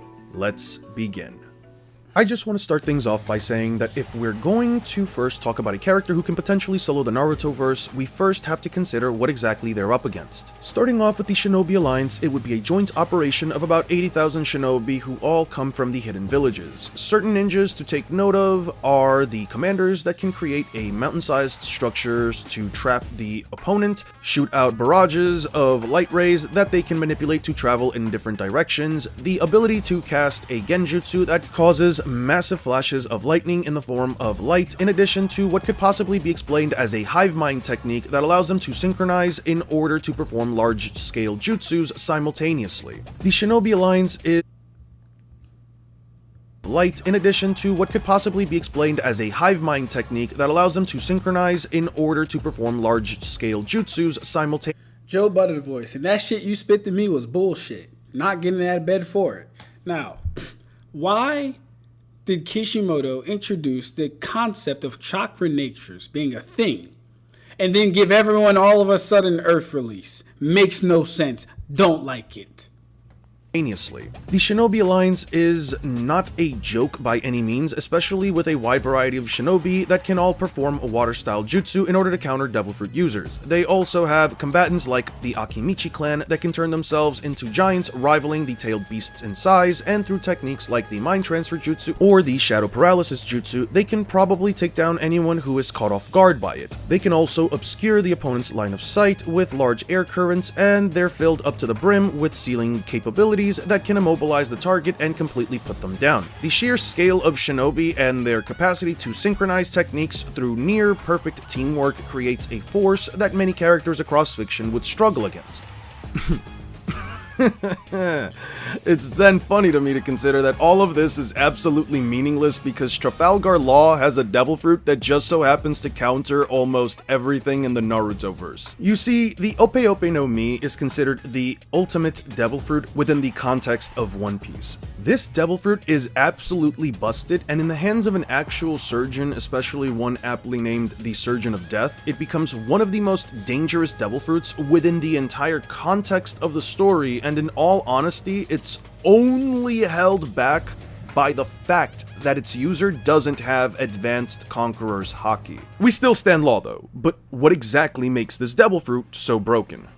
Law's devil fruit essentially allows him to create an extremely large dome-like field that can be considered something akin to an operation room. Within this room, Law has the ability to basically control everything and anything within it. And I do mean basically everything and anything within it. Abilities like Tact allow him to manipulate the objects by picking them up and tossing them around almost like a form of telekinesis. Law has displayed the capacity to casually lift giant marine battleships that are 60 meters long. For context, Gamabunta and by extension the tailed beasts are 17 to 20 meters tall.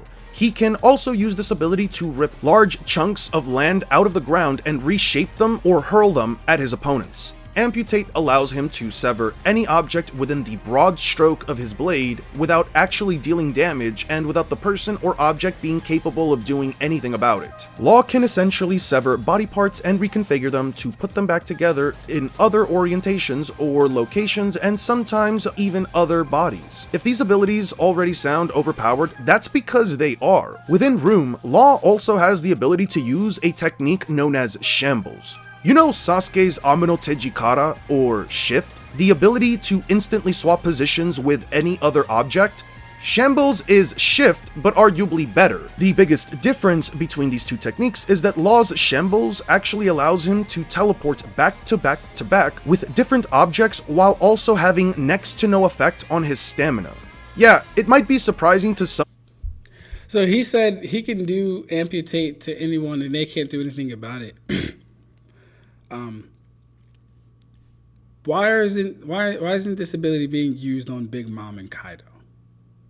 Some of you to hear this, but Sasuke never actually performs Shift back to back.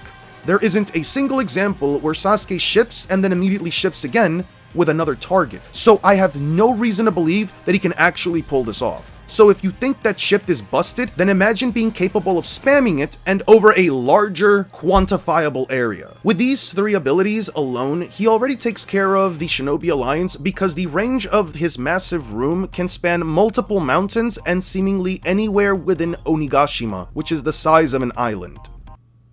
After helping over 700 people land talks all over the world, I've noticed a pattern. There's one thing that gets them picked. Most shinobi need to perform some level of hand signs in order to perform their ninjutsu. Because Law has the ability to use observation haki, he not only knows the numbers of the Shinobi Alliance in addition to the exact locations where they are positioned. Techniques like laser circus jutsu or the mountain jutsu are instantly countered by the fact that Law was not only able to split an entire mountain range, but he also maintains the ability to literally know what they are going to do before they do it. In addition to the mountain... this one's kind of hard because he's faced with 80,000 people. Could he tell us exactly how many people's futures he's actually observing at one time? Can he tell us that? Can he tell us where every attack of these 80,000 people, or even just a little less than 25% of that is coming from? I don't think he can. I think this is a gross overestimation of Law's ability to analyze and assess a battlefield, number one, but number two, the scale at which these things would be happening. That he split, Law also split his opponent Virgo, who was completely coated in armament haki to counter his devil fruit.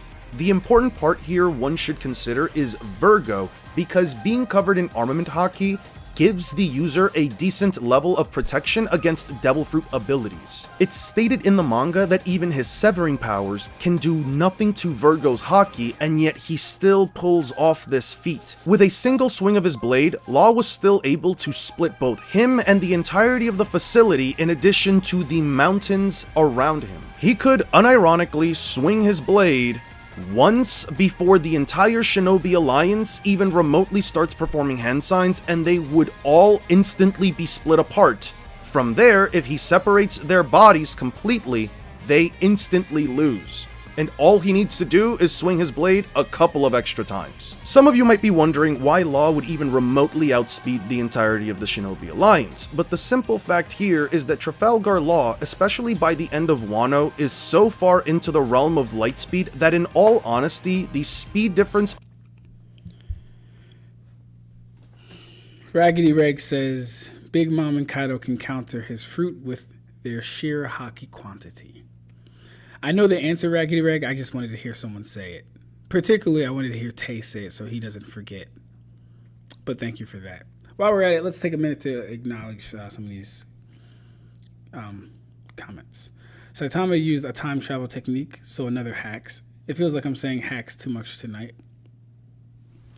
I don't know what that would have to do with the immeasurable speed, but I mean, sure.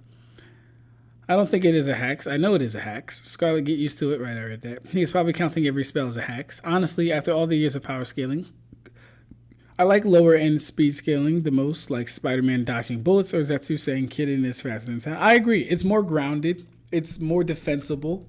It's not as ridiculously out there. I think it's more fun as well. Omnipresent is understood as a state, not a speed, usually. I agree. Immeasurable speed is just temporal teleportation. Changed my mind. The argument could be made. You mean infinite speed.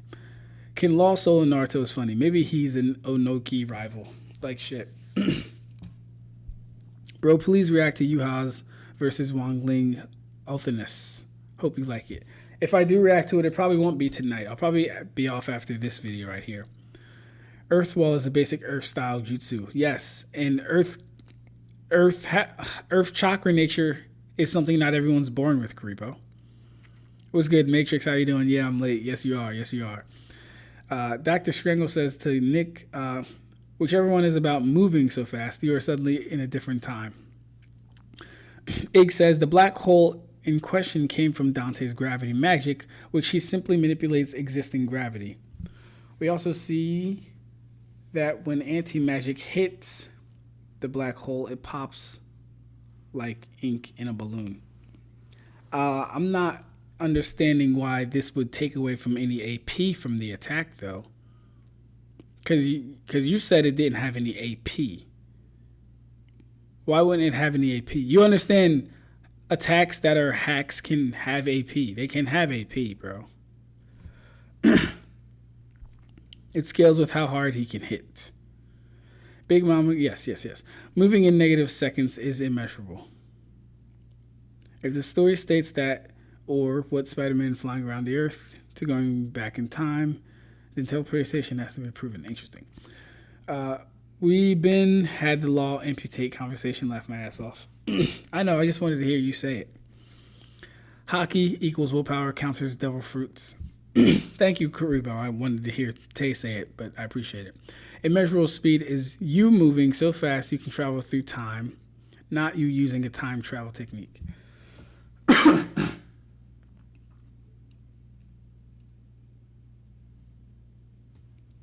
What's funny is immeasurable speed would technically be slower than infinite speed. Yuha versus Wanling is not that long. Check out. I will look at it, but I'm pretty hungry, and I have to get ready for church tomorrow, which I don't want to do. So, Robert, I'll look at it. I don't know if I'll watch it, but I'll look at it. Alone makes this entire theory craft a 0 out of 100 chance for the Shinobi Alliance and most Naruto characters.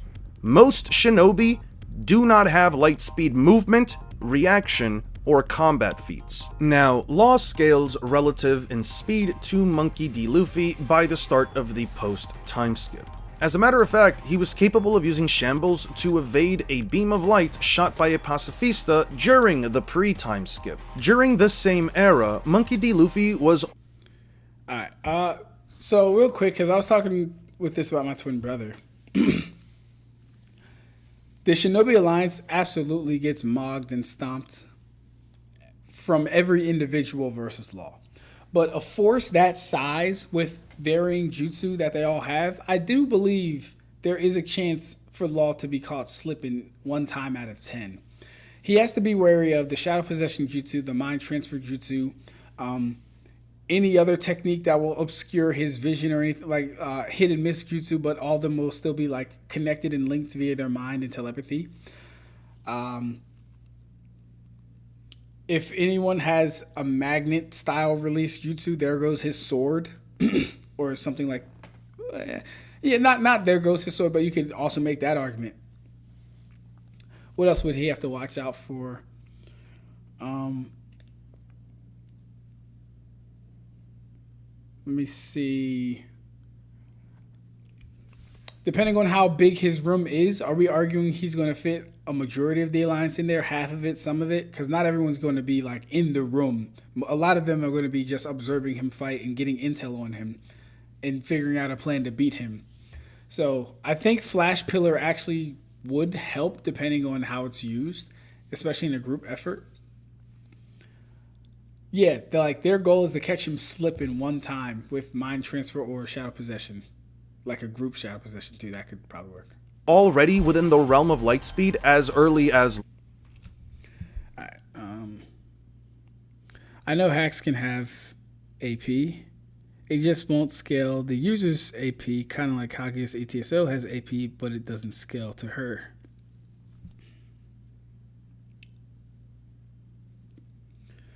Well, with how Kaguya is using her attack, she probably scales above her own damn attack as far as AP, not total energy though. I'm not understanding. I'm still not like understanding though why Dante's black orb singularity thing. I'm not understanding. Maybe I don't understand your argument for it. Let me go back real quick.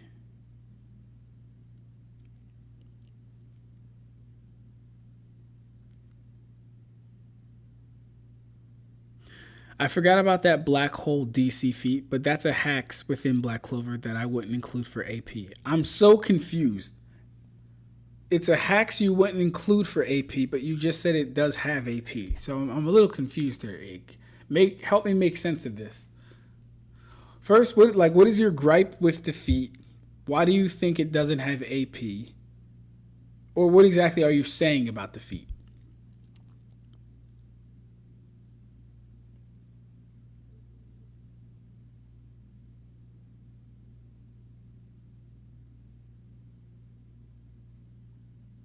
All I said, it's a hacks.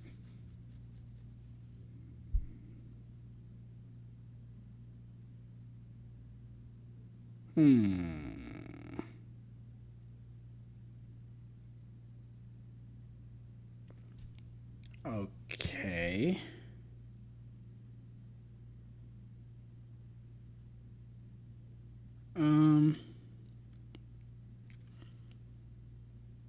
Where is it at? Best they see feed is building level.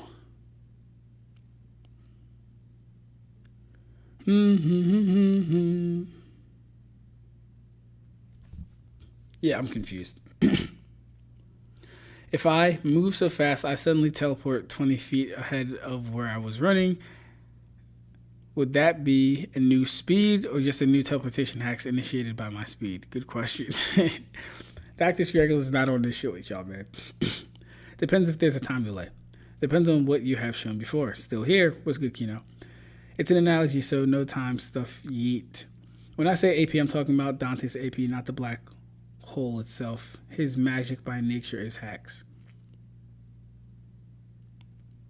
Wait, what? What's hacks about? Maybe I don't understand Dante's abilities. He uses gravity, right? Is gravity a hacks? I'm so confused. He has gravity magic, right?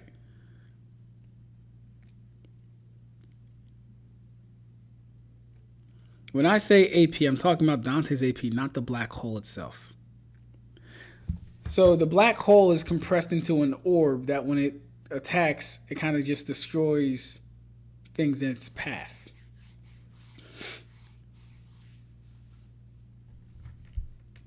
Because your initial thing was you don't count that as AP because it's hacks. I really don't understand it.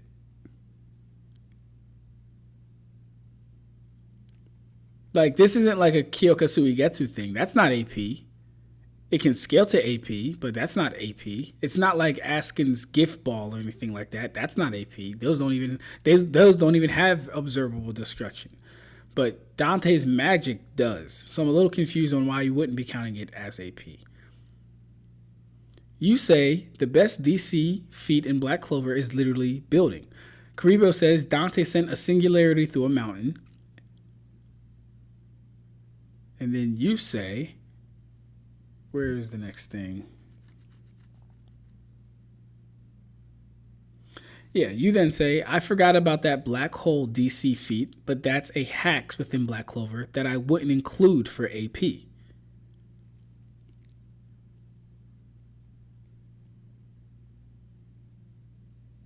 What Dante are you talking about? We're talking about Black Clover Dante and gravity magic.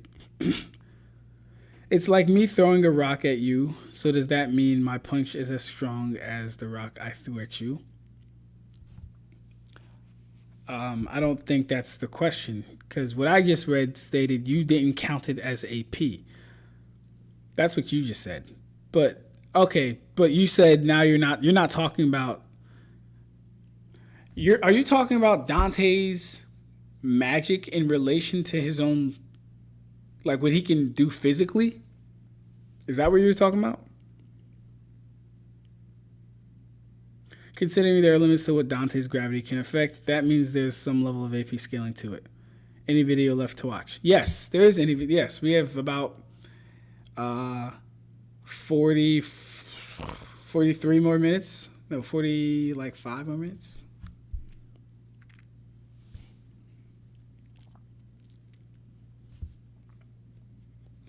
Yeah, you said it's like me throwing a rock at you, so does that mean my punch is as strong as the rock I threw at you? I would say your punch would be stronger than the rock you threw at me. But it all depends on the rock and the force at which you throw. But this is Dante's magic that he's manipulating with his own power. And he compressed it and sent it through a thing. He sent it through a mountain. So yeah, I'm just confused. Long ring long. Listen, I think it's about time that we stop downplaying One Piece speed, because in all honesty, I have no reason to believe that by the end of this arc, Luffy isn't, at the very least, relativistic to the speed of light. Foxy the Pirate is the big bad guy of Long Ring Long, and this absolutely funny goober just so happens to have a devil fruit that shoots beams of light. The Noro Noro beam, or the Slow Slow fruit, is a devil fruit that allows Foxy to shoot beams of light made out of slowpoke photons that, when they interact with any liquid, gas, or living creature or object, will immediately slow down their velocity for 30 seconds. This ability, while it may not look like it, is consistently stated throughout the chapter that it's introduced in to be a beam of light. I know Foxy looks absolutely stupid, and to be honest, even his personality doesn't really help make a claim for him, but the ability is consistently stated to be light, beams of light, and made entirely out of photons. Now, photons are light particles, and in this case, the slowpoke photons are an as-yet undiscovered particle that Foxy can generate from his body in order to slow everything around him. I know that many people go out of their way to scream into the high heavens that these beams are slow because of the name Slowpoke, even though such a claim would obviously fall under the name fallacy. This is also without accounting for Zoro and Luffy being capable of dodging beams of light after they've been fired in Thriller Bark, Sabaody Archipelago, and Marineford, which if anything implies at the very least FTL reaction time and movement speed in short bursts. But some people aren't ready for that conversation. Ah, man! Y'all don't know about this Woojer Best? We're Woojer. I am now paired with Bluetooth from my phone. This is such an incredible feeling. As if you had a much... There is nothing within the entire context of this arc that implies that these beams of light aren't as fast as light. They are consistently implied to be light, and I have no reason to sit here and even remotely entertain the idea that they are slow because of the name, even though the purpose of these photons is that they slow everything that they make contact with down to a crawl. Luffy, by this arc, was capable of dodging Foxy's beams, not only from behind, but even blitzes him on a few occasions. He also dodges a barrage of these beams that bounces off mirrors. Considering the amount of evidence that implies that Foxy is lightspeed, at least in terms of this attack, with the only possible counter-argument being that the beams are slower than light because of the name, this safely puts Luffy at relativistic to lightspeed by the end of Long Ring Long on a low ball, and I'm talking about Trafalgar Law post-Wano, 12 arcs later, without going into narratively implied multipliers like second gear being a 10 times amp in the One Piece Yellow Databook, or Gear 4 being a several times amp beyond second and third gear. We are comparing a character from a series where the main protagonist has a reasonable argument for lightspeed by the 7th island of the story in base form versus a series where the main protagonist arguably reaches lightspeed by the start of the final arc in his strongest form at the time. As I said before, most shinobi do not even have lightning fast reaction time, especially if you go by Black Zetsu's statement that says Kirin, which is tame to lightning, is 1/1000th of a second, so it's impossible to dodge. Those that have jutsu, like the laser circus, do not have the capacity to move at light speed, and even this jutsu is contentious in whether or not it is light speed, because the Flash Pillar Jutsu, which is stated to be lightning, reaches the Ten-Tails first before the light rays of the Laser Circus. The fastest jutsu within the entire alliance are all light speed at best if you go by the databooks, and they are combating a guy who can quite literally dice them all up before the synapses in their brains even realize that they no longer have motor control over their bodies. This Shinobi Alliance has absolutely nothing against an opponent like this, even in a scenario where they all spawn in a large circle around Law. Their capacity to cast all of the large-scale ninjutsu is entirely reliant on Law simply waiting around for them to make the hand signs necessary to cast said jutsu. Meanwhile, all he has to do is use room and swing his blade a few times. Now, just to be clear, this also includes the 5 Kage, Might Guy, Kakashi, Killer B, and KCM2 Naruto and Sasuke. These guys do absolutely nothing in this fight either. They've never fought against an opponent like Trafalgar Law, who can rob them of their movements as soon as the fight begins. The 5 Kage genuinely just don't do anything. Tsunade, and I'm just gonna throw my guy in here, specifically need to land physical blows on their opponent in order for them to even deal damage in the first place. Neither of them have a feat that would put them at faster than light speeds, especially in Guy's case, who needs to use the gates in order to even amp his speed in the first place. They get sliced up instantly. I know that some people are going to argue that Kakashi or Sasuke could potentially snipe Law with Amaterasu or Kamui, but those abilities are reliant on them getting a perfect line of sight on Law, and he has observation haki.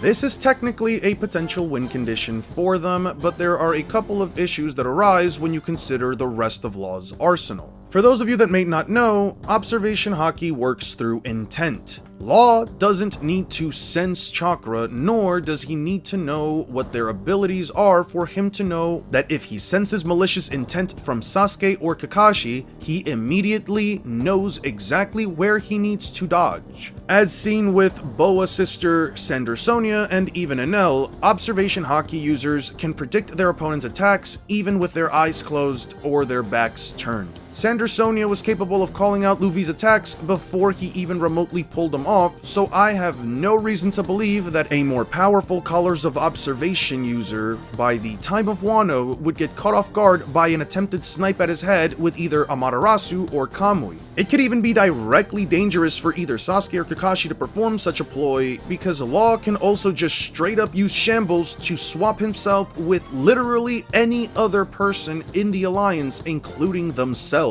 Yeah, imagine Sasuke or Kakashi taking their own Kamui. In fact, we've seen jutsu like Amaterasu be dodged by opponents like the Raikage, who don't have a single objective lightspeed feat or statement. A only has a single statement in the supplementary databooks that specifically states he can run at almost the speed of light, with the kanji Gotoki being specifically used for similes. Some people default this to mean that he's relativistic to the speed of light, while using his version 1 cloak, and the conclusion people usually reach is that if V1 cloak is almost light speed, then V2 has to be light speed. I have issues with this because there is a direct lack of evidence in terms of statements or objective feats. The V2 Lightning Cloak is impossible to quantify in terms of how much bigger the amp is, so it genuinely boils down to personal belief in whether or not he's light speed while using his top speed. This AI tool will create a stunning ebook direct from your content, whether it's a Microsoft Word document or a Google doc. There is no objective piece of evidence in the 700 chapters of Naruto that explicitly or blatantly states that A can run at the speed of light, especially since we know that the only jutsu in the actual source material that is stated to be light speed is the ethereal transmission jutsu, which teleports an object at the speed of light. Also, you can't have an issue with Foxy having light speed beams, even though it's stated multiple times to be light, if you believe that A is light speed without any statement or objective feat to actually back it up.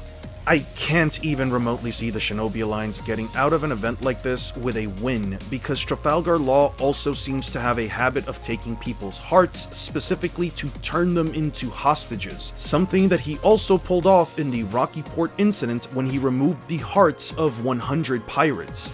The Shinobi Alliance doesn't have any way of getting out of this, even if you believe that Naruto can charge up all of the different parts of his body with chakra cloaks in order to try and pull himself together. Especially when all Law has to do is grab his heart and simply squish it in order to stop him. Might Guy isn't really light speed, like I said before, without any of his gates. Killer Bee and Naruto are at best light speed if you think they scale to A. Mei Terumi and Onoki don't really have light speed feats themselves, and particle style needs some level of charge up time, which Law can just shambles his way out of. He can scan his opponents and shamble away their tools like he did with the transponder snails. Even Smoker yells at his own men, warning them to get out of his range, stating inside this space he reigns supreme and operates at will. Moving on, the Akatsuki also don't fare any better against Law. None of them have anything even remotely close to lightspeed feats, besides arguably Itachi Uchiha, who was capable of somewhat blocking Kirin with his Susanoo, keyword somewhat, since he also took a portion of the blast that completely destroyed his cloak. No, Itachi is not as fast as KCM Naruto, because he was falling towards Naruto first, and I have no reason to believe that Itachi can just fall at the speed of light without any prior statement or feat. Genjutsu is completely irrelevant in this fight because Law does not have chakra or a chakra network. I know some people believe that Itachi can just point his finger and infuse Law with his own chakra, but where would it flow without a chakra network? Regardless, even if someone were to believe that Itachi can still put him under Genjutsu, the only thing that is really affected are the 5 senses. Observation Haki works like a 6th sense, an ability that actually works beyond the 5 senses. You can see this with Kinemon, who was capable of knowing where exactly to attack with his torso and legs after Law. Does Eon not think that mental Genjutsu is a thing? Because he just said if Genjutsu could work, so that opens the door for Tsukuyomi, that opens the door for Obito's Genjutsus, whatever he would use, and all that other stuff. So does he not believe that Tsukuyomi and these other types of mental Genjutsu take place within the confines of your mind? This doesn't even address real-time illusions, which Law definitely would be subject to, because that doesn't even require chakra. Had split him into 3 portions. He didn't know where to go because his Haki.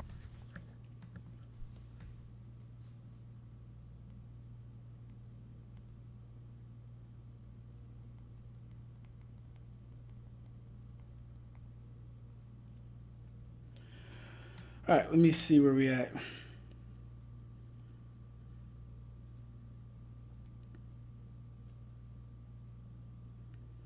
Oh, black hole are snowball effects anyway, so getting DC from it is kind of meaningless. It has its own AP, but it is Dante's own AP, i.e., can he throw a punch or a monoblast, etc. I think me and you have different opinions for hacks in my definition. You can have hacks that have AP.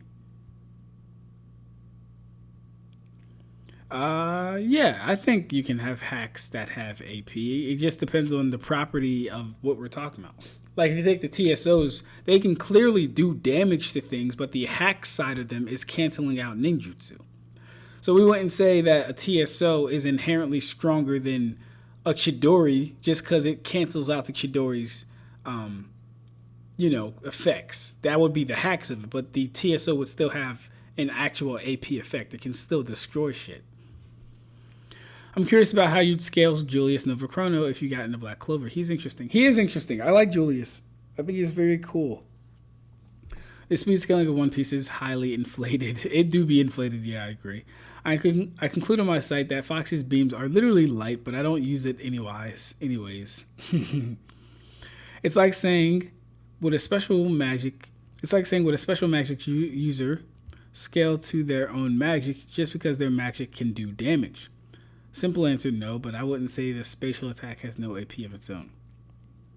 Okay, yeah, so you were kind of, so then, I feel like what you said initially then was a kind of a mischaracterization, because you said you wouldn't classify it as AP is what you initially said. Let's make sure we're not making a mistake, though.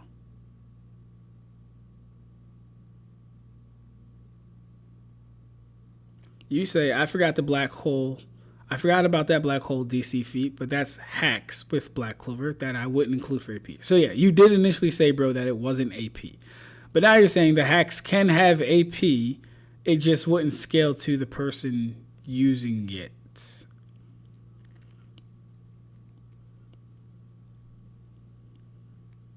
Would a special magic user scale to their own magic just because their magic can do damage?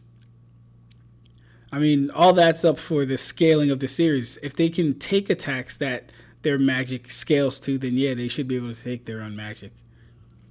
Zetsu never states the speed of Kitten. Karibo always says this. Kizaru being light speed before accelerating, just in his fight with Luffy, makes me doubt this is a casual thing for people to do since he's hard to deal with, particularly because of his speed. I agree with that.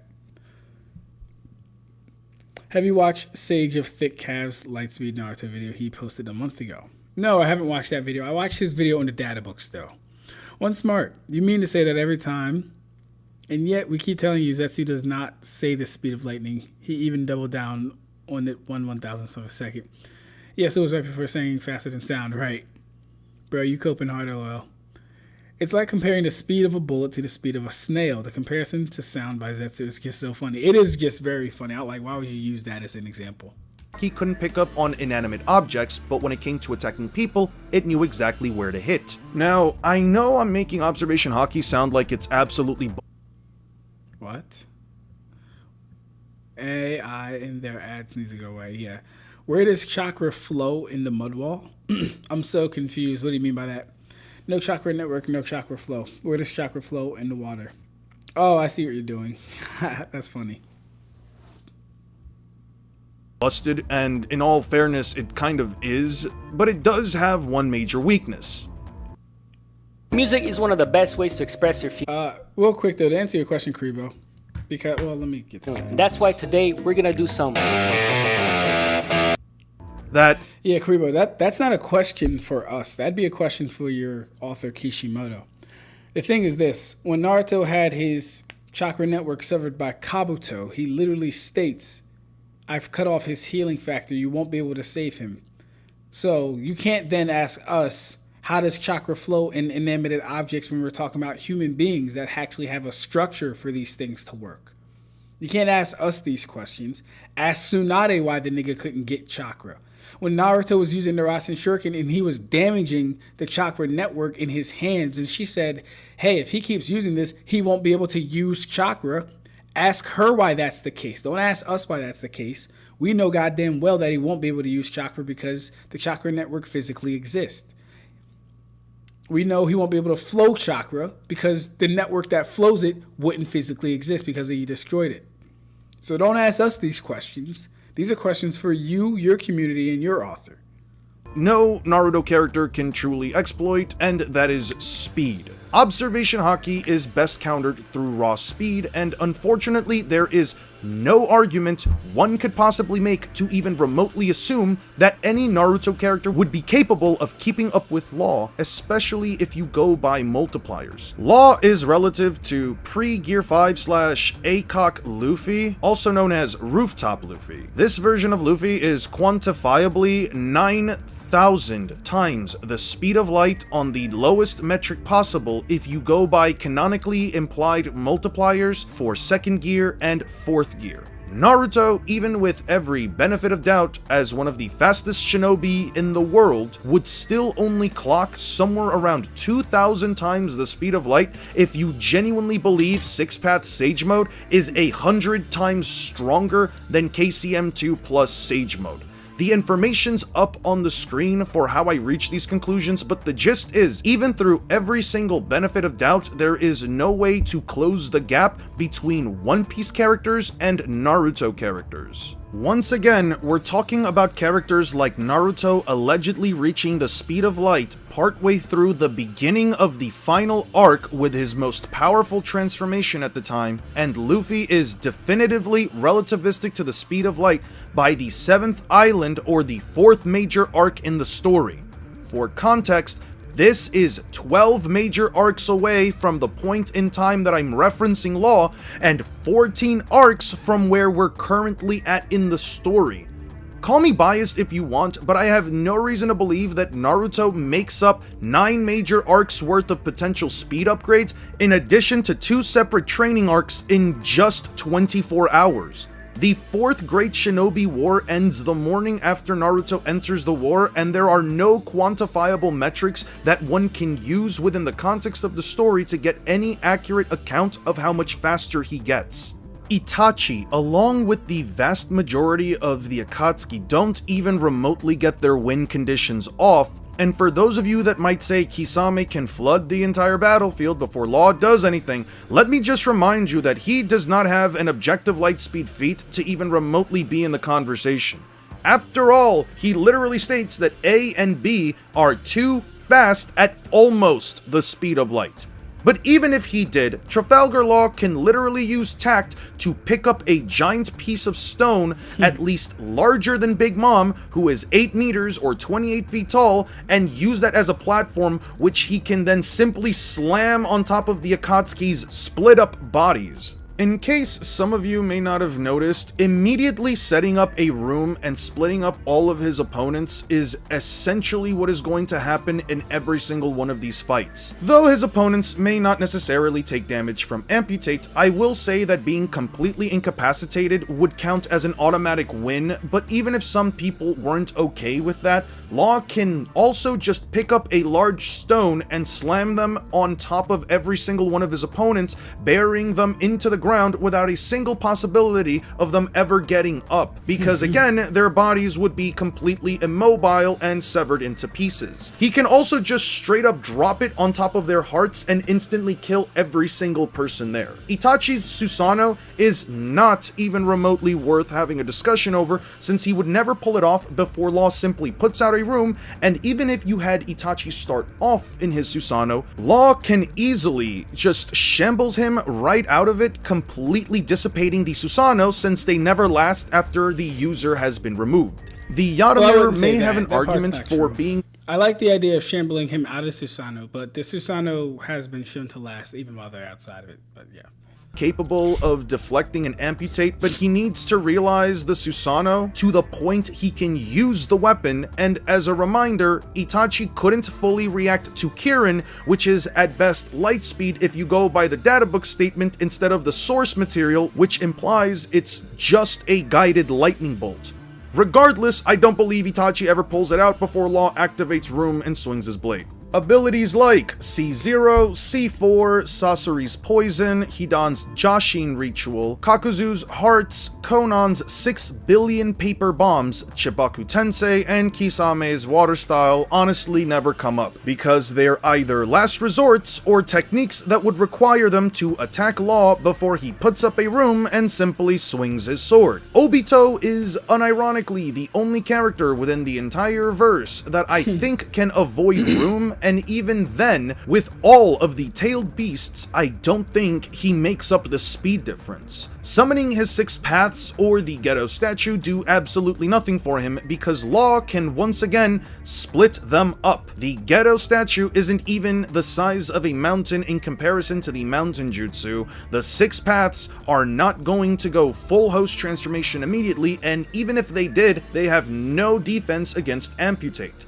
Obito is likely the only character within the entire series that actually doesn't instantly lose to Law, and even then, we know for a fact that in any situation where he has to make himself solid in order to land a hit, Law can take him down like Minato did with raw speed. Flying Raijin like teleportation without the need for markers, and a direct loss against a character that could speed blitz him makes Obito unironically not a factor either. If If we're talking about Kabuto or Orochimaru, they don't fare any better. Orochimaru essentially needs to get up close to some degree through either his snakes or his movement in order to land any win condition on Law. Kabuto does have to land physical blows as well in order to win, but unlike Orochimaru, he may start off with the extreme white attack. This jutsu creates a large flashbang that immobilizes the opponents through blinding light and a screeching sound that can be felt in one's bones. But this attack, even if it were light speed, would be far too slow, and you'd have to argue Kabuto starts in Sage mode in the first place. Even with Edo Tensei, Law simply puts out a room and amputates both snake freaks before they cast their first ninjutsu. Even with the Edo, it's not like any of them have a single answer for Law's amputate, and severing their bodies likely wouldn't trigger their regeneration because they don't actually take damage. As far as Kabuto's inorganic reincarnation jutsu, he can bring the battlefield around him to life and essentially use it as a metric by which he can attack his opponents using the environment, but Law already does that, and he can also just rip out all of the pieces out of the ground and just hurl them back at Kabuto. It's not like Kabuto can just manipulate them midair anyway. Moving on to characters like the 4 alive Hokage don't really do much better. I'm sure some would say that Minato's intellect, along with his instantaneous teleportation jutsu, the Flying Raijin, would be an automatic counter to Law, but there's a couple of issues with it. Minato consistently shows that his reaction time is definitely within the realm of sub-relativistic to light speed. Even with every benefit of doubt to his reaction time, he would still be slower when it comes to grabbing kunai from under his coat and throwing them all over the place before Law simply raises his hand and puts out a room. We also know for a fact that Minato can be reverse blitzed by a character like Six Paths Madara, even with Sage Mode's precognition added to his reaction speed. Not to mention, Law can always just pick up the kunais and just throw them all together in one singular spot. Let's compare Shambles and Flying Raijin for just a second. Both are instantaneous teleportation, but the difference here is that one of them requires locations that are marked, meanwhile the other one allows you to teleport any 2 objects, including yourself, anywhere inside of said massive room. All of Minato's win conditions rely around him landing some kind of ceiling jutsu or physical blow through either a kunai stab or a Rasengan. Neither of these options could really help him out since Law would always know his intent through observation haki. You could throw KCM2 into the equation, but Minato still can't teleport without marking the locations, and I have no reason to believe that the KCM amp would make up the speed difference, even if I were to agree that it is a 90 to 1. So I feel like this video is just bullying, bro. Like, I can agree with most of this stuff. I just feel like it's bullying. Like, Law needs to fight someone who his bullshit won't initially just work on. He needs to actually fight for the win. Yeah. He needs to fight himself. He needs to fight a Kenpachi. He needs to fight a Ichigo or something like that. Or a Toshida or Byakuya. Someone his bullshit will not just instantly work on. Because he's just bullying the verse. I don't know if I even need to finish the rest of this. I'm completely honest with you. I don't know if I need to finish this. And I actually am getting tired. It's 10:30. Yeah. All right. I'll catch up on the rest of the chats. May revisit this later. But this just feels like bullying. Yeah, man.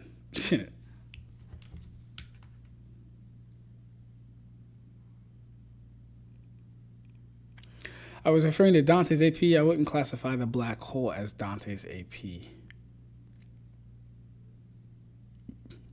Okay, it sounds like you're just talking about his physical strikes. He creates the attack, so it is Dante's AP because it's an attack that he can physically perform.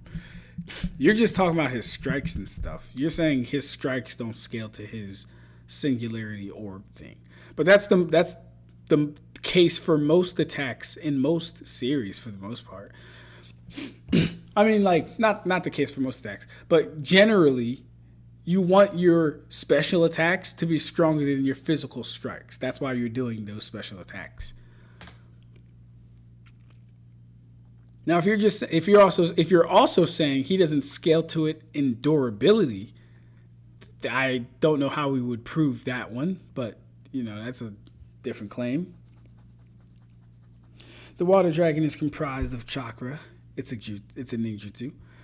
Zabuza and Kabuto make their water dragons out of natural bodies of water. I translated the Zetsu statement, and he says, lightning strikes in 1/1000th of a second, quicker than even sound. It is just referring the real lightning speed. Yeah. Nick says, never going to call Eon biased. Ever seen his live streams? Just a very high interpretation. Oh, his live streams are pretty funny. Yeah, the water is comprised of chakra. I never said it's made out of chakra or it's all chakra. It's a mix to form the ninjutsu. And using natural elements with ninjutsu makes it far stronger than without the natural element buff. Cuts with swords and kunai didn't affect the chakra network. B rips open. Wait, what? Cuts with swords and kunai didn't affect the chakra network. Who are you talking about specifically? First off, B rips opens Kasami's chest and he heals. Yes, he does. Kabuto had to use a chakra scalpel just to temporarily stop Naruto from healing. Yeah, that still would be like Kishimoto being a little inconsistent with that stuff. That's not on me. Kabuto was very clear in what he did. Tsunade was very clear in what she said. If you're trying to intimate that the chakra network doesn't physically exist, then why are they being affected by physical attacks? That's what you would have to kind of wrestle with. One can even use the assumed amps as multipliers in Naruto, like in One Piece. I wouldn't do that. We'd never get a statement for anything as far as the amp multiplier for Naruto. Chakra network is on a cellular level, right? Tai learned was the first to push the 9,000 light speed One Piece arguments. Yeah, that's terrible. Eon got a chip on his shoulder. He might. Ab, don't do that to him. Bro needs his watch time. No, he does not. Eon is at 10,000 subscribers, 6,000 views in 4 days. Bro is doing amazing. He is members first. He has people in his Discord. He has people sending him money on stream. He has his videos monetized. Eon is doing really, really good. And shout out to him for that too, by the way. But nah, he don't need this watch time. Ab-Stract's tired. He should have made a video on Law versus someone competent. Law versus someone powerful. These people are competent, but they're not powerful. And their abilities don't allow them to stop his hack. So that's a little annoying. Finish the video. I there with Eon through all the editing schemes. You better finish. Fine. Fuck 100 times amp. Each tail from the Nine Tails cloak seems to offer at least a 10 times amp, and I don't believe this to be exponential, or else a sick Orochimaru whose body is rejecting him is 10,000 times stronger than post-time skip Naruto. Hiruzen has nothing in his arsenal that even remotely makes me believe that he could take out Law. Even looking through the list of jutsu that he does have and the hypothetical jutsu that he should have, since he's stated to know every single jutsu in the leaf, there really isn't anything that either helps him make up the speed difference or bypass Law's color of observation. The Reaper Death Seal, which only he and Minato know, would also be the last resort that you would genuinely have to believe Law stands there and simply gets hit by. Tobirama teaming up with Minato might seem like... So, I'm not gonna say it's disingenuous, but these are points where we could say, well, hold up. We're dealing with a lot of experienced and seasoned shinobi. They don't just fight by running in there and getting cut the fuck up. That's not what happens. These guys use clones. These guys use substitutions to figure out their opponent's speed, abilities, and fighting tactics and strategies and stuff like that. With enough people, maybe not with this group, but if Minato and Sarutobi were in the Alliance and some other people were in the Alliance, I definitely believe they could land Reaper Death Seal. I definitely believe Mind Transfer could be landed. I definitely believe Shadow Possession could be landed. And all these other techniques. I believe these things could land. It's just a saving grace for the Naruto. I need him to at least admit or at least claim, hey, they'll try this. It might not work, but they'll try it. multiverse, but the truth is that they can only really tag themselves to swap their locations instantly, and even then, that requires them to first mark each other, which they would have to either choose between that or setting up their own markers before Law simply sets up a room and starts swinging. Edo Tensei is also not up for discussion since we don't know who Tobirama can summon with it, and either way, the jutsu has a certain amount of necessary prep. Tobirama would also immediately have to go for water style jutsu, and he, objectively speaking, does not have a single feat or statement within the entire context of the story that implies his water style jutsu is faster than the speed of light. Believe it or not, Hashirama doesn't fare any better either. Creating a giant forest is kind of meaningless if the giant forest is still an object within Law's room. Whether or not Hashirama can create a forest that is larger than the entirety of room doesn't really matter because he can't forcefully drag Law out of room without getting inside of its range. Virtually every single shinobi can't escape this location because Law can always just teleport them back in by swapping them out with a random pebble on the ground. Room can cover the range of an island, or at least multiple mountains, and most shinobi don't even have anything seemingly close to lightspeed movement speed over long distances. Hashirama can't just summon the giant Buddha statue right at the start of the fight without first entering Sage mode, which means he has to stand still. Even then, the Buddha statue wouldn't be larger than room, considering that he can cover the entirety of Onigashima since he can teleport anywhere within the island by the time of Wano, and the Buddha statue isn't the size of an island. Law could literally allow Hashirama to summon that thing, and he could swap positions with Hashirama as the fists are about to hit him. One thing I failed to mention is that Law simply has the ability to switch people's personalities. Against any group of people that could even remotely be perceived as a threat, Law can quite literally swap their personalities from one another, massively limiting their capabilities as combatants since they may not be capable of reproducing their own jutsu in other people's bodies, especially if they have Kekkei like many of the most powerful combatants in Naruto. With many jutsu requiring specific hand signs, characters like Hashirama and Minato having an entire combat style derived around wood style or flying Raijin would likely have absolutely no idea how to fully optimize their capabilities if they had their bodies swapped. Law performed this feat against the Straw Hats and the Marines. One character I'd like to mention here is Chopper. He may have eaten the human fruit, but he is still an animal by all means. If Law can affect swapping the personality of an animal with that of a human, then any scenario where you place Law in a location that has living fauna becomes an ocean of instant win conditions beyond what he already has. There is no defense that any shinobi has against the personality swapping surgery. Moving on to Six Path's characters, there isn't a single one that I think even remotely stands a chance. The same win condition happens all over again because the Six Path's characters, even though they are arguably FTL, once again give me absolutely no reason to believe that they have even remotely made up the speed difference of about 12 arcs worth of power cliffing. Jutsu like the Light Fang, which is Madara's fastest quantifiable jutsu, is only stated to cut all things at the speed of light. While one could argue that the Limbo clones could be an issue, and by all means they could be, I have no reason to believe that they would actually do damage to Law. That's right, you heard me right. I don't think these things can hurt Law.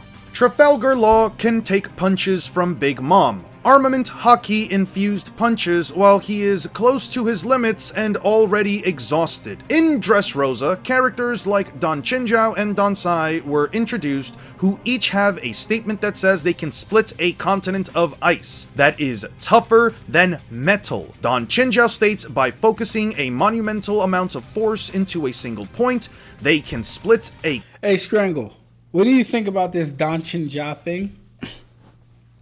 Because I'm not really a fan of it, bro. There's so many things that can go into the Don Chinjiao thing. How big is the ice continent? How much of him splitting it was due to the actual force of him splitting it as opposed to it fracturing due to him splitting it? You know what I mean? How deep did it split? How deep was his thing? I don't know about this feat. I've never really been a fan of it. And then we're talking about fracturing. He's not vaporizing anything. He's not pulverizing anything. He's not turning anything to dust or into particles. He's not cratering anything. He is splitting. He's using force to split.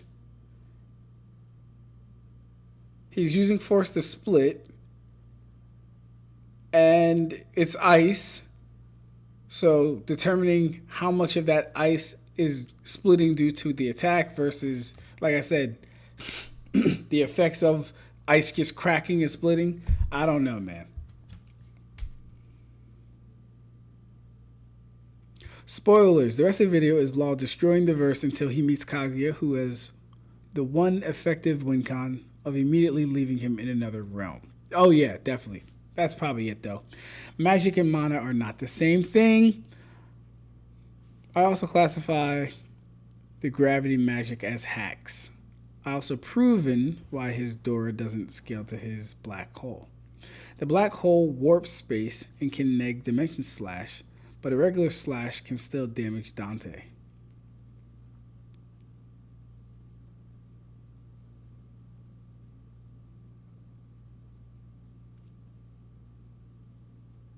The black hole warps space and can neg dimension slash. How does it neg dimension slash? That's interesting.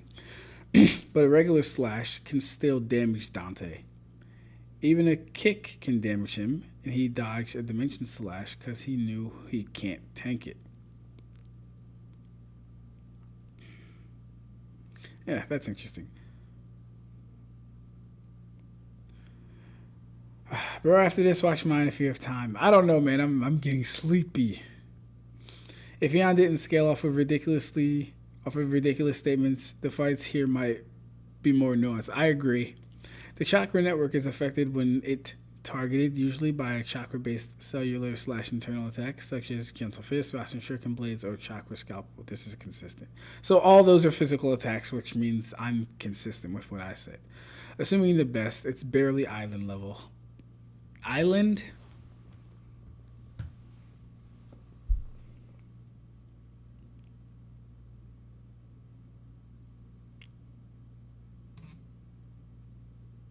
Island? Maybe. Okay. Qingjiao is mountain level because Garp. That's hilarious, actually. I see. It's ice harder than steel. Broke mountains. It warps the dimension slash. Yo, pull an Ignil and stay up all night, my boy. Hell no. Sadly, I gotta go to church, and I don't even want to. I haven't eaten tonight either. I gotta eat and then go to bed. Continent that is so tough, pickaxes and fire cannot scratch it. The entirety of the continent was not split. However, we know for a fact that One Piece characters can focus their attack potency into. Okay, so the entire fire cannot scratch it. By focusing a monumental amount of force into a single point, they can split a continent that is so tough, pickaxes and fire cannot scratch it. The entirety of the continent was not split. Oh, is that it? Is this all he split?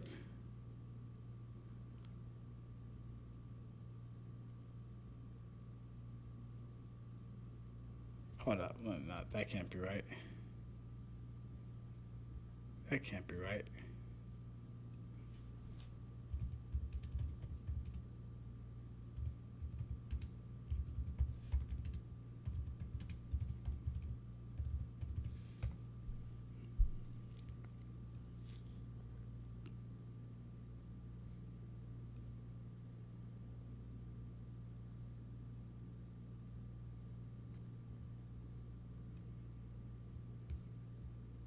What's going on with the ice? Even if we use fire and axes, it still won't break. We can see the pirate's treasure laying under the ice. This land is called the Jewel Ice Sheet. You have to use a terrible amount of force in a single spot in order to break it.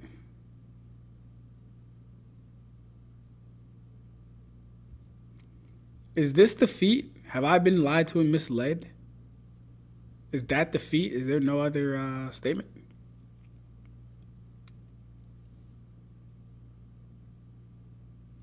This sea turned into a continent of ice.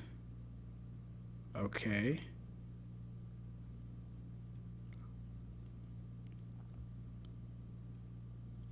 I have seen that your foot is powerful enough to split the continent of ice. Who's that?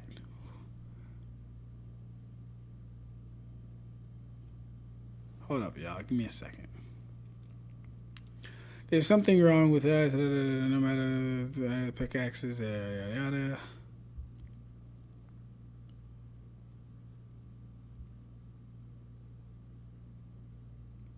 Hashu Soken is a one-piece technique that allows the practitioner to generate shockwaves. Qingjiao being one of them alongside his grandson Don Sai. As you can even see that they are shown detailing the use of the technique. Qingjiao after losing his cone head.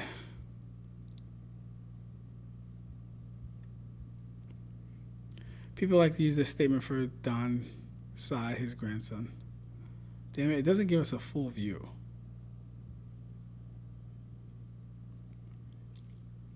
I have seen that your foot is powerful enough to split the continent of ice.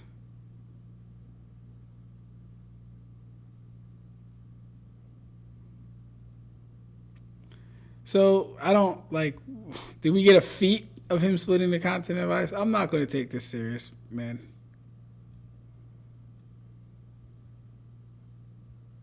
I'm not going to take that serious. However, we know for a fact that One Piece characters can focus their attack potency into single points and single attacks because it's not only stated by Don Chenjiao, but it was stated all the way back in Alabasta by Bon Cré. He states, when enormous force is focused at a single point, there is no extra damage, meaning there are no cracks around the impact. We also see this with Crocodile, who cleaves straight through the side of a castle wall, and Mr. One, who perfectly slices cleanly through a building. Considering the distance apart between chapters and this still being emphasized makes me believe that it is entirely within the author's intent for characters to have the capability to manipulate their area of effect, meaning their attack potency is far higher than what seemingly appears. Don Chenjiao split a continent of ice that is so tough, pickaxes and fire cannot scratch it, which means it is tougher than metal. He states his grandson can also split the continent of ice, and if you go by the actual Japanese translation, the literal kanji for continent is being used, and the kanji for split is actually commonly translated to shatter. This feat is continental, and not only does Law scale above these guys, but Big Mom herself scales above them. Sorry, by triple AP scaling, this is not continental. I'm even questioning if this is island level Strangle, bro. I'm not gonna lie to you. Even under the assumption that her punches are only as powerful as their continent-splitting kicks and headbutts, that would mean Big Mom on a massive lowball punches with continent-shattering amounts of force. Law is taking multiple beyond continental level punches from Big Mom without blocking a single one, while forcefully preparing an attack that stretches beyond the reaches of an island into the ground, leaving a massive hole that reaches a lava chamber. I don't have a single damn reason to believe that Six Paths Madara Limbo clones, even at full power, can punch with continent-shattering force. There is no statement or feat that even remotely implies his punches are that powerful. I have not forgotten Kino has existed. Welcome back, Kino. Or hello again. I should say hello again. And they're not even as powerful as the 10 tailed beast bombs, which don't even blow up countries. And even then, characters like Tsunade or Sakura, whose powers revolve around landing monster strength punches, even scale to country levels of force. Yeah, no, these two, they don't even have mountain level feats, let alone country level feats, let alone continental feats.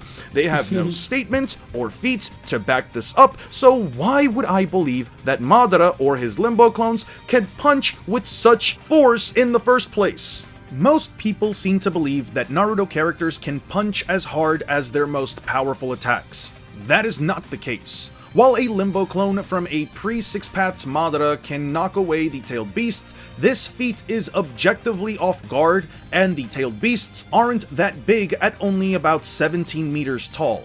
For context, Momu from the start of the series is twice as large as Gamabunta, who is relative in size to Shukaku, who is about the same size as all the other tailed beasts. Even if I were to believe that the tailed beasts have mountain level durability, it's not like the Limbo clone damaged them severely, it simply knocked them down. Tailed beasts mostly scale to about mountain level in terms of their attack potency, since all of their best feats usually involve blowing up mountains. They literally don't have anything better than that. We know for a fact that even Killer B, the second strongest Jinchuriki, can't take his own mountain level tailed beast bombs without suffering serious damage, and the tailed beasts weren't covered in blood or severely damaged after Madara knocked them down, so I have no reason to believe that this Limbo clone pre-Six Paths, with Sage mode likely, even has mountain levels of force behind its blows.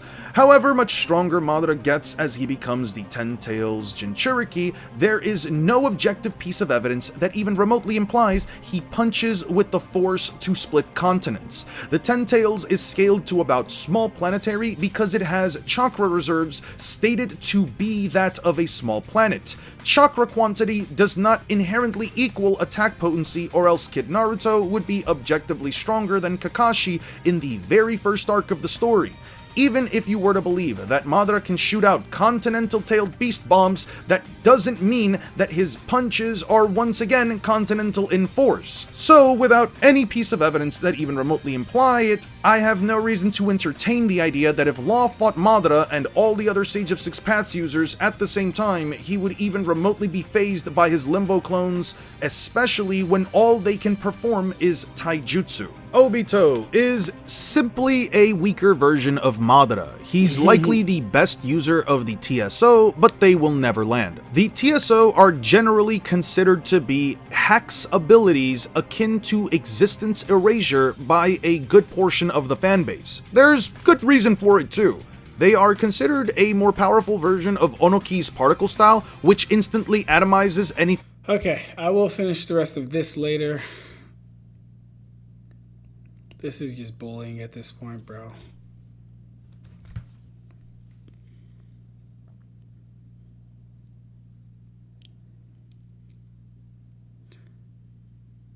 I'm supposed to be watching Wongling versus who?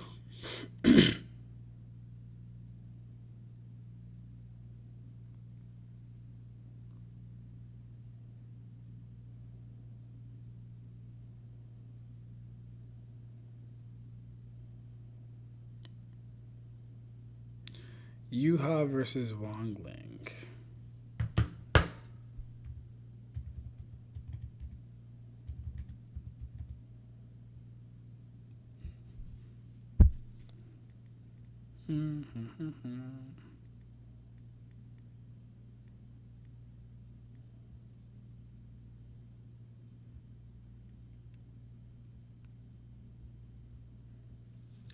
Is it a shorts video?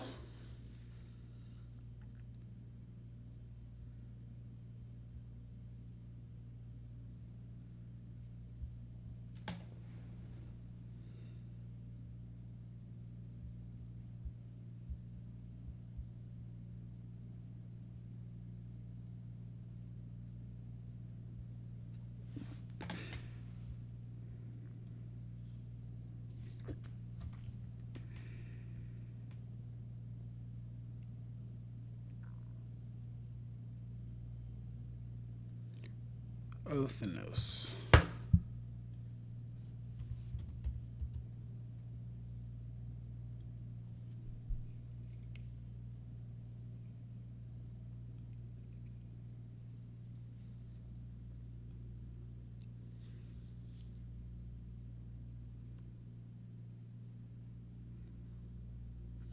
Okay. Are you having trouble trying to keep up with your professor? You've got to try Otter. Here's how it works. Let's say I'm in class. I just hit record, and as you can see, everything I'm saying is turning into a transcript as I talk in real time. Because Otter is transcribing everything, I can actually— Hey, hey!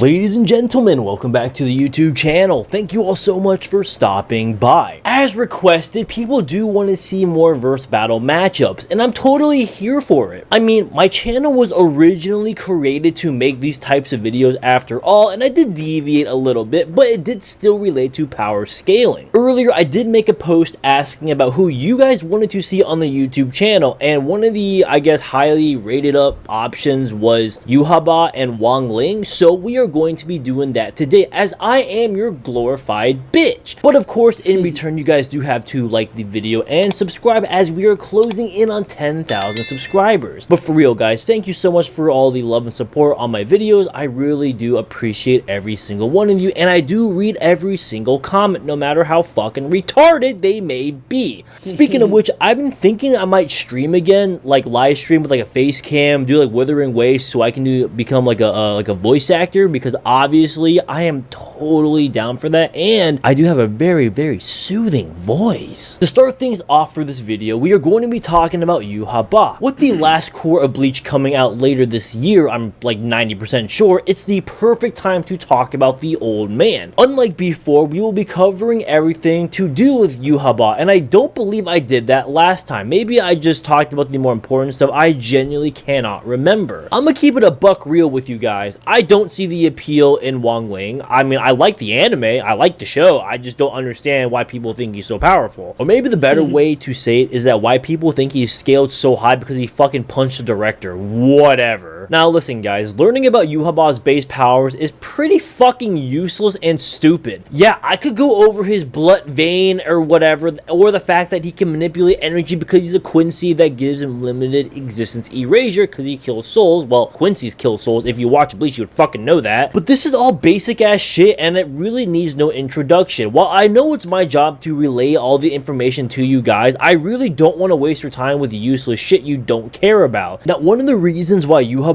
is so powerful is because, well, he can use all of these Stern Rider abilities. That's pretty fucking insane, because some of these Stern Rider's abilities are actually quite broken. To kick things off, let's talk about antithesis. With the antithesis, Yhwach can completely reverse something that has already happened back at the opponent. So we're just copying Altair now with Helipsicon, the 14th movement of the cosmos, you know, vicissitude of fortune. Is that what we're doing right now? Yeah, I don't blame you. I copy a god tier character like that too if I were somebody else. The compulsory can invade people's bodies and control their nerves, as well as copying their abilities. With death dealing, he can grant himself complete control over lethal doses within his range. He alters the dosage of any substance he ingests or tanks, manipulating the poison and either granting himself complete immunity within a single minute, or lowering an opponent's resistance to kill or incapacitate them. With the explode, he can turn anything it touches into. So far, one, he's gotten the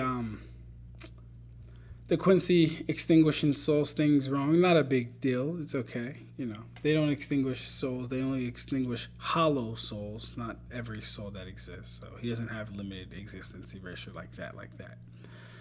Two, I don't really have a problem with him asserting that Yhwach can use the ability of the other Ridders. In fact, I think the way it's described, everything about their souls that he takes back, their power, their knowledge, and their abilities, he has access to, or something like that. They all go back to him, so that's fine too. A bomb.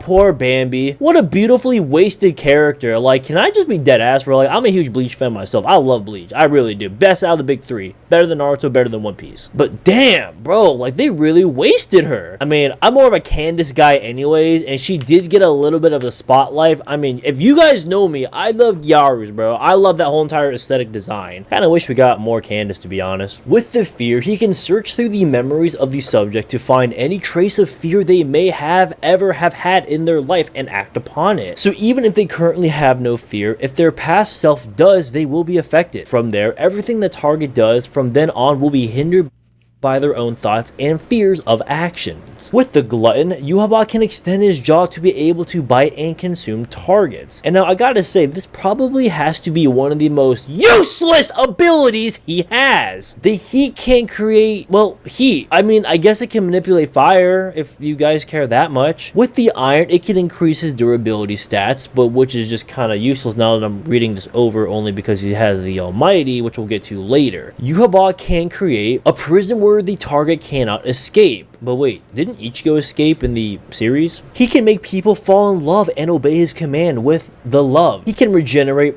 and turn any kind of damage into power with the miracle, which is inherently type 8 immortality, by the way. With the overkill, he becomes stronger the more he kills. Now, with the thunderbolt, he can generate, manipulate, and project lightning. I know, be pretty basic stuff. I love looking at me some Candace. Now, this is the most overpowered ability out of all the Stern Riders, in my opinion. I don't give a fuck! With the visionary, anything he imagines becomes reality. Bruh, no matter how you look at it, this ability is fucking crack. I don't give a fuck if this ability was in the goddamn anime Grand Blue Dreaming. The possibilities for the visionary are literally infinite and endless.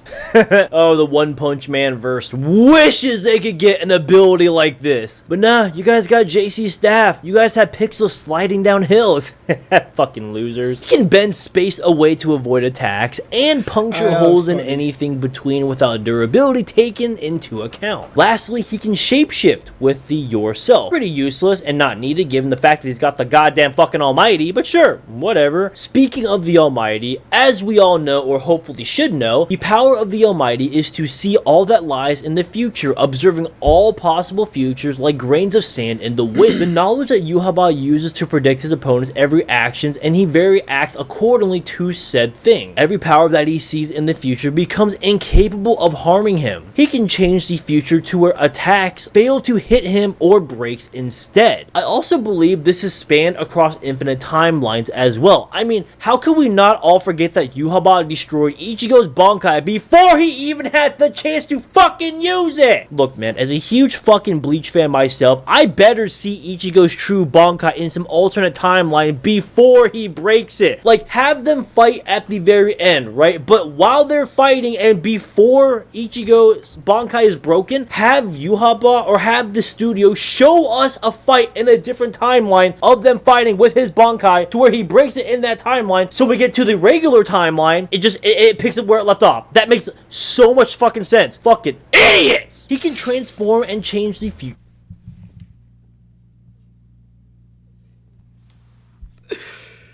Oh, this guy has a lot of energy.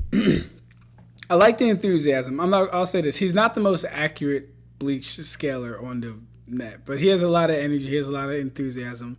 I can appreciate what he's bringing to the table. At will, because he wasn't already busted enough as is. He can attack people in the future, and he can make attacks land even when they are intercepted. Now, here's my thing. I love Bleach, and I do love, you know, the characters, especially Aizen. Aizen is without a doubt my favorite character in all of Bleach, and probably many others as well. My point being is that how the fuck is this man going to be under hypnosis in a different infinite timeline, negating everything I just said, but it's still relevant? Because I have to be fair. Like, I don't understand. I mean, luckily Wongling doesn't have anything like that, but still, it doesn't make any sense to how Yhwach was affected by Aizen's Kyoku Suigetsu or whatever. I don't know how to say that, but it doesn't make any sense. He was affected by Aizen's mind manipulation, which is wild. Oh yeah, he can passively rewrite the future too, so where he will no longer be dead. He does have telekinesis. As a good example is when he was fighting Ichibe, and he blew up his torso. Yhwach has the ability to completely absorb others and take their powers, like Mimihagi, an intangible entity made of Black Reishi and the Soul King. Now, again, I don't understand why he was immune to Ichibe's conceptual power of nullification, but that's pretty important to say. Plus, Orihime's powers had no effect on damage caused by Yhwach. Nice. Pretty much the Stern Rider abilities in the Almighty just like hard carries Yhwach. So let me recap this shit real quickly. He can use all the Stern Rider's abilities, going from the explosions to like the Visionary to the Almighty to the antithesis. And with that being said,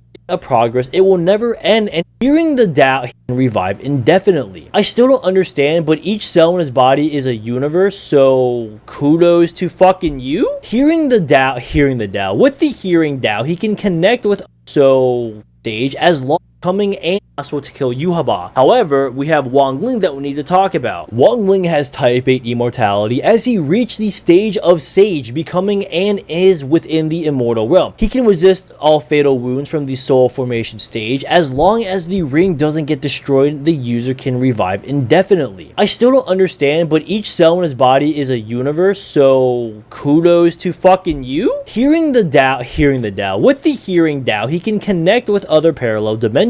It's further stated that at the rate of progress, it will never end, and he doesn't have any limits. As he grows older, his development will also faster develop. Wang Ling has no past or future. Even if his soul is destroyed, another him will take its place. With the Great Void spell, he becomes immaterial and, or in other words, non-corporal. He can passively listen to people's inner voices, speaking using only your mind, and control things using it. Thanks to his invincible body, Wang Ling will rebound any oppressive force back at the other person twice as hard. No matter the material, everything he touches breaks into pieces. He can instantly master anything that he sees. He can nullify other people's powers effortlessly. Oh yeah, I forgot to mention that due to his incredibly high spiritual nature, or spiritual energy, those attacks that doesn't come close or comparable to him will be reflected back. This ability can be activated by having the mere intention of touching him. He reversed the entire timeline, capable of cutting space in half with a single slash of his Jinkai, and he created a parallel universe. Reversing the timeline did not affect him, and Jinkai still retained their original members and law of time. Upon Sung Rong's death, he resets the entire universe 10,000 times, altering outcomes by changing causes in the past, including his.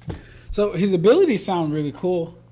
Just no offense to the creator. I don't think I can take everything he's saying as like, you know, gospel, just because he did get a lot of, well, he got a few Bleach things wrong, but his abilities, Wang Ling's abilities sound cool enough. Past while standing outside of space-time during these resets. Froggy also stated that it doesn't matter how space and time gets altered, he has no way of beating him, and he can exist in a non-existent place. With the great discernment, he erased all of Terracotta's minions, which were attacking them, including the soul of their faction. Basically, long story short, it's just existence erasure. Cultivators can create small worlds, while Wang Ling can create or destroy something equal to the Palace of Mirrors, which holds the souls of the entire universe. The series is said to have the ability to turn time and space upside down. He can open spatial temporal channels with his strength. He can use one of the 3,000 great spells to move space itself. He can even tear space apart if he so wished. If he's angered, it will spill out into other universes, breaking a dimensional wall of the current one. Furthermore, he can get rid of spatial traps that would suck a person into another.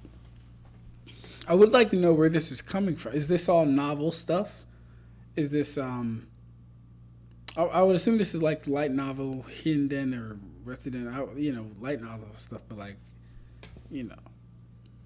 Independent space. Just his steps alone can create countless rifts into space to destroy an independent space, which is more stable than the normal one. And also he uses these rifts to shape and attack with them. With the power that he has, he can tear through multiple spatial layers to travel through. Wang Ling can create a layered space similar to an other world of the current one and not let the attacks affect reality. Wang Ling can manipulate the laws of heaven and earth from the soul formation stage. With the Fate Tao, he can deploy strength from whatever parallel world he wants. Even if his soul is destroyed, another will take its place, as I said before.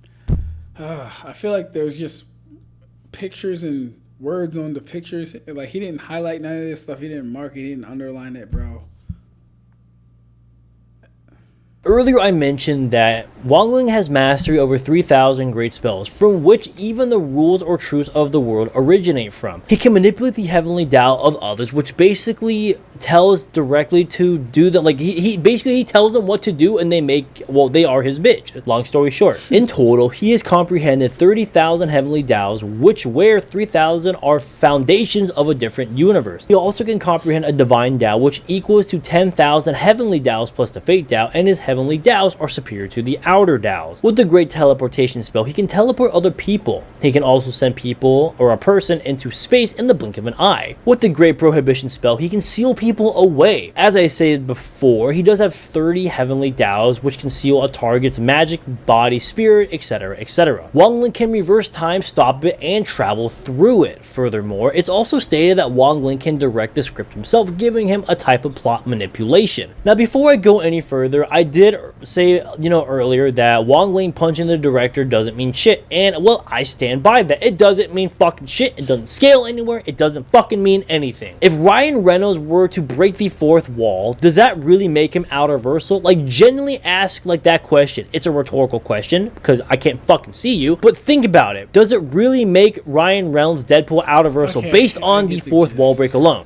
Law's entire winning condition relies on the ability to see and rewrite the future or the timelines, the infinite timelines. However, everything that I have here, Wangling is said to have no past future, as I explicitly said earlier, meaning he stands outside of time and space during the resets of the timelines, giving him a causality. Logic. I thought he said that Wangling exists. I thought he said that a Wangling would always exist in the past and future, so one could take his place or something like that. Dictates you cannot rewrite the future of a character who does not exist within a timeline you are viewing. Furthermore, Wangling's ability to passively rebound force twice as hard, and his control over the 3,000 great spells which govern the rules of the world, I feel like, well, now that I think about it, I was thinking that maybe those could actually have some effect on Yuhaba, but no, those still exist. No, Yuhaba would adapt to that. But it really just, it puts me at a level, or I guess an understanding, the fact that Wangling having a causality existing outside of timelines gives him the advantage over Yuhaba. Now, with that being said, if that is the case, does that mean that Aizen's Kyokusuigetsu actually works on a level of a causality to exist beyond timelines? It's a pretty interesting theory. Think about it. Because, like, how else do you explain it? Even talking about the Visionary, right? Or even the Almighty to rewrite every timeline. Actually, timelines, get rid of timelines. That doesn't even matter anymore because we've already established that. The Visionary might be, like, the only genuine thing that Yuhaba would actually have in order to counter everything Wangling does. But even then, I'm, like, 90% sure that Wangling has existence erasure resistance. I just can't find out where, but I'm, like, 90% sure he does. But I can't see it. Like, I hate saying it, but yeah, I mean, the Almighty is Yuhaba's trump card. Like, Wangling bypasses it. The ability to control infinite timelines is absurd, and he actually does solo like a lot of characters, but just not Wangling. I know there's always been debates about, whether or not who wins against, with these two, but I have to give it to Wangling. I have to. And with that being said, any character with a causality actually does beat the Almighty, or I guess Yuhaba. I don't know. I love Bleach. I really do, but it's my job. Okay. That was cool. That was very interesting. Wangling sounds like a... That was cool. That was very interesting. Wangling sounds like a very interesting character. I don't know what manga he's from, though. A lot of his things were either from a movie, a show, or a novel. I'd like to see a manga for this stuff, but that's very interesting. All right. My eyes are hurting. I have to eat, and I gotta go to bed because I have church. So you goofy goobers, take it easy. Hopefully I'll see you guys tomorrow. I enjoyed this. Robert, thank you for sharing that video. Karibo, thank you for staying with us. Karma, thank you for staying with us. Kino, thank you for staying with us. Ig, thank you for staying with us. Matrix, thank you for staying with us. Who else is here? Strangle, of course, thank you for staying with us. Anyone who is here that I did not name because you haven't commented, thank you for staying with us. I appreciate you guys. Have a good rest of the night. Yeah. Oh, wait. Oh, and we went for 4 hours? Let's go. We went for 4 hours, guys. Shout out to y'all. Shout out to us. W Scream. Have a good weekend. Hopefully I can see you guys tomorrow. We'll get back into Noodles versus Swag. We'll do one more episode of that and probably get into it